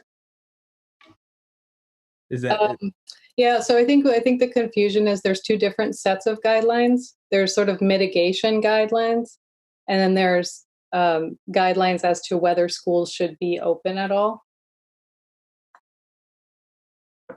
So I can say meeting CDC, CDPH, Sac County Public Health mitigation guidelines. Does that make sense?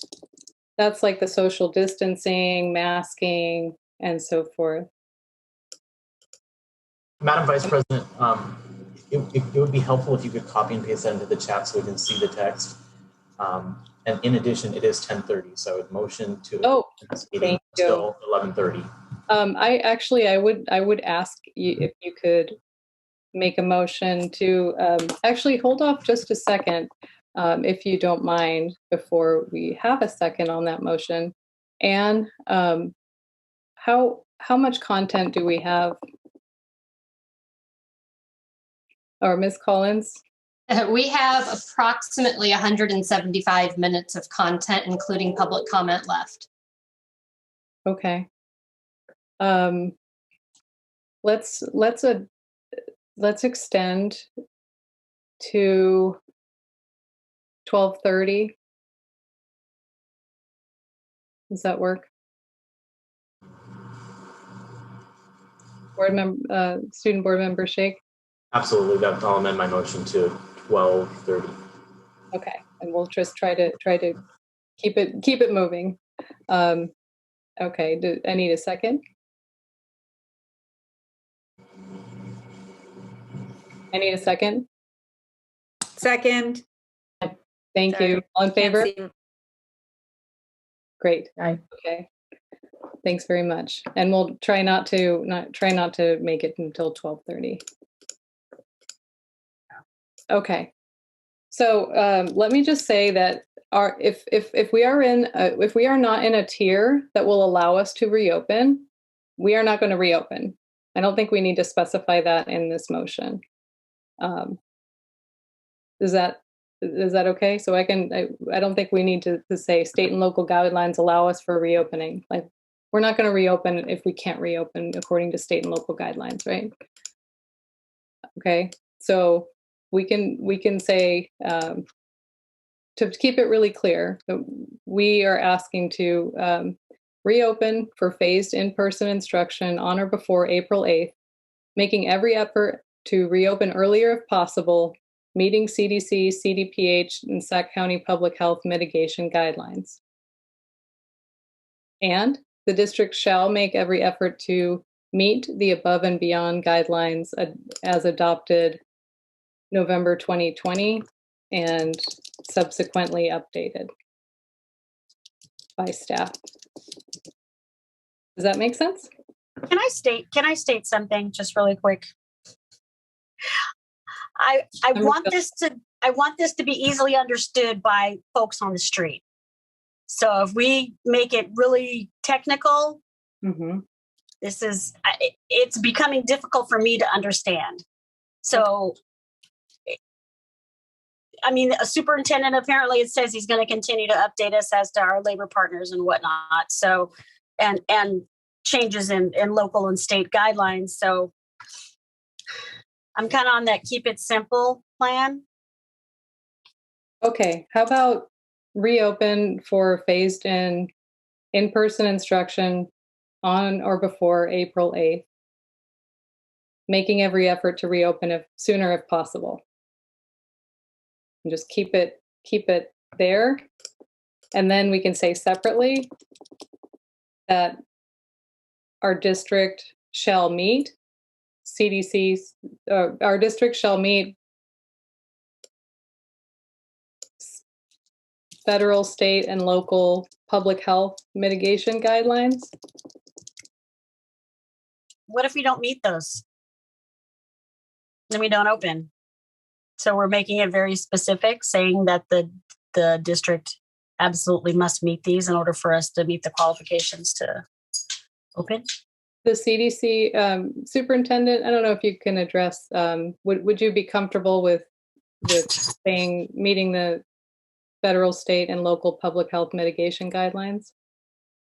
Yeah, I think yes, in particular because as Ms. Flores said, I mean, this is also going to be tied to the COVID safety plan that we have to, and that certainly we would be bound to make sure that we're following to have the confidence that we're not going to have a situation where that's going to be put into question. Mm-hmm. Okay, yeah, I think that makes sense to me. I think I'm very confident that the district is going to meet those guidelines before we reopen. So reopen by April 8th, earlier if possible. Is that good? Reopen? April 8th or sooner. April 8th, making it, I love it. April 8th or sooner. Yeah. April 8th or sooner.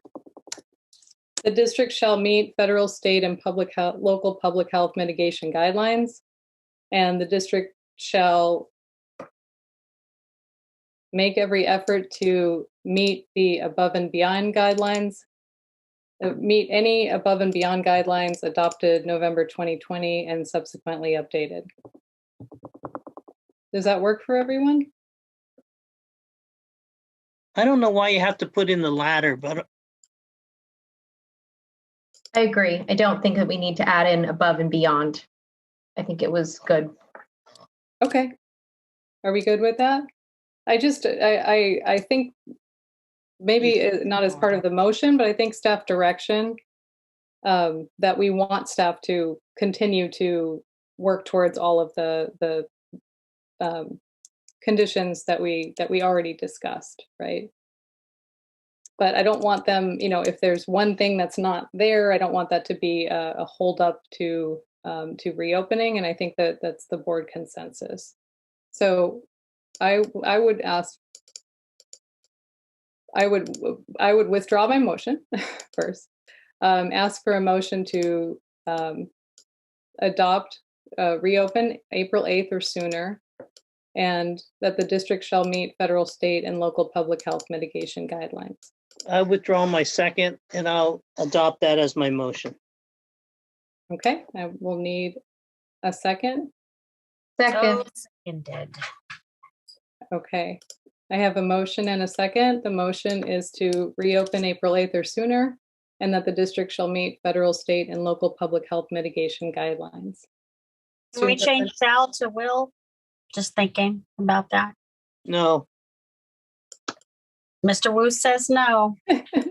I think we just move forward, right? Shall, I think that works. Student preferential vote. Superintendent, can you please call roll? Sure. Member Morawski. Aye. Member Wu. Aye. Member Garcia. Aye. Member Villa. Aye. Member Rhodes. Aye. Member Phillips. Aye. Aye. Thank you very much, board. Thank you, staff, for that incredible presentation and the very robust discussion. Moving on to item 7.3. Before we get started here, Superintendent, I want to ask whether you think it's appropriate, given the late hour, to put this item over to a special meeting so we can have more time to discuss it.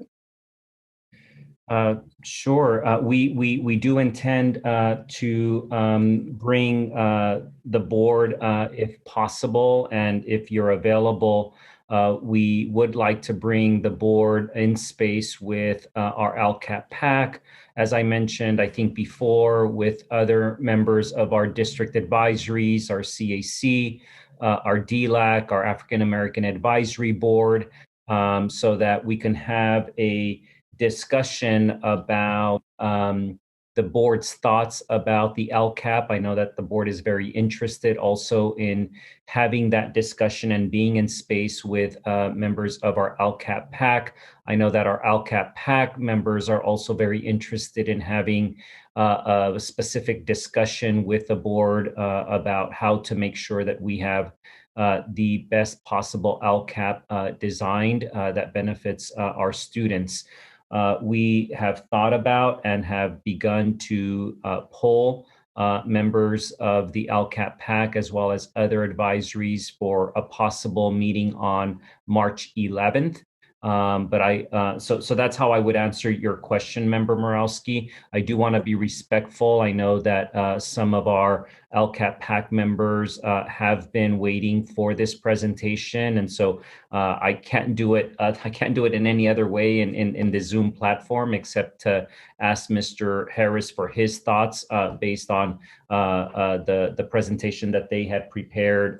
We don't think that it's a very long presentation, and I think it would set up a nice foundation for that meeting on the 11th. Okay. Okay. With that, let's go forward with the item, and we'll just keep it very brief and set it up for a more robust discussion on the 11th. Does that sound good to everybody? Great. Thank you. Mr. Ramirez-Vaz? Yes, good evening, board, superintendent, colleagues, and community members. As you all just mentioned, this can be a brief recap item in the sense that this is a follow-up to the presentation from February 18th. The slides and the content within are identical to those recommendations that were provided by the LCAP Parent Advisory Committee members and the Student Advisory Council members on that evening. And they're returning here to have the opportunity to provide, again, that brief recap and then really open up for any discussions and questions with the knowledge that we will be discussing this further next week, it sounds like. I do want to note that we omitted the names of two of the Student Advisory Council members, Deng Huang and Natalie Nielsen, who are also presenting and presented on the 18th, and I apologize for that omission. Next slide, please. So again, this just recaps the content from the 18th, and it is my pleasure to pass off to Renee Webster Hawkins, LCAP PAC member, who will begin the brief recap of the PAC's recommendations. Thank you.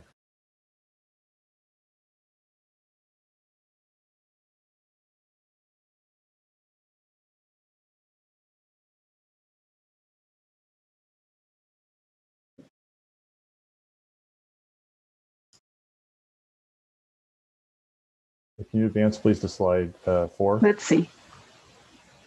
Good evening. Can you hear me? Yes. Hi, Renee. Thank you. Hi. Hello, Trustee Morowski, board members, superintendent. It is a late hour. I guess we had hoped to have this earlier so that you'd all have the stamina to engage, but I'm grateful on behalf of the LCAP PAC that there may be an opportunity to have a special meeting where we can just focus on the LCAP. And just to recap, I know we went through our presentation at our last board meeting with you and along with the Student Advisory Committee. And with the hope that we do have some time in the very near future to go a little bit deeper into the LCAP PAC's work and our priorities and recommendations for this next 3-year plan. What I want to say at the outset is, on behalf of the PAC, to extend our gratitude that the board is engaging this early in the academic year in the preparation of the plan.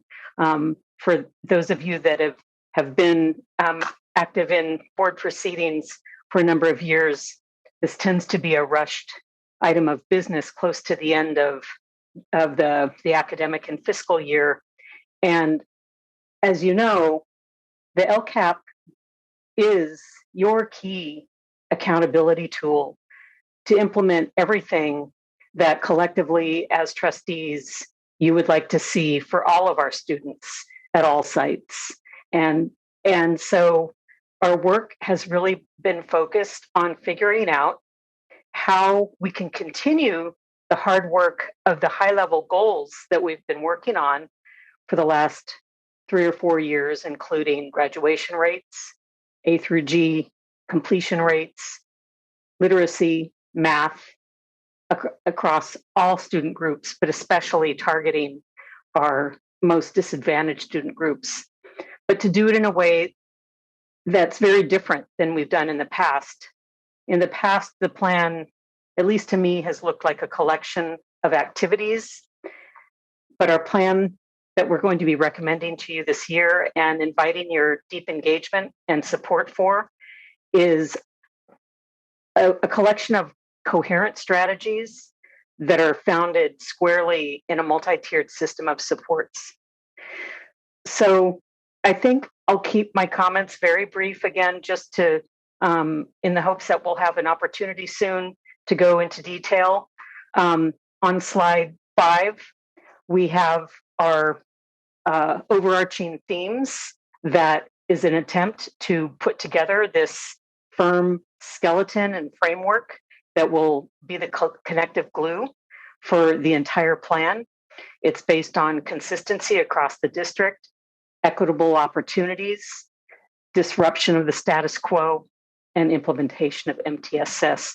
And moving on to slide 6, here we have our the beginning of our priority areas, and it really does recognize the need to dramatically improve our foundational educational experience for all of our students, keeping in mind that an MTSS system assumes that upwards of 80% of our students are meeting grade level standards in all general education classrooms, and that supplemental or interventions are only needed for a small fraction of students.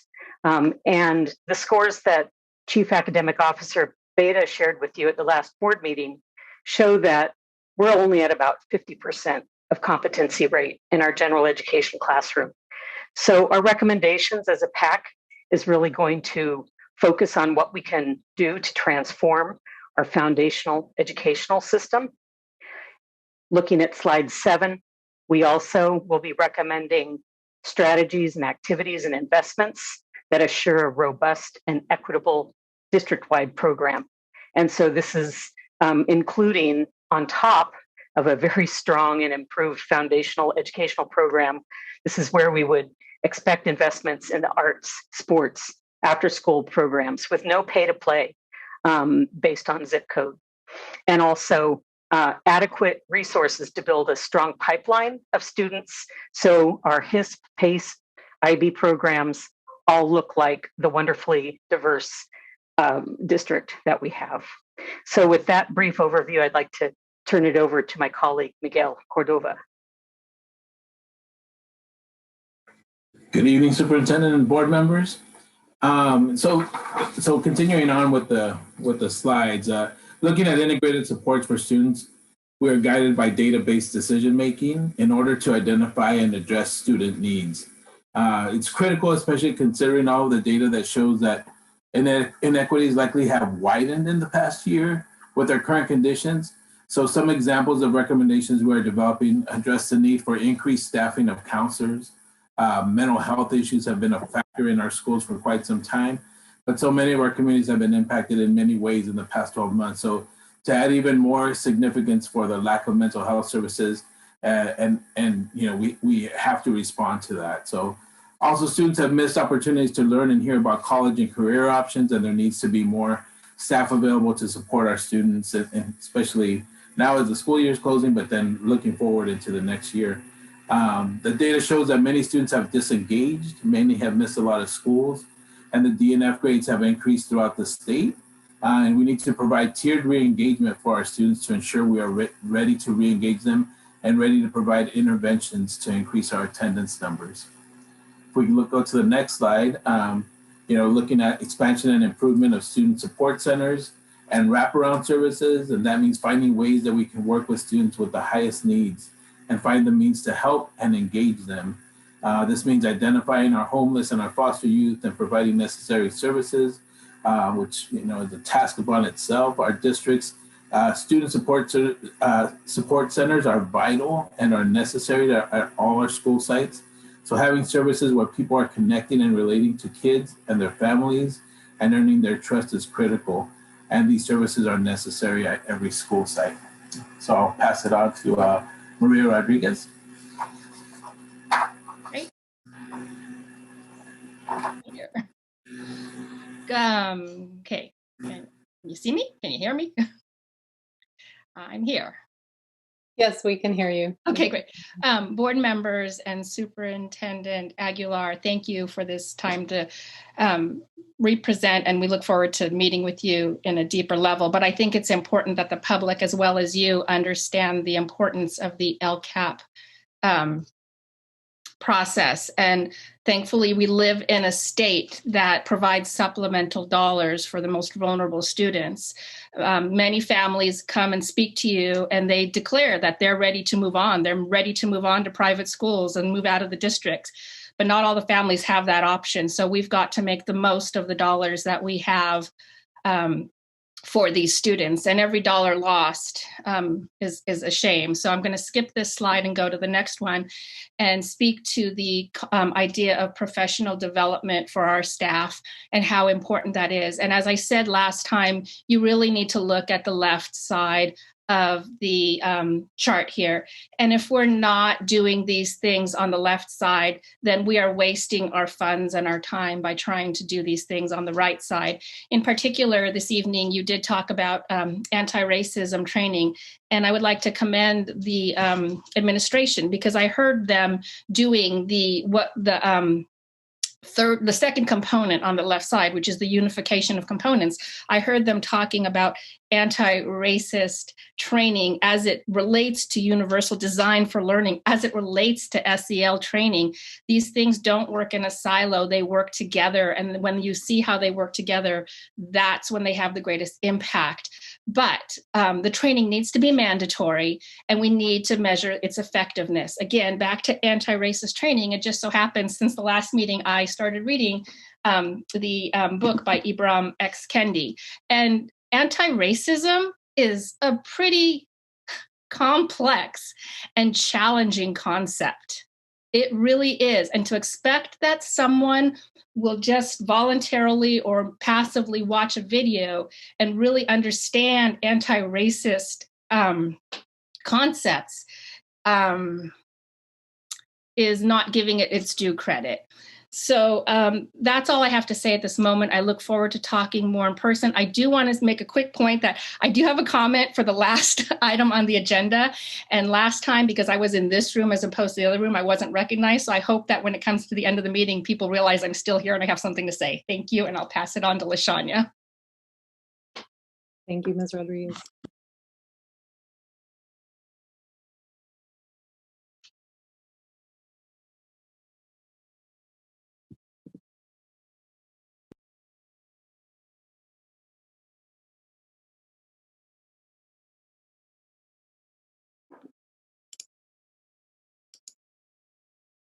Do we have her on the line? I think she was on a phone line, she had said.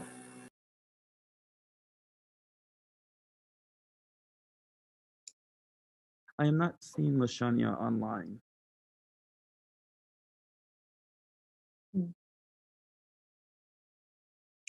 Perhaps one of you want to step in on her slide?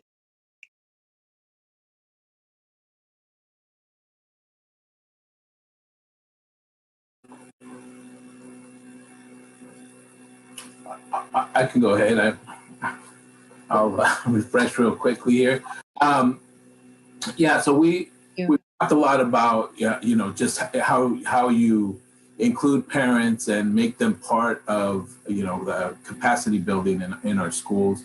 So obviously things with effective use of translation services, so that not only are they participating in the different groups that are established like DLAC and CAC and everything else, but also just so that there is a relationship that's built there, so that there's a trust that's built in the school, so they feel comfortable coming in and talking to folks there. So that's really important to build that in each of our sites, and being mindful of those things. And especially, I think one of the things that we talked about that I had mentioned last time is that, the use of technology, while it was new and it was sprung on us, and maybe we fast forwarded in a lot of ways, it's here to stay. That we have these devices, we have these computers now, and all these things. So the more that kids and their families can become familiar with it, I think it's a tool that's there now, and so there's no point in picking those back up and putting them back into storage. Let's put them to use, and let's find ways that we can grow, not just with the kids, but also with the families and in the homes, so that there's more capacity there. We'll move on to the next slide. And so a lot of the things, it's a lot of what we've heard about today, and I was going to mention later on. Board Member Phillips has talked a lot about just reaching out and finding ways that we're effectively communicating, and having parents understand. A lot of parents, the majority of the parents in your district, are not going to be on a 4.5, 5-hour board meeting on Zoom. It's just not going to happen. And so ways that we are able to reach out, obviously language is important, but also just access, access of whether if a lot of communication is done electronically, and it's just the difference of how families may treat getting an email or getting a text or something, or a call, and being able to act from that. So the more that there's some genuine communication that's built in our schools, that it's not just a transactional kind of thing, but it's a real relationship that's being built, the longer it's going to go in terms of how we're working together to address our kids' needs. I think we'll go on to the next one. I think it's the closing here. So we want to provide, not only important recommendations, but also be able to track and evaluate the progress. With that in mind, we would like to see the use of targeted funding to specifically provide support to students with highest needs. We want to see a full picture of funding for identified LCAP actions, show all the funds that are used to address those specified needs. We want to see more of the alignment of plans and district supports and targeted outcomes, and be able to see how we are working to ensure effectiveness. As it was mentioned earlier, LCAP recommendations in the past have come at a time when so much of the plan has already been, for the coming school year, has all been kind of settled, right? And here we come in June with our recommendations. So we're here, now February, now March, giving the school district a little bit of a glimpse of what we are hoping you begin to think about on how you include in the coming budget. The LCAP was supposed to be a big change in how California manages its school finances and how well we serve our students, and more specifically, how well we serve our English learners, our foster youth, and our low-income students. It was going to include all members of the school community as all stakeholders were going to engage in the development, review, and support of the LCAP. And I think for a district like Sacramento, this is really important, right? Because that need was so important, so much needed. Local control. Parents would determine the district's priorities. The community would be able to respond to the needs of the students. And the thing that we've seen as we meet month to month is that in good times and in bad times, we talk about good times that we've had financially, bad times that we had. It seems that the same students have had to have tough decisions made for their circumstances. Whether we have an influx of federal money or if we do not, your LCAP group sits in a room trying to choose whether to recommend more reading or math coaches, or do we provide mental health programs for kids? Do we provide English learner staff support? Is that more needed, or is it more important to diversify the GATE program? Providing school attendance staff supports so more kids are coming into school, or adding student support centers and sites where they don't exist. And I think what we see, good times or bad times, students of color, homeless and foster students, English learners, low-income kids, they don't have full access to the mission of Sac City School District. And I really want to kind of emphasize a lot of what Board Member Phillips was saying today, and I thought was really important, is that just providing that voice and that perspective of, these are the kids. Like when we're making decisions all the time about funding, the loudest parents will be the loudest parents, but these kids don't have those voices here, but we have to be those voices. And it's just, we have to realize that some kids are getting all of these different advantages, and a lot of things are extras. These kids don't even just have access to reading, to language arts, to math, and we're trying to decide which of these supports, of which they need all of these supports, which of them to give. And so that's why it's important that, we want to have a conversation more about these things, because it's like, these are tough decisions that somehow it's made it seem like the LCAP's going to solve all this, and it doesn't. And all this money is going who knows where, but the reality is that we need to be able to provide the minimum for them to have access to our education system. And we just fear that so many of these kids, we know it, they aren't getting it. And so we've got to find a way and we've got to work together on that. And so I think next we're having the student presentation. Sorry.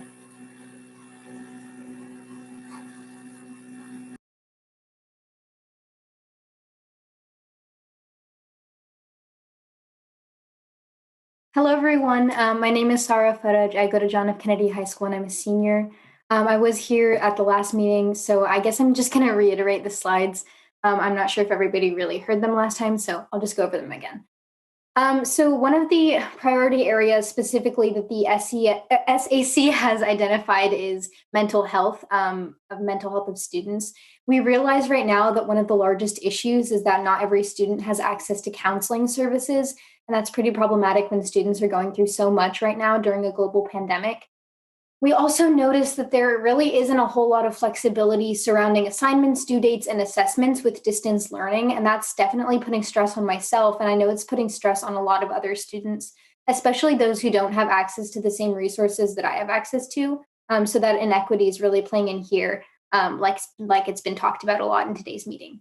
And we've also noticed that there hasn't been long enough counseling meetings. One of the biggest issues, and I said this last time, if you're in the middle of a panic attack, you can't exactly, just feel better in 10 minutes and head back to class. Like, you need time to actually process your emotions. So putting students on a time limit, especially when as short as 10 minutes, just honestly isn't enough for students to take care of their mental health. So with all that being said, we do have a few recommendations. One of the biggest ones that the SAC has been pushing for the past few years is having annual mental health check-ins. This means that every single student, regardless of whether they've expressed a need, is going to be checked in with their mental health or with their counselor on campus.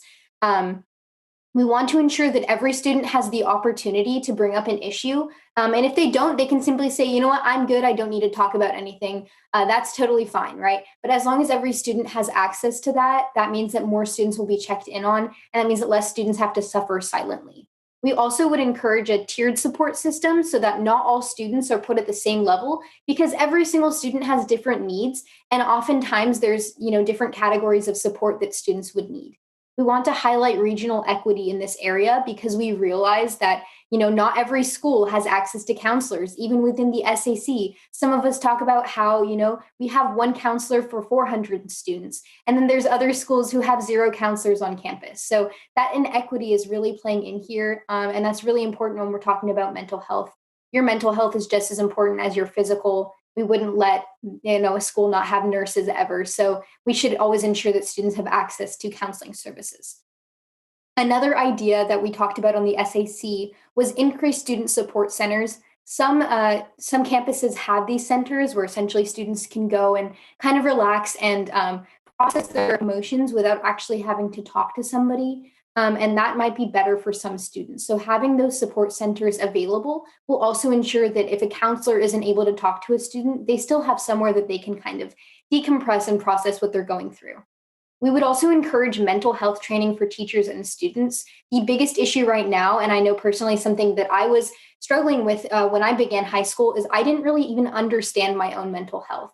I personally have gone through mental health trainings, and at the level that I've gone through, which are very basic mental health trainings, they've absolutely helped me understand my mental health and what's physically and scientifically, biologically going on inside my brain. So if we can ensure that students and teachers both understand that means students can better check in with themselves, they can better advocate for themselves, and teachers can actually take that into account.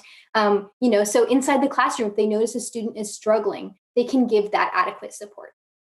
We would also encourage alternative behavioral intervention programs.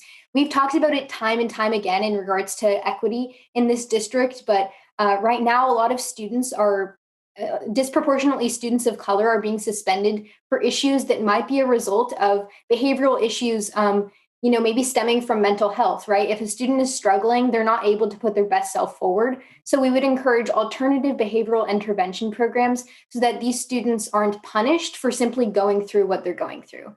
And finally, we'd also encourage these resources to be spread to students with a 504 and IEP. These students are just as important as every other student, and mental health is something that should be prioritized in regards to those students as well.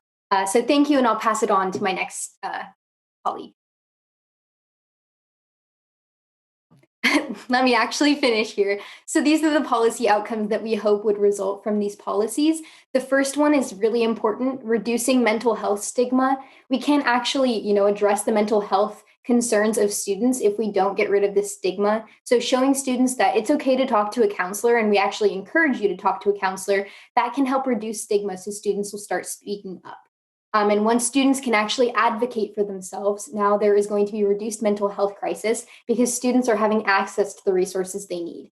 And finally, we see increased student productivity. I know that when I'm not really feeling that great, I can't really be productive. But if students are able to talk it out, they're able to get that support that they need, they're actually able to be more productive educationally. And this means better student outcomes in terms of their education. So now I will pass it on. Thank you. Thank you so much, Sarah. And it's the last thing I want to do is to reduce the amount of time that we're hearing from students. But I know it's very, very late, and we did have 15 minutes put aside for this entire presentation. So I'm just mindful of the time. And I know we actually, I remember your recommendations well, and I got a lot out of your presentation the last time. So I just wanted to let you know that. And so hopefully we can just make this sort of a refresher course in the recommendations. And we look forward to engaging more with you in the special meeting and going deeper. Thank you. All right, hello, my name is Young, and I'll be presenting on the next priority area, which is career preparation. And so to begin, not all students have the means or want to attend college. There are many other options out there, such as trade schools or specialty programs for young people to further their education after high school and potentially earn a higher wage.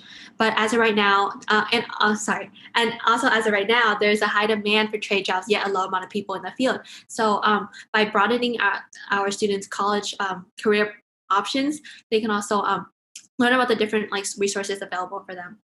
But as of right now, college is the only thing being promoted throughout our district as a post-secondary option, where most students feel as though that is the only choice for them.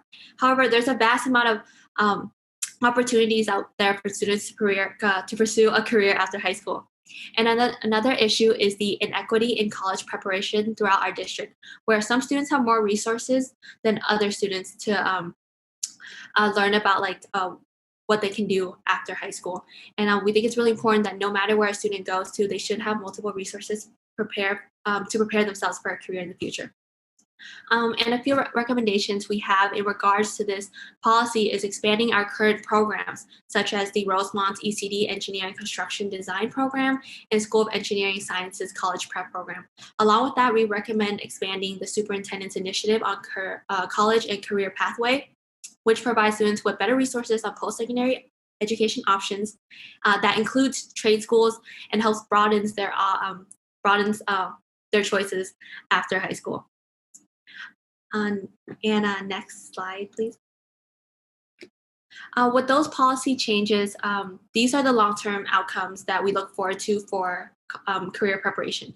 For one, by supporting students in their different career pathways, whether it be college or trade schools, we are normalizing students being able to change their mindset regarding their career, their future career. Aside from that, they will be better informed about the different programs offered to them and have better chances to earn competitive wages after high school, which will help to promote their social mobility from one class to the next. All right, thank you. And next slide. Thank you very much. Hi, I'm Abby. Our next priority area is student voice.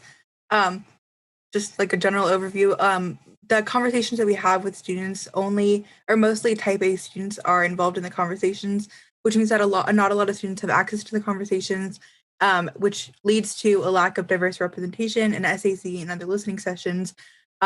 And that causes students' concerns, or all students' concerns, to not be taken into consideration. Some recommendations we have for that are for listening sessions to be scheduled during school operation hours so that students who work or have family needs can attend, better publicization of opportunities so that all students can attend, not just type A students, anti-bias training for staff so that we are able to include all different students, and interpreters for families and students who do not speak English so that all families can be included. Next slide. The 3 outcomes of this are: 1, more students can share their opinions, needs, and wants. 2, policies are tailored to reflect the needs of students and all students. And 3, all SUSD students are supported in their education. Next slide. Hi, I'm Natalie, and our last priority area is the lasting effects of distance learning. So right now we have students from all different types of community groups. We have young students trying to learn algebra and addition. We have English language learners trying to learn the English language. We have other students, especially our 504 and IEP receiving students, and those facing resource and technological issues are not getting the support they need from our schools. And we also have mental health challenges written down on there, like Sarah had talked about previously in the presentation. So obviously, when we have things like this, our students are going to be really missing out on a lot of the curriculum and a lot of the content that they would have gotten out of this past school year. And so that would cause lasting impacts that would follow them throughout the rest of their educational career. So our recommendations for this is that we should increase student support programs, including bolstering tutoring programs that already exist, and really focusing on regional equity here and making sure that we're giving our resources appropriately to schools that need them most. Also flexibility for completing assignments, given that many of our students are struggling with mental health challenges and not having the additional time they needed as granted by their previous 504s and IEPs that have not yet been renewed. And really just overall rejecting our normal idea of what schooling is typically looks like and embracing more creative solutions for how we can make the rest of the schoolwork work for our students. Thank you. Oh, yep, that's the lasting effects policy outcome. So once we tackle this with the policies that we had outlined, we would obviously reduce learning losses, given that if we can get 504s renewed, if we can get advanced technological support to students who need it, and really to students who are trying to learn the language, etc., then we'll stop seeing these really reduced learning hours that they're getting, which obviously leads to improved educational outcomes. They're being able to be in class more often and thus are able to keep up with the curriculum, which allows for academic growth and improved mental health, knowing that they're on track to complete the school year. Thank you.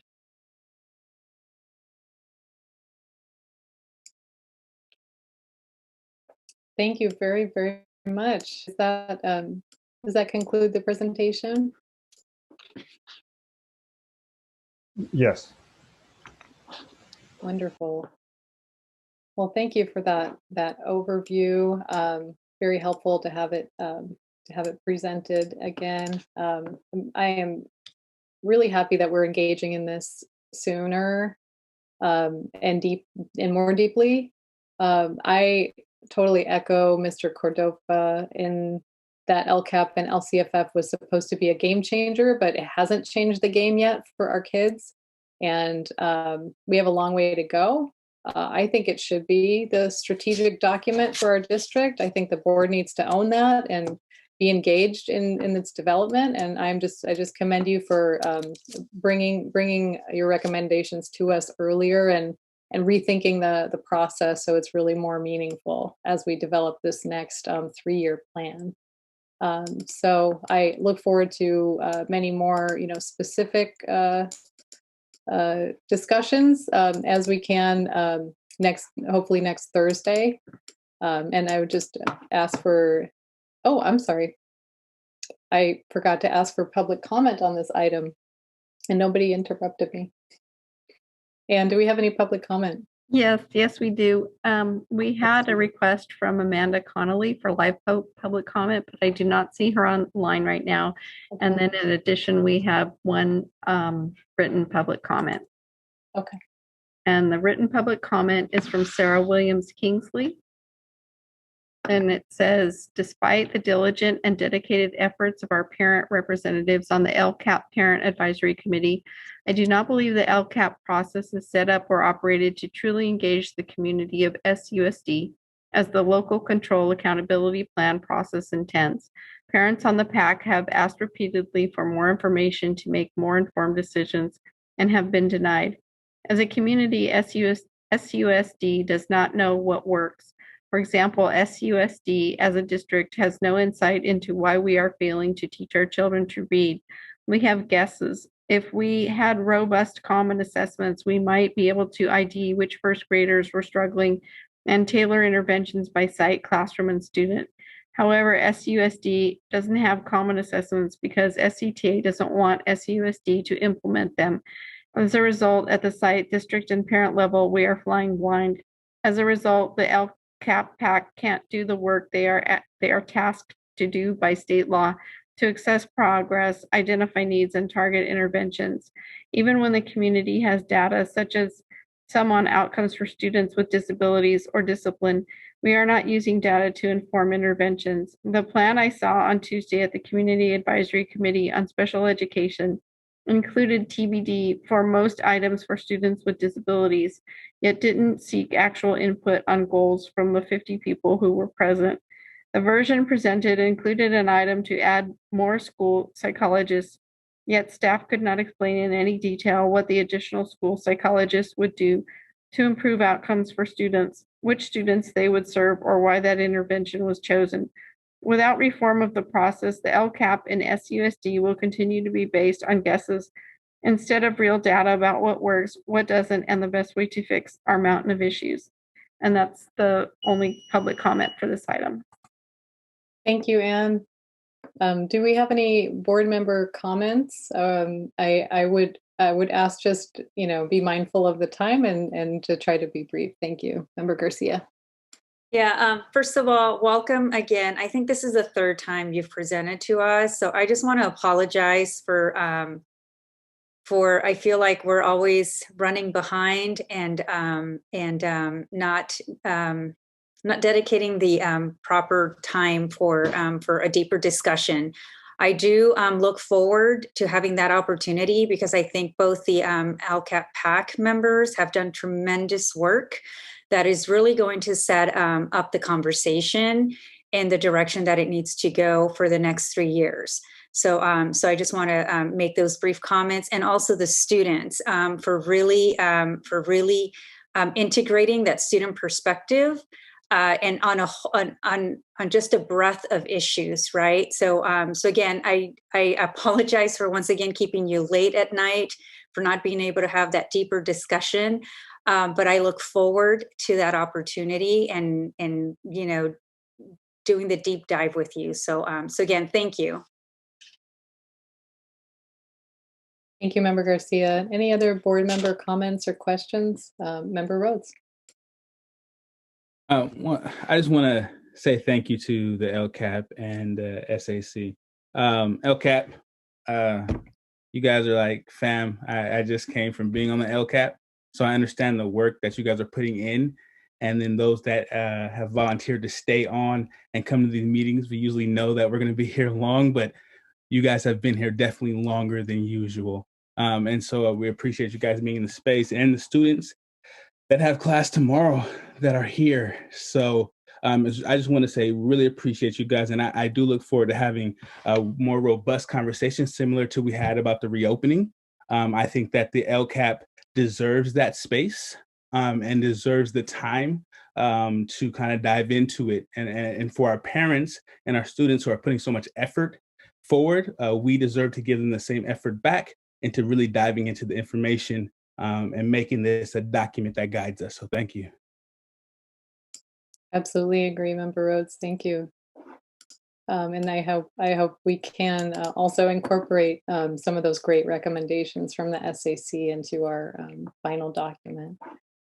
Okay, with that, if there's no further board comments, I will move on to item 7.4.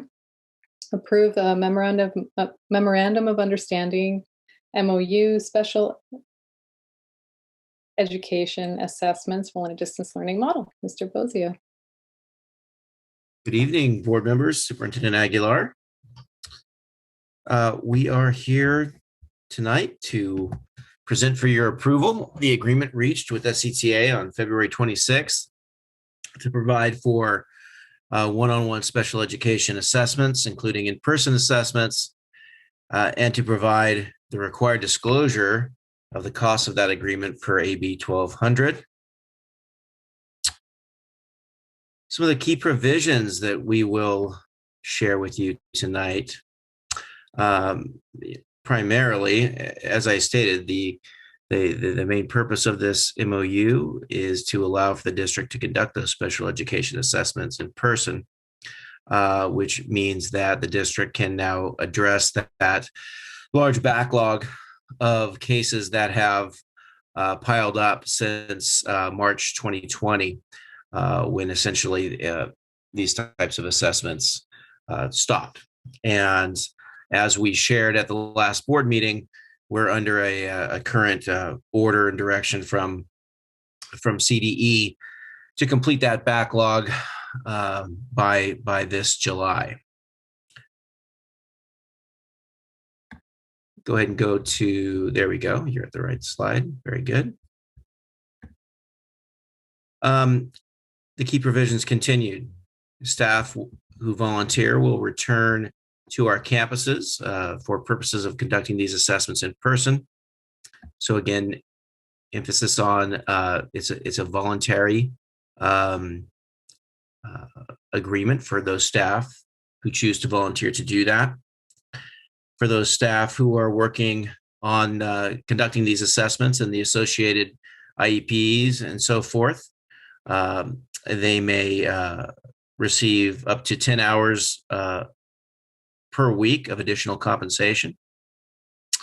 The total amount to be paid to those bargaining unit members on these IEP teams shall not exceed $4 million for this work over the remaining 4 months of the 2020-21 school year. Next slide.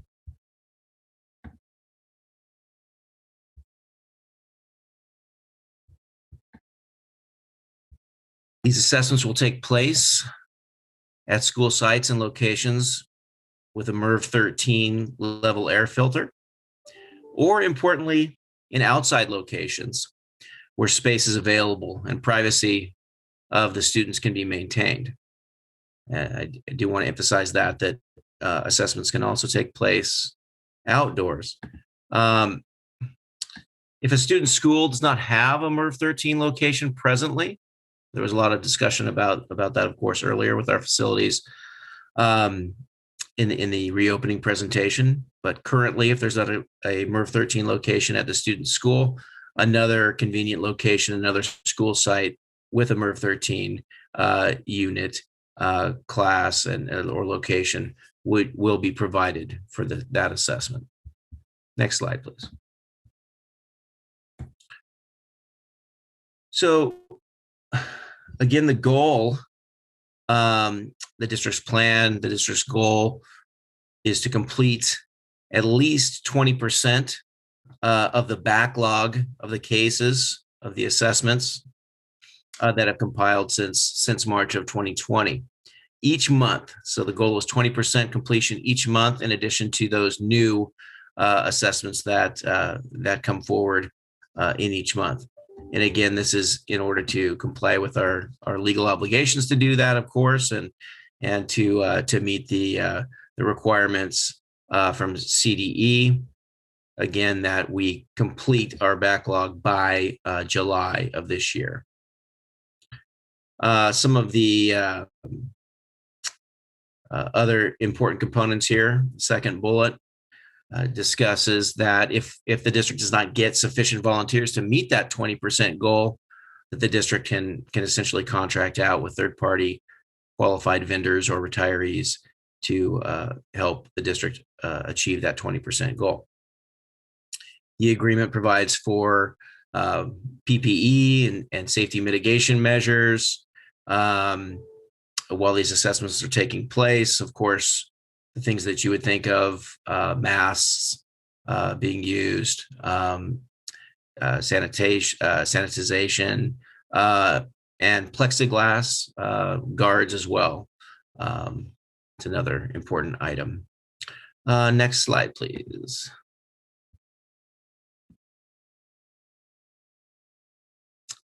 We were required to bring this forward to you tonight, largely in order to really disclose to the board, to the public, the fiscal impact of the agreement pursuant to AB 1200. As I mentioned previously, the agreement provides that the maximum payment for the extra hours worked by staff to do the catch-up is capped at $4 million. There's some additional expenses associated with that, of course, associated with our required contributions and so forth. And these funds are also going to come out of our CARES ESSER funds. I'll let Rose talk a little bit more about the fiscal impact and the AB 1200 disclosure. Sure. Thank you, Raul. Yes, as Raul stated, per AB 1200, districts are required to disclose a proposed collective bargaining agreement. And we're also required to provide notification to our reviewing agencies, which in our case is SCOE. And part of this notification includes an analysis of the cost of the settlement and the impact on the operating budget. And as Raul shared, the analysis did include identifying the funding source. And in our case, we are going to use CARES, the ESSER funds, a one-time funding source, because this is a one-time expense of, and let me back up, not only because it's a one-time expense, but because this expense completely is eligible for CARES funding. It's the type of expense that satisfies the criteria.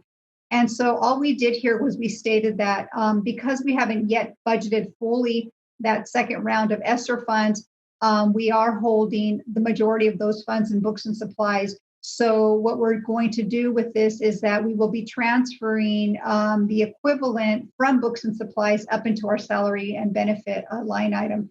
And within the board item, there is a link to the disclosure of AB 1200, which shows the impact on the budget. And please know that we are basing this off of first interim because that was the last approved budget that the district approved back in December. And it'll identify where this $4.8 million will fall and the movement of the books and supplies. Thank you.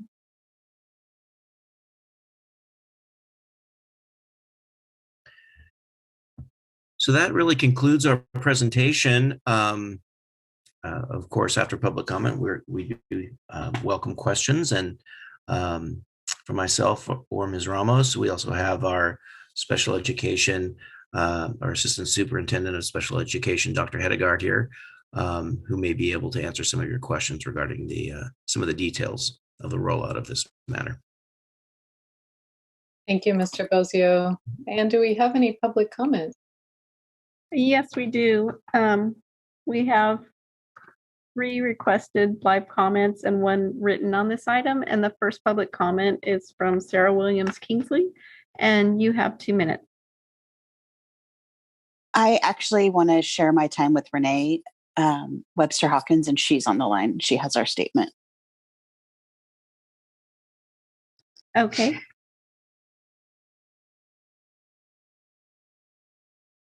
Shall I go ahead, Ms. Moretti? Yes, go ahead. Go ahead, Ms. Webster-Hawkins. Thank you. Thank you, trustees and superintendent. And our comments are also directed to the leaders of SCTA as well.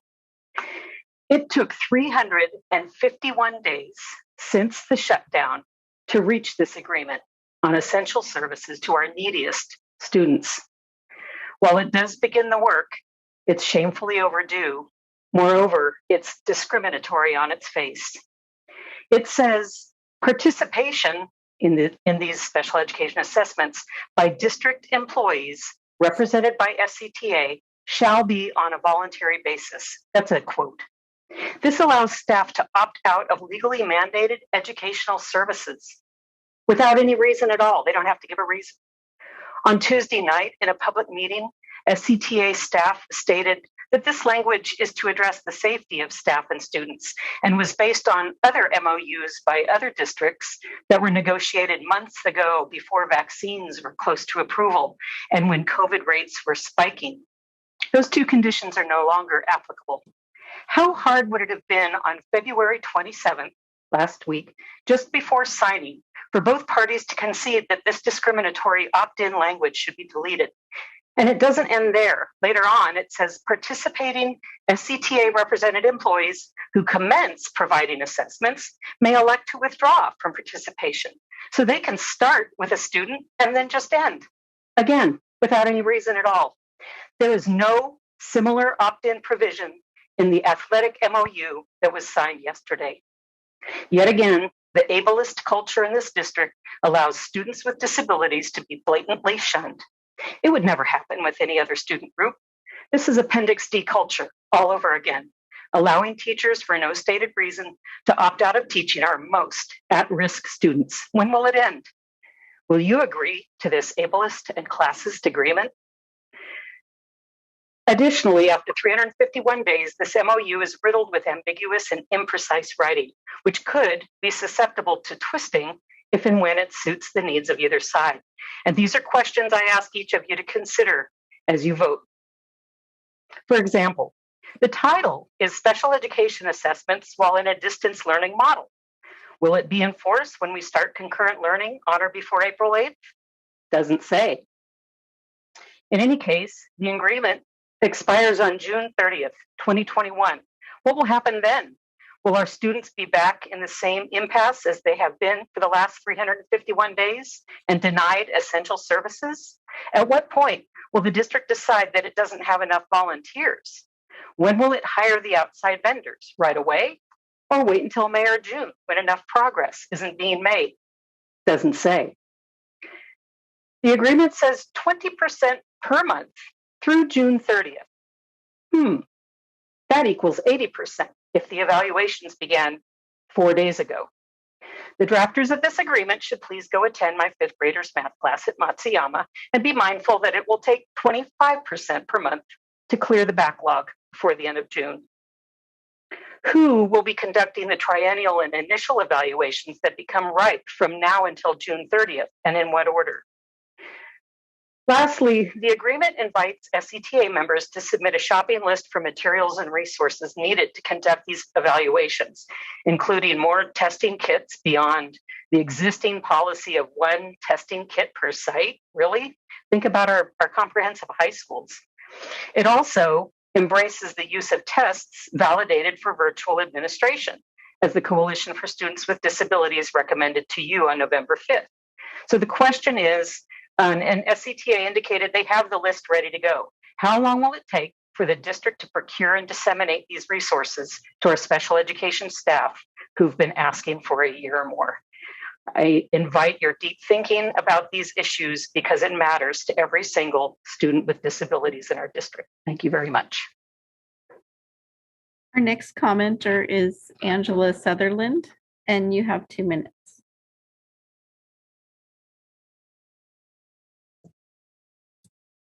Hello, everyone. Students with disabilities in Sac City Unified have been struggling in distance learning. Not having a distance learning agreement for nearly 1 year, including no agreement for the delivery of special education evaluations, has resulted in a lack of clarity and consistency and glaring inequities. But this is not a surprise, as in this district, they have been discriminating against students with disabilities for over 25 years. The district is now backlogged with over 800 initial and triennial evaluations. This resulted in CDE stepping in to demand that SCUSD and SCTA reach an agreement by February 1st or proceed with hiring outside contractors to begin conducting the evaluations and finish by July 30th, 2021. The district chose to ignore CDE's directive and continued to negotiate with SCTA past the deadline and did not proceed with hiring the outside contractors to do the work, further delaying the students' ability to be assessed for special education. Even though there were qualified contractors willing to serve and evaluate students with disabilities all this time, SCUSD still withheld these services because the SCTA teachers and staff who might ordinarily provide the services did not have an agreement. Why didn't SCTA and SCUSD carve out of the MOU to allow the assessments to proceed with the outside providers 11 months ago? David Fisher says it had to be negotiated. It appears that they wanted to wait for overtime compensation. Finally, on February 27th, an agreement on special education evals was reached. Detailed plans, though, are not being shared. This presentation was much too short. These are students, these are not numbers. And you need to show us a plan that's going to remedy the issues with student regression in social, academic, and functional skills. Students are being failed. Thank you. The one written public comment was also from Angela Sutherland. So this was the final public comment on this item. Thank you, Ms. Moretti. Do we have board comments or questions? Member Garcia. Thank you. I just wanted to acknowledge and validate the public comments that said this is long overdue. I think we can all agree on that. But here we are, we have an agreement now. And so I look forward for these assessments to happen as soon as possible. I do have some clarifying questions on some of the language. I did want to ask about the status of I think it's the group of professionals that is coming up with a list of, I printed this out too small, so now I'm having a hard time reading it. A list of assessments, tools, and whatnot. So I noticed that they were supposed to meet within 10 days of the execution of the agreement. So, but the language does not have a deadline as to when whatever work they're supposed to come up with gets done. So how's that coming along?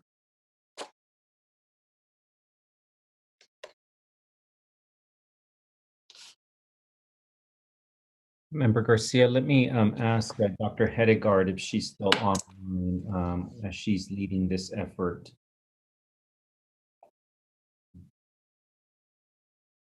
Good evening. Yes.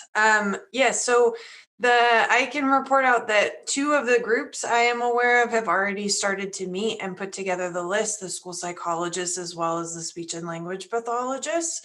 So that information is already being shared with the district and our administrators of teaching and learning. It's a collaborative process and they're being included in those conversations. But we don't have like by a certain day, right? I don't see anything in the agreement that has like a hard deadline. That's correct. I mean, that is correct. And I would refer to Mr. Bozio as well, but I would add that there is continuously changing information, assessments that are becoming available as what the tools and resources. So I'm not sure if that was the intention, but I know that, at no point are we going to stop considering requests of what would support the implementation of the assessments. I think my concern is that there is no additional delay, right? In getting started in terms of conducting the assessments. So I'd like for us to be kept in the loop as a board, just to understand how quickly we're meeting the goal of 20% a month. And I do have a question about, it's something similar to one of the comments. When does the district determine that you don't have enough volunteers to do the assessments? And at what point in time do you seek outside help, contract out? So our first step is working with Human Resources in order to distribute a survey and solicit the number of volunteers. And so looking at our overall outstanding numbers, we can anticipate how, approximately how many we need to complete to meet that 20% in the first month. So depending on the number of volunteers we have, it may be very evident that we would not be able to meet that 20% threshold within the first month. If we have a closer number to the number of volunteers to the assessments, we may have to monitor it for that time frame, but we would be able to make a determination as soon as receiving the survey results to potentially within the 3 to 4 weeks of after starting the assessments. To start applying for additional outside help in finishing the assessment. Well, and I would just add, I believe this is what you were insinuating, but I would add that we're planning prior to, but initiating would be, that would be true. Got it. Okay. And then the last comment, one of the public comments, I thought they brought up a good point. Now that we're closer to, the red, to tier red, and we are, this in-person instruction is becoming more of a reality. How does this proposal, or how does this agreement fit into an in-person hybrid and, instructional model? Because it does say distance learning. So is this something that you're going to have to revisit, or? Mr. Bozio, maybe. Yeah.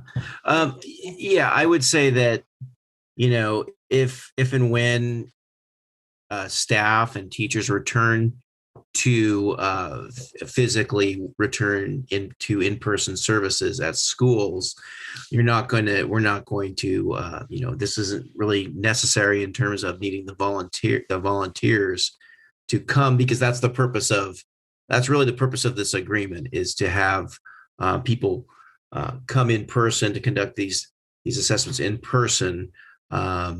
And so the voluntary nature of that is connected to our current status that we've been in with this distance learning and so forth. But once schools reopen for in-person work and instruction, that should really obviate the need for that kind of arrangement that is reflected in this agreement, and would also hopefully help us to increase our pace on the recovery of the meeting. Again, it's a minimum of 20%, and that's a goal. And I would also say, in reference to some of the comments and some of the questions, that of course this was our goal when we first started negotiating, was to complete at least 20% of the catch up back in the fall and earlier winter.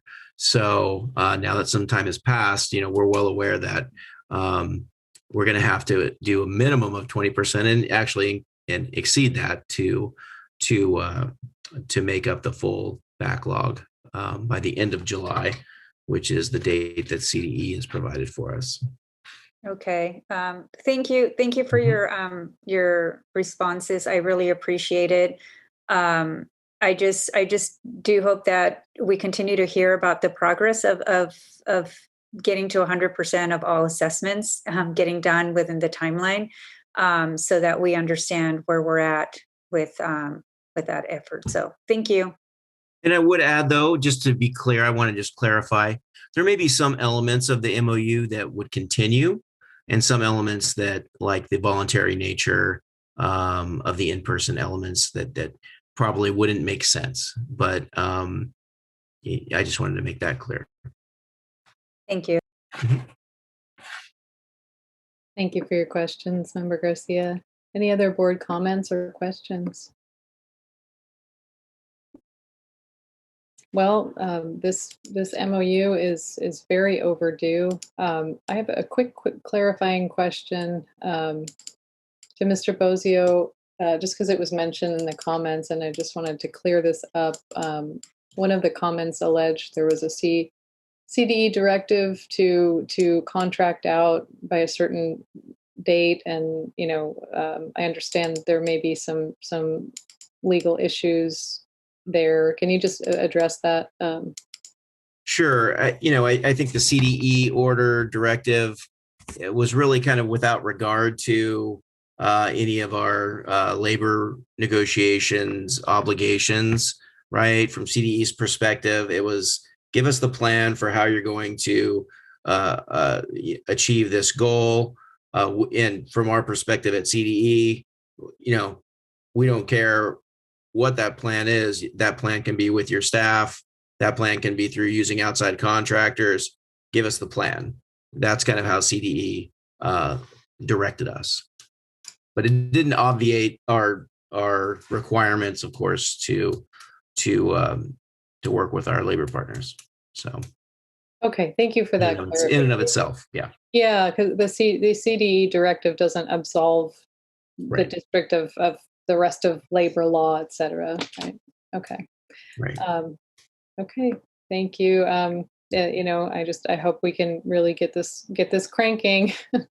And I appreciate all the hard work of staff over the many, many months. And I just hope we can, by golly, work together better, because there is no way that we can, wait this long for really any sorts of agreements in the future. Our kids deserve better from all of us, from the entire SUSG community. I mean, it is shameful that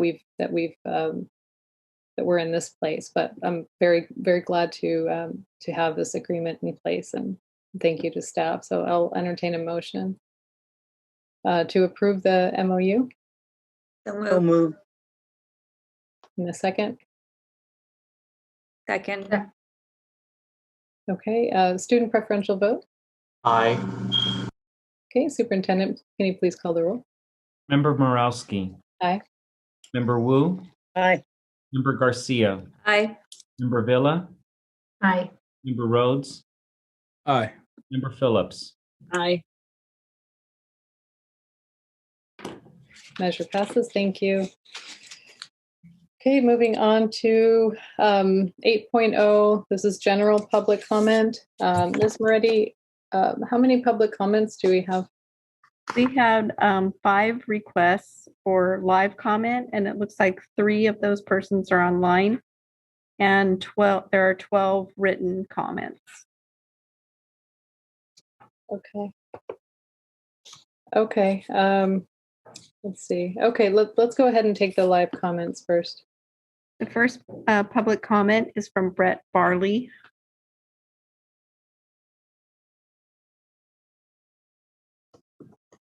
Hi, can you hear me? Yes, we can. Wonderful. Hello, Mr. Barley. It's good evening, Superintendent Aguilar and members of the board. It is wonderful to spend such a late night with you. My name is Brett Barley. I am the superintendent of the California Montessori Project, and this is your 1-minute Montessori Minute update for the week. The big news at CMP is our potential return to in-person learning. Our COVID safety plan has been approved by Sacramento County Public Health, and we recently finished a survey of our staff and families. A majority of both staff and families are in favor of beginning our hybrid model on Monday, March 15th. Our board will take action on the hybrid learning timeline this coming Monday. We are very excited to see students back on campus. We have already held parent and student tours and teacher meet and greets so that our first day is as successful as possible. We would love to invite you to our campus to see actual children on Tuesday the 16th, and you can see what hybrid learning will look like at Sacramento City's only public Montessori school. We'll follow up with a personal email to each of you, and we hope that we can welcome you onto campus in just a few days. Thank you. Thank you, Mr. Barley. Our next public comment is from Katrina Trout.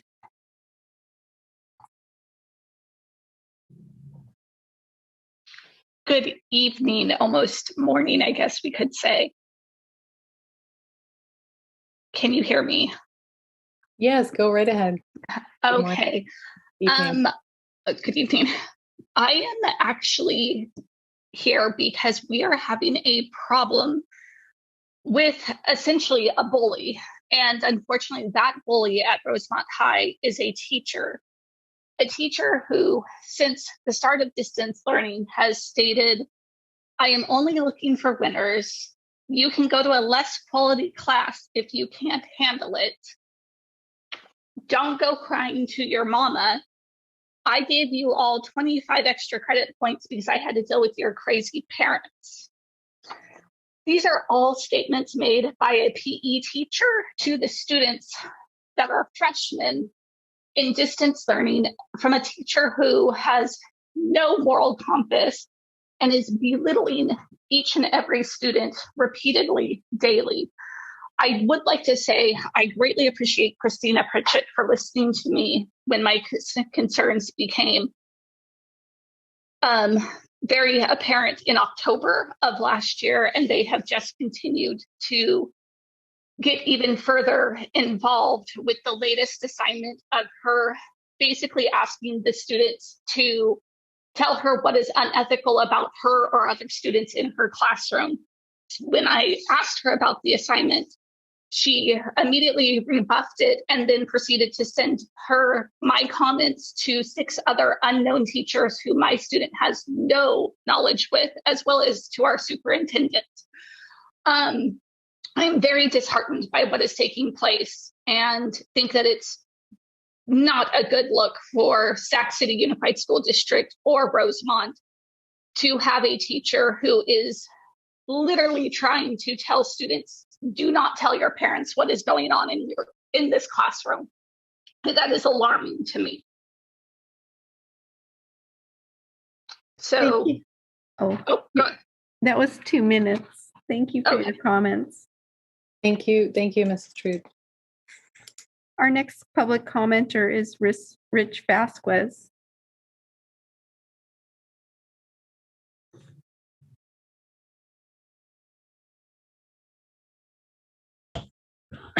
Good evening, superintendent, members of the board. Again, thank you.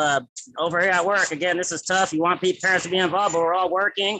Again, I got a different schedule, but again, we're talking about rushing them back to campus. And again, I want to go back, but again, we have to understand that our school sites are failing us, right? You want us to run back, but what are we going to get? What are we going to get going back right now? Again, like I said, the working families, if they're both working, still out of the home working, I mean, how are you going to pick them up? 3-hour schedule? That's crazy. I wouldn't be able to do that if my kids were in elementary. They're in high school, so I don't have to face that. But again, when we talk about our schools are still struggling, right now the SARCs are coming out. I checked out our SARC. There's no data, so we don't have nothing to hold us accountable to. So I'll go back to the 18-19 SARC. Again, 26% at Hiram Johnson passing ELA. The district is at 43%. Math, 11%. The district is at 32%. Last year, we had the teacher vacancy for math. It crushed my kid. And we have teacher vacancies again this year. I mean, I'm going to keep coming and bringing this up. So could you guys get on this? Again, our attendance rate is at 83%. We just had a grant a few years ago with the Be Here grant. I mean, we just lost a lot of progress. We don't have our school improvement grant. We lost millions of dollars. We're our kids. We're going to need some funding. Our SIPSA, we have a handful of different things that are not getting done in there that the district didn't complete for us. So I want to know and understand how the school site council really is something to make a change at the school site. Because again, that's failing us. Again, at work, I really can't focus on this. Thank you. Thank you, Mr. Vasquez. With board consent, I would propose doing the written comments at 1 minute each.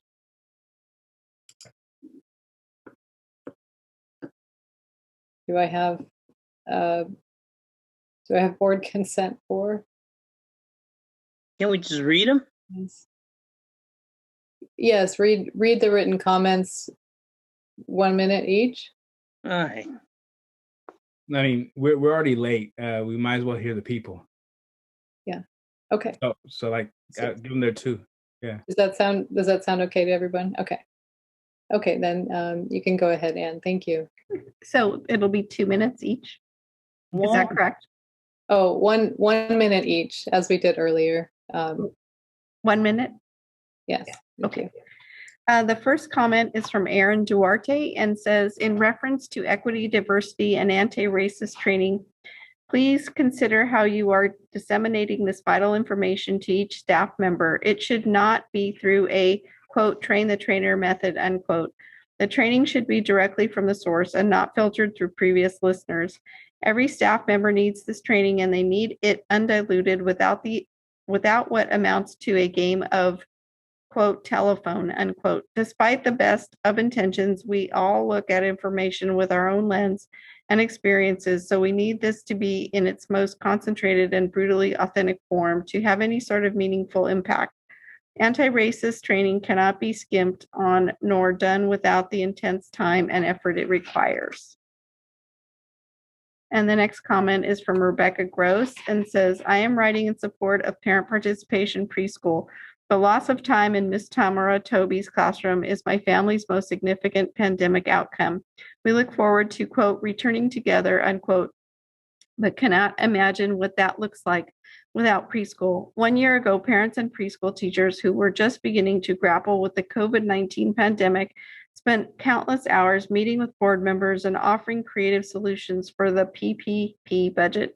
The creative solutions offered by parents seemed to be all but ignored, and teachers ended up presenting a, quote, self-funding, unquote, model, which raised prices substantially for parents and priced out many of the parents who most needed this program. As Superintendent Aguilar stated near the end of your last meeting, part of that solution was that the district would look into grants and other funding options beyond increased fees for all parents. The goal was that these funds could be used to offer scholarships so that the program could continue to serve families that fell between qualifying for state preschool and being able to afford private preschool.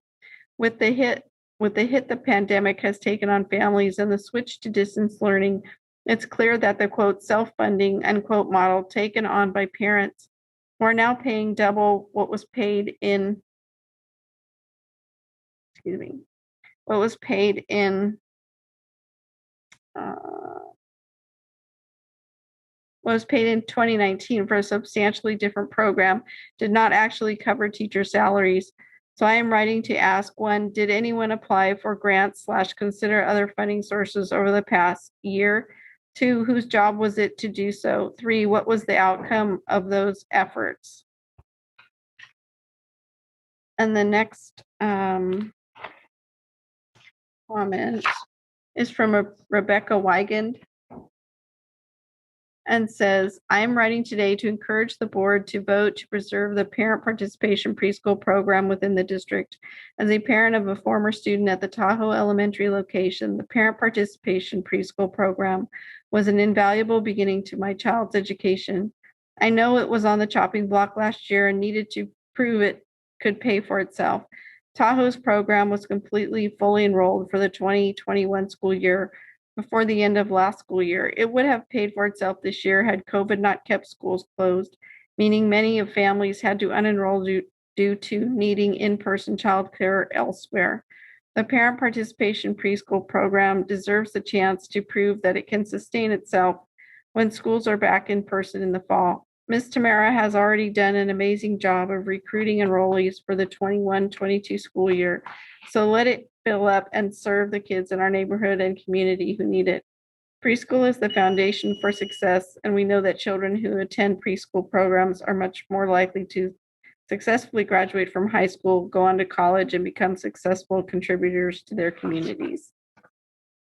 And the next comment is from Che Geiser and says, for continuity in our children's education, I strongly encourage the district to not force any students to change teachers this late in the school year. Our teachers have worked very hard to build strong relationships with our children, despite the difficulties imposed by district learning. These relationships lead to student buy-in and trust, and this is critical to our students' success. Any change in teachers would be highly disruptive, especially to those children opting to remain in distance learning, as they would not have the benefit of building in-person connections. The next comment is from Nicole Friedman and says, since the day schools closed last spring, SUSD knew that they would reopen. On February 26, nearly a year after the closures, the district released a return plan that is unacceptably tardy and inadequate. First, SUSD and SCTA should be embarrassed by the repeated failure to compromise. Other districts across the region, state, and nation have reached MOUs that are operating effectively. Bad rancor between the district and the union only hurts the students. A leadership change may be needed. Second, the return proposal makes a bad situation worse. Concurrent teaching will not be effective for younger learners. Teachers will be unable to balance the needs of children in person and at home, so both groups will suffer. Other districts in this region, such as San Juan and Twin Rivers, are not utilizing a concurrent system. SUSD should follow their models. And third, the proposed 3-hour schedule is unreasonable for younger learners. 3 hours of Zoom instruction with only a 10-minute break would be difficult for an adult, not to mention a K through second grader. Next comment is from Daniel Garcia and says, parents, including myself, are reaching boiling points with schools continuing to remain closed.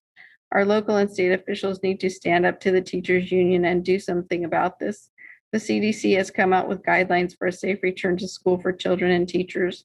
Stop holding our children hostage as they suffer from staying at home.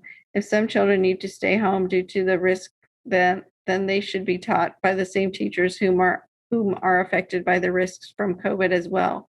Please, please, please stop using my children as bargaining chips in this cruel game to gain power.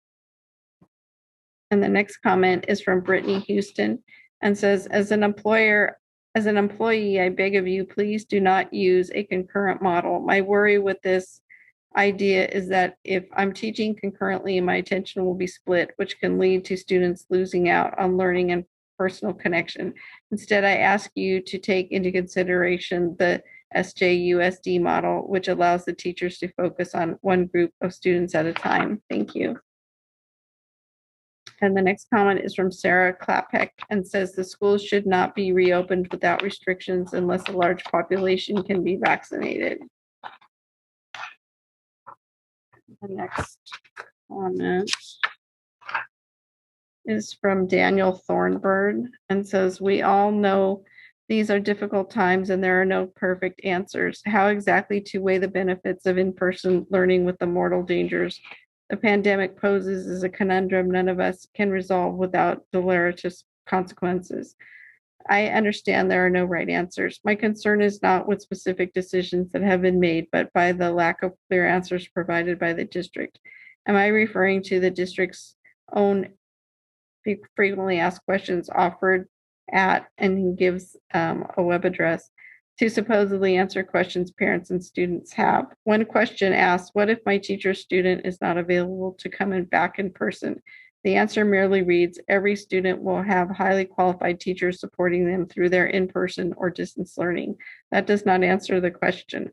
The concern is that changing teachers so late in the year will disrupt even more what is already a disrupted educational experience. How likely is it that students will have to adapt to a new teacher with so little time left in the academic year? And the next comment is from Nina Dea and says, questions, how big are class sizes for high school? How will the schools track and resolve issues with social distancing/masking in mind, issues that arise unexpectedly? How will that be communicated and how often to parents? It seems additional people resources would be needed to achieve the goals above to protect our kids. How robust is the contact tracing efforts by the district, as there have been repeated incidents of issues with food service at various school sites in COVID? Will there be adequate school nurse ratio to students, and has that been considered? The most vulnerable students need emergency plans in place. When will those come into play for kids with IEPs? We appreciate the efforts of the district and staff, including our brave teachers. And the next comment is from Angie Sutherland and says, as shared at the February 18, 2021 SUSD Board of Education meeting and public comments in fall 2020, the Coalition for Students with Disabilities heard from 34 SUSD parents or guardians of students with IEPs and 504 plans about their distance learning experiences. Read more about our community survey. The students represent various school types, including regular, public, dependent charter, independent charter, and non-public. classroom settings, including general education, inclusive/combo classes, and SDCs, student ethnicities, and grade levels from 14 school sites, including elementary, middle, and high schools. While some parents reported their children are doing well, the majority say their children with disabilities are suffering and falling through the cracks while trying to learn remotely. Parent input reveals inequities for students with disabilities on many levels. IEP and 504 services, supports, and accommodations.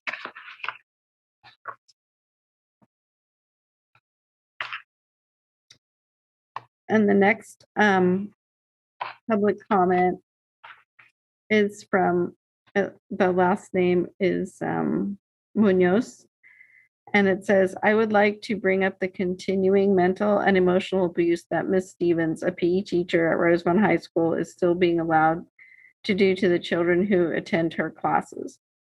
I have been having this issue since the beginning of the school year, and we are going on 7 months now with no actions. Through my search for a resolution to the continued bullying, I have found a community thread on Facebook where parents have gone seeking advice and help, and most don't even identify the teacher. But when you see the comments, everyone knows exactly who it is. The children are having attendance and grades used against them. They are called losers, crybabies, and even told only angels can get an A in her class. She sticks them in isolation rooms at a time out for the duration of the class because of mic or camera issues. And that is the final public comment. Okay, thank you so much, Ms. Moretti.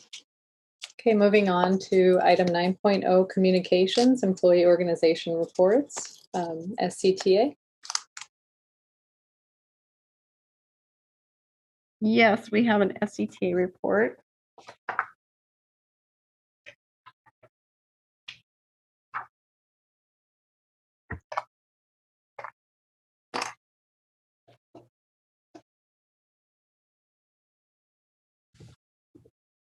And it says, good evening, I'm David Fisher, president of the Sacramento City Teachers Association. Tonight, we will keep our comments brief. On February 12, we reached an agreement, see attached, with the district to establish a vaccination clinic in SCUSD staffed by SCTA represented school nurses, among others. We want to commend Director of Health Services, Victoria Flores, for her leadership on this important issue. We are extremely excited by the number of vaccines that have been able to be provided with the strong support of Dignity Health, and that progress has made us hopeful that every Sac City staff person can be offered a vaccination prior in time to meet the targeted April 8th date to reopen schools to in-person instruction. Last Friday, we were able to reach an agreement that provides for the commencement of in-person one-on-one special education assessments. We are glad that this agreement finally was achieved. On Tuesday, we had a very productive discussion with the Community Advisory Council Executive Committee in a very well-attended meeting where we provided an update on the agreement and discussed other ways to work together to improve services to students with special needs. Specifically, we discussed a number of the findings of the recent report of the California Collaboration on Excellence in Education, which is attached, which provides a blueprint for such improvements. In fact, we would strongly recommend the school board hold a board workshop on the study, which includes many insightful observations and recommendations that should be discussed and considered. On Wednesday, we reached another MOU with the district in coordination with SEIU Local 1021, which represents the classified staff, to begin athletic competition here in SUSD. We want to express our appreciation to the dedicated athletic directors throughout the district who were involved during every step of the process, and to the leadership of SEIU Local 1021, with whom we worked side by side to get this done. We also want to acknowledge the positive role played by Greg Purcell and Raul Bozio to help bring this issue to a successful resolution. That's 3 MOUs in roughly 3 weeks. With the vaccinations, together with projections that Sacramento County will soon be entering the red tier, there is very positive momentum to reach an agreement that would enable our schools to reopen by the April 8th target date. But for that to occur, we encourage you as a board to remove the biggest obstacle that could impede that momentum. As Nikki Malewski and Cindy Stewart commented earlier, SUSD needs to spend the resources it clearly has to provide improvements to the ventilation/filtration system in our schools. Only 15% of classrooms have MERV 13 filters. None have CO2 monitors. And that was the 3 minutes for that report. You can continue, Ms. Moretti. Okay.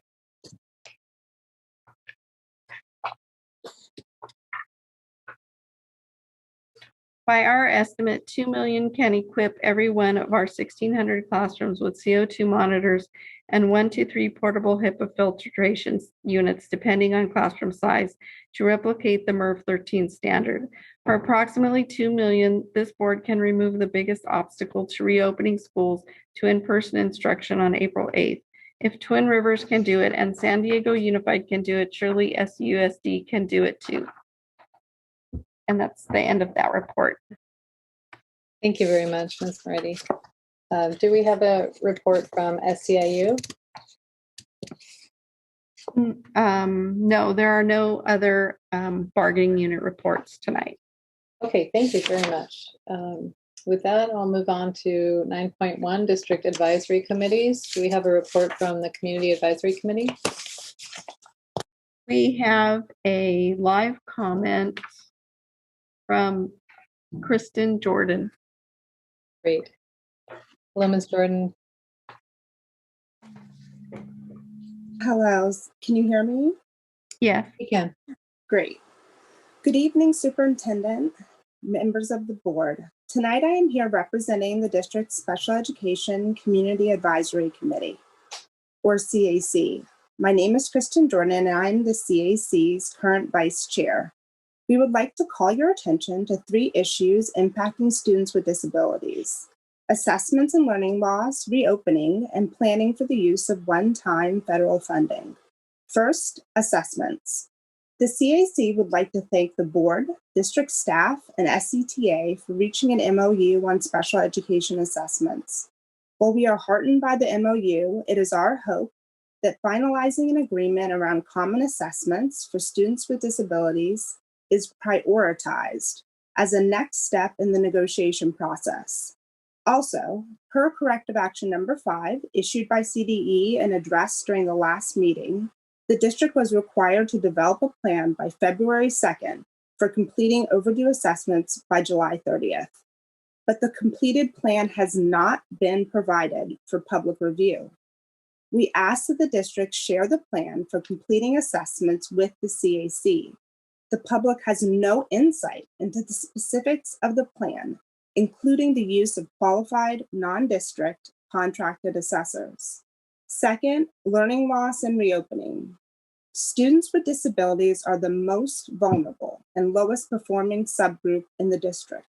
During this pandemic, the gap has only widened. We acknowledge that the families of students with disabilities are a diverse group with diverse needs.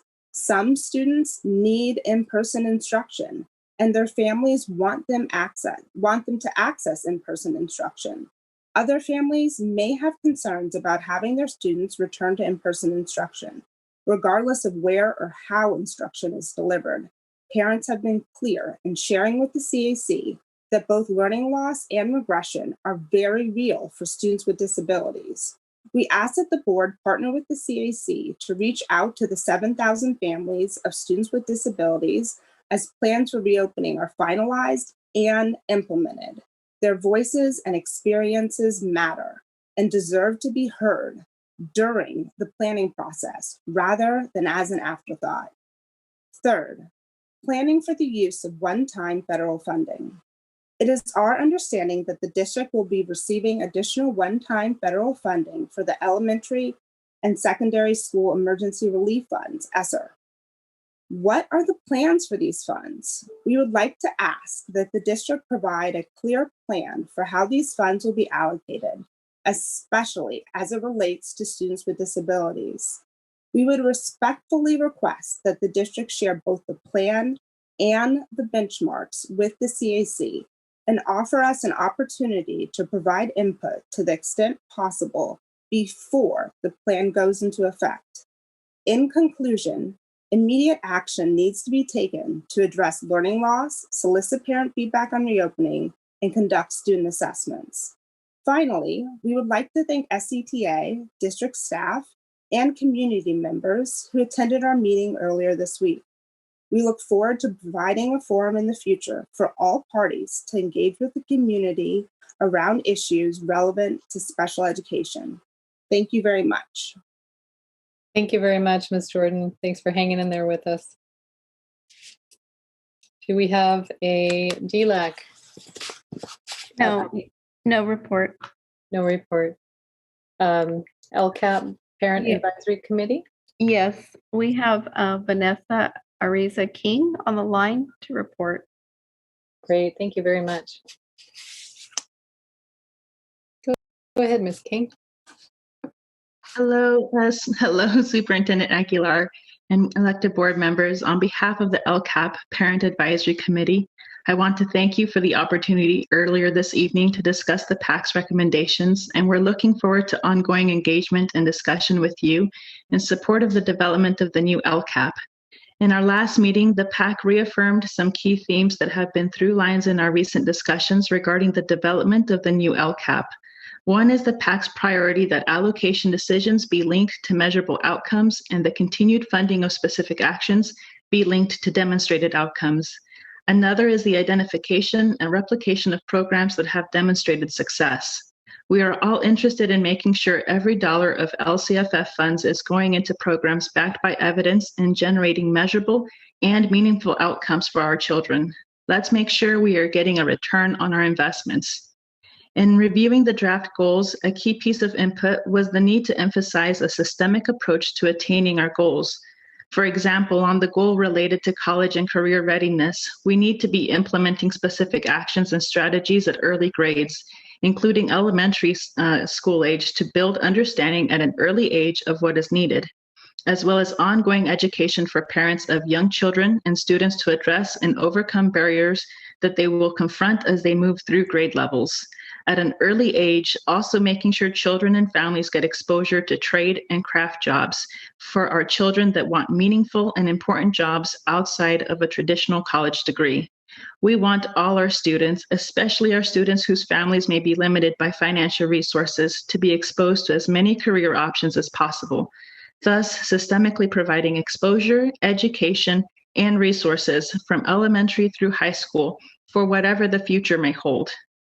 Lastly, the PAC discussion also included reaffirmation of the importance of assessments, including our general assessments, but especially the assessments of our special education students. Since the last PAC meeting, the district announced it had reached the MOU on special education assessments. I believe I can speak for the PAC in saying that we are encouraged by this development in addressing this critical issue. With the various challenges our district is facing, it is good for all of us to see this step happening to address the needs of one of our most vulnerable student populations. We can all agree that it is well past due, but common ground and agreements in this district can be reached. Although resolution to our various challenges do not solely lie in your hands, we continue counting on your leadership, Superintendent Aguilar, and elected board members for these assessments to be conducted as quickly and as seamlessly as possible, as consistent monitoring of progress and assessments of needs is a key component of the LCAP goals and the PAC's own recommendations. In the coming month, the PAC will continue to review draft LCAP materials and begin development of its follow-up recommendations to those that were discussed this evening. Thank you for your time, your work, and your commitment to our children's success. Thank you very much, Ms. King. Do we have a Student Advisory Council update? No update. Okay, thank you very much. We'll move on to 9.3, Superintendent's Report. Vice President Morawski, just given the hour, I know everyone is tired. My comments were largely going to be about reopening. I think we spent a lot of time on that topic. And so we are going to, of course, double down and continue to work diligently to make sure that we can operationalize the board's action this evening. So I will just defer to a later date for more comments. Okay, very good. And we'll look forward to that follow-up as well. 9.4 President's Report. I do not have a report for President Pritchett. So I do have one comment I will share in board member information. 9.5 Student Member Report. Student Board Member Sheikh. Thank you, Vice President Morosky, and thank you, Superintendent, for saving us some of that time. In that spirit, I'm going to try to be brief. Today, Assemblymember Kevin McCarty talked about our district, saying they're fighting over what color the sky is every day. And people not familiar with the region had no idea what he was talking about. But people who live in this county were way, way too familiar with the reality that he's talking about. Between teetering on the brink of fiscal insolvency, subjecting our students to an entire year of distance learning that private school kids don't face, and the fact that there was a pipe bomb found outside a learning center, the city's education is in a pitiful state. Assemblymember McCarty's point is an important one, and the things we disagree on are a lot more consequential than the pigmentation of the sky. We're jeopardizing the future of an entire generation by refusing to address reality, whether it's these larger things or some of the smaller things with regards to special education testing that we just talked about. What reality? For one, today a new analysis by Fair Health, the percentage of all, points to the fact that the percentage of all medical claim lines for intentional self-harm nearly doubled in March and April for teenagers. Disproportionately for girls, those claim lines for overdoses increased by 94.91% in March of last year and 119.31% in April last year. And that trend didn't stop in the first 2 months. 1% of second graders meet the benchmark for phonics, meaning 89% do not. And 20% of students are chronically absent. That's thousands and thousands of students, a fifth of our student body, regularly missing the little instruction they're being offered. All of this is contributing to potentially fatal drops in enrollment as we barrel towards fiscal receivership. Other districts can't comprehend our level of political games and lack of action. We're essentially a laughingstock in the eye of outside observers. My question to us all is, members of the board, staff, shareholders, do we have the decency to be embarrassed of our current state? In my very first report to this board, what seems like 1,000 years ago, I reiterated something staff and experts have told us over and over again, that distance learning can never replace the experience of actual school. I think that's more than been understood by this point. And I think it's important that we understand that the same goes for a hybrid learning plan that we voted for today. I'm super excited. It's a great step. I'm going to be going to school in person.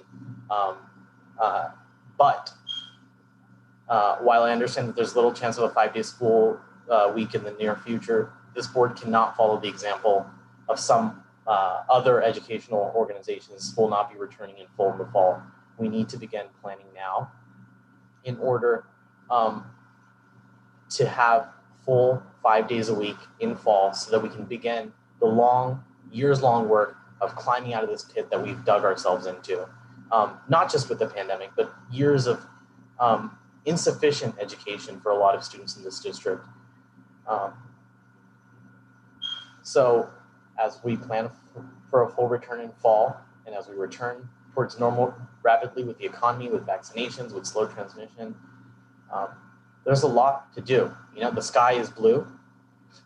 There are a lot of facts we must recognize.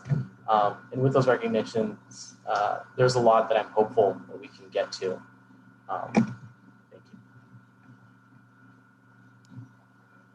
Thank you very much, Student Board Member Sheikh.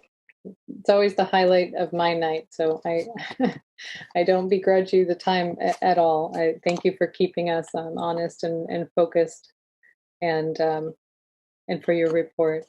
Item 9.6, information sharing by board members. Does anyone have information to share?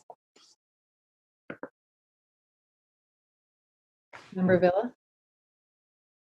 This isn't really any news to share. I just think this is a really, I just want to quickly say, this is a time that we have an opportunity to really reimagine the way that we're looking at education for our community and for our families. And it's going to be a challenge, and change is hard, but we we have to be the leaders in this situation to reimagine creative education to serve our community. Thank you, Member Villa. Any other board members want to share out? Okay, then I will just quickly say I just wanted to ask our superintendent and staff, I don't want to hold up anything about reopening our schools, but I also think it's important for us to lead as board members by example, and I hope that we can get back into the boardroom and start meeting in person. And so I just want to ask superintendent, if we can have staff look at that and bring back to us kind of what modifications we would need to make, and hopefully get us back there, maybe in line with our school reopening as well. Okay, with that, we will move on to 10.0, the consent agenda.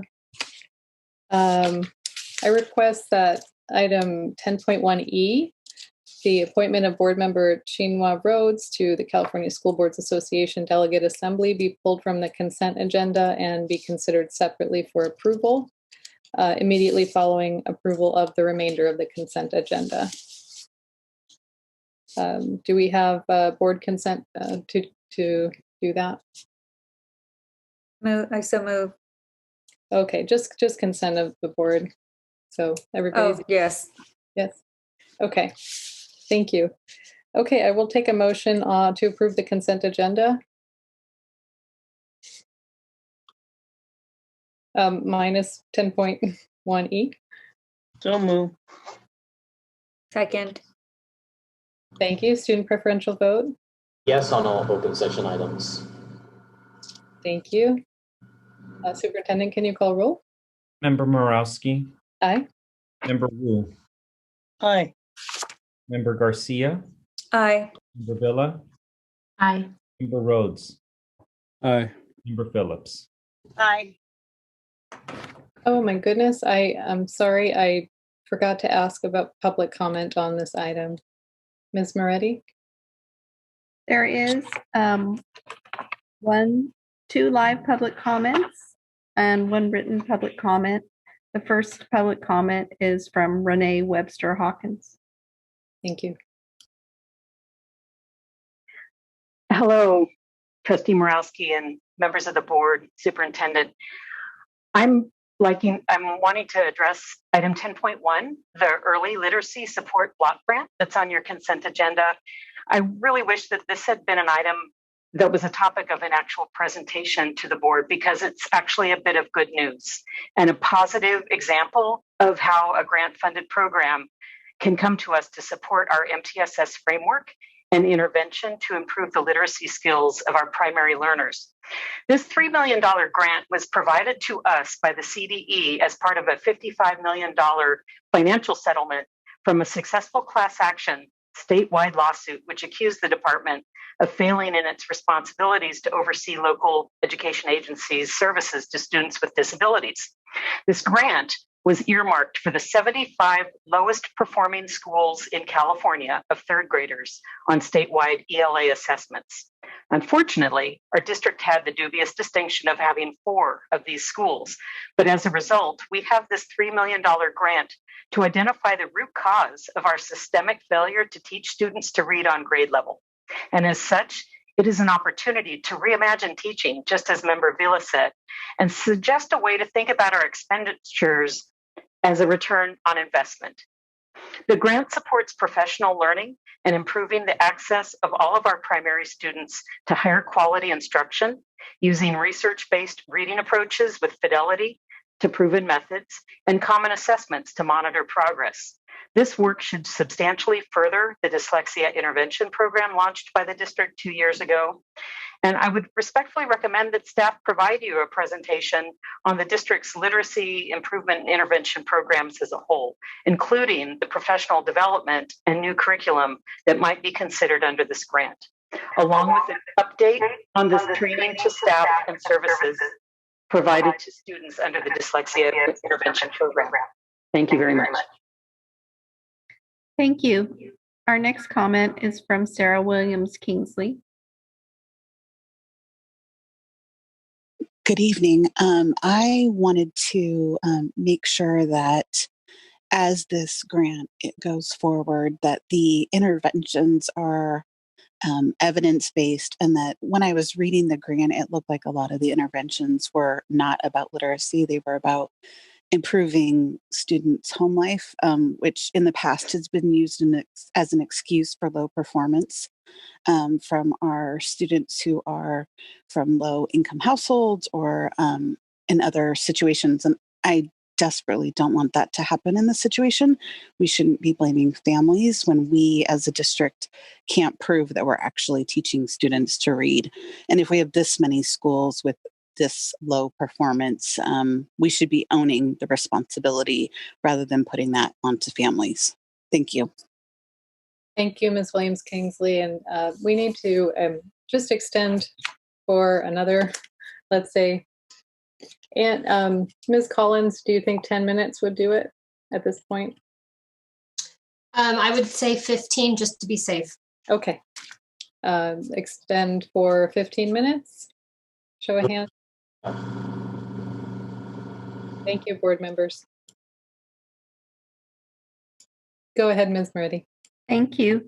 There is one written comment from Ursula Y. Israel, and it says, why is a gang suppression grant more important to a school district than providing the highest quality of education?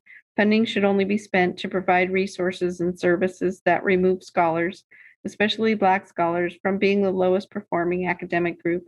A grant like this doesn't reimagine school safety. It only puts our scholars in danger and at risk of being murdered, and those insured from this grant would basically receive qualified immunity.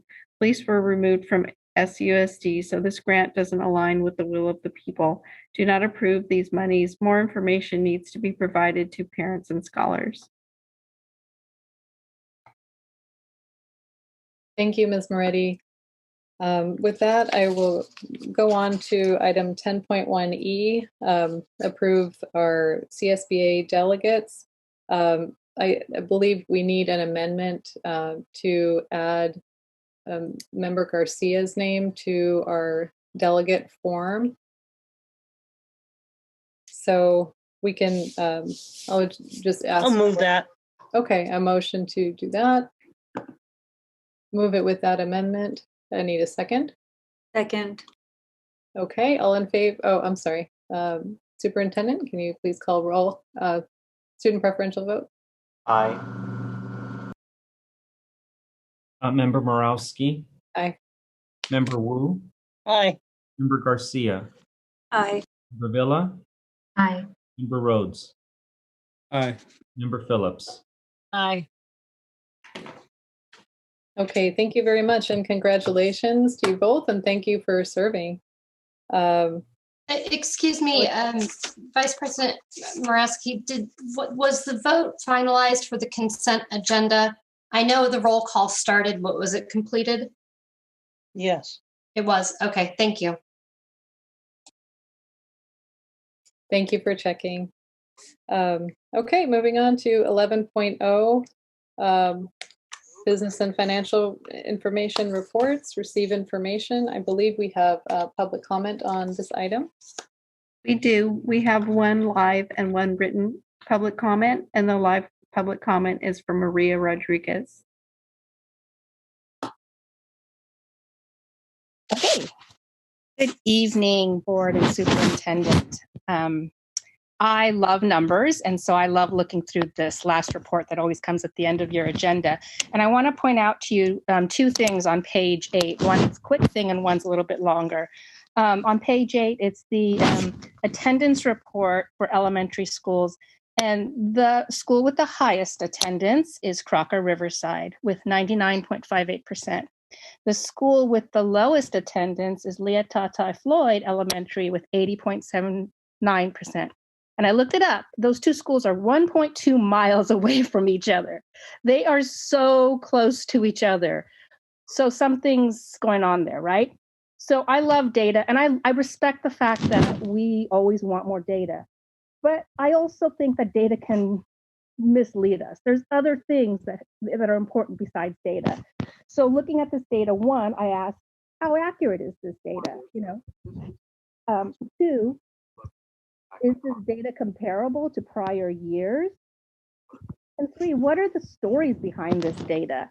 Like, I get that there's a discrepancy between attendance, and we definitely need to work on that. And that should be like something that we keep going back to, the difference in attendance of these two schools.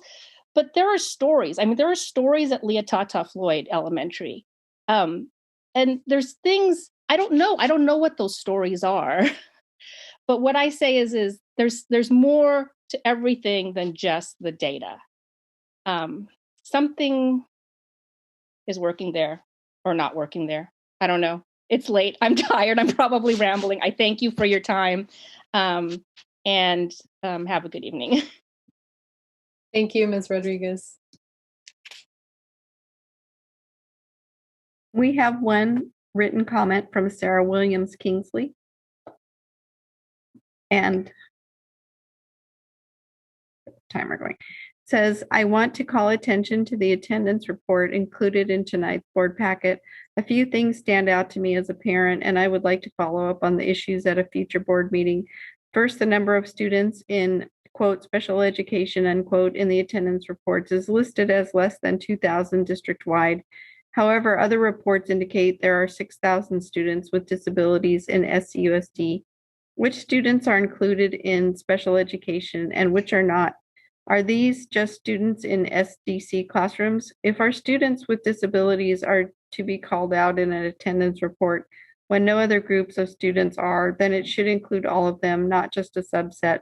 Secondly, it is obvious that attendance in even our virtual classrooms at our wealthiest schools is higher than at any others in the district. What are we doing to make school work for all of our students today? Third, attendance at our high schools averaged 88% for the last reporting period. That deserves our attention now. And that's the end of that comment. Thank you very much, Ms. Moretti, for all your work tonight. Okay, with that, we'll go on to 12.0 future board meeting dates. March 18th is our next meeting. Please note that it's 3 weeks between that meeting and our April 8th meeting, which is the next regularly scheduled board meeting. And for now, we are still Zooming, but we will certainly let you know when and if that changes soon. Okay, with that, I believe we're ready to adjourn. I will take a motion. Moved. Second. All right, all in favor? Aye. Aye. Thank you all Aye. very much. Good night. Thank everyone.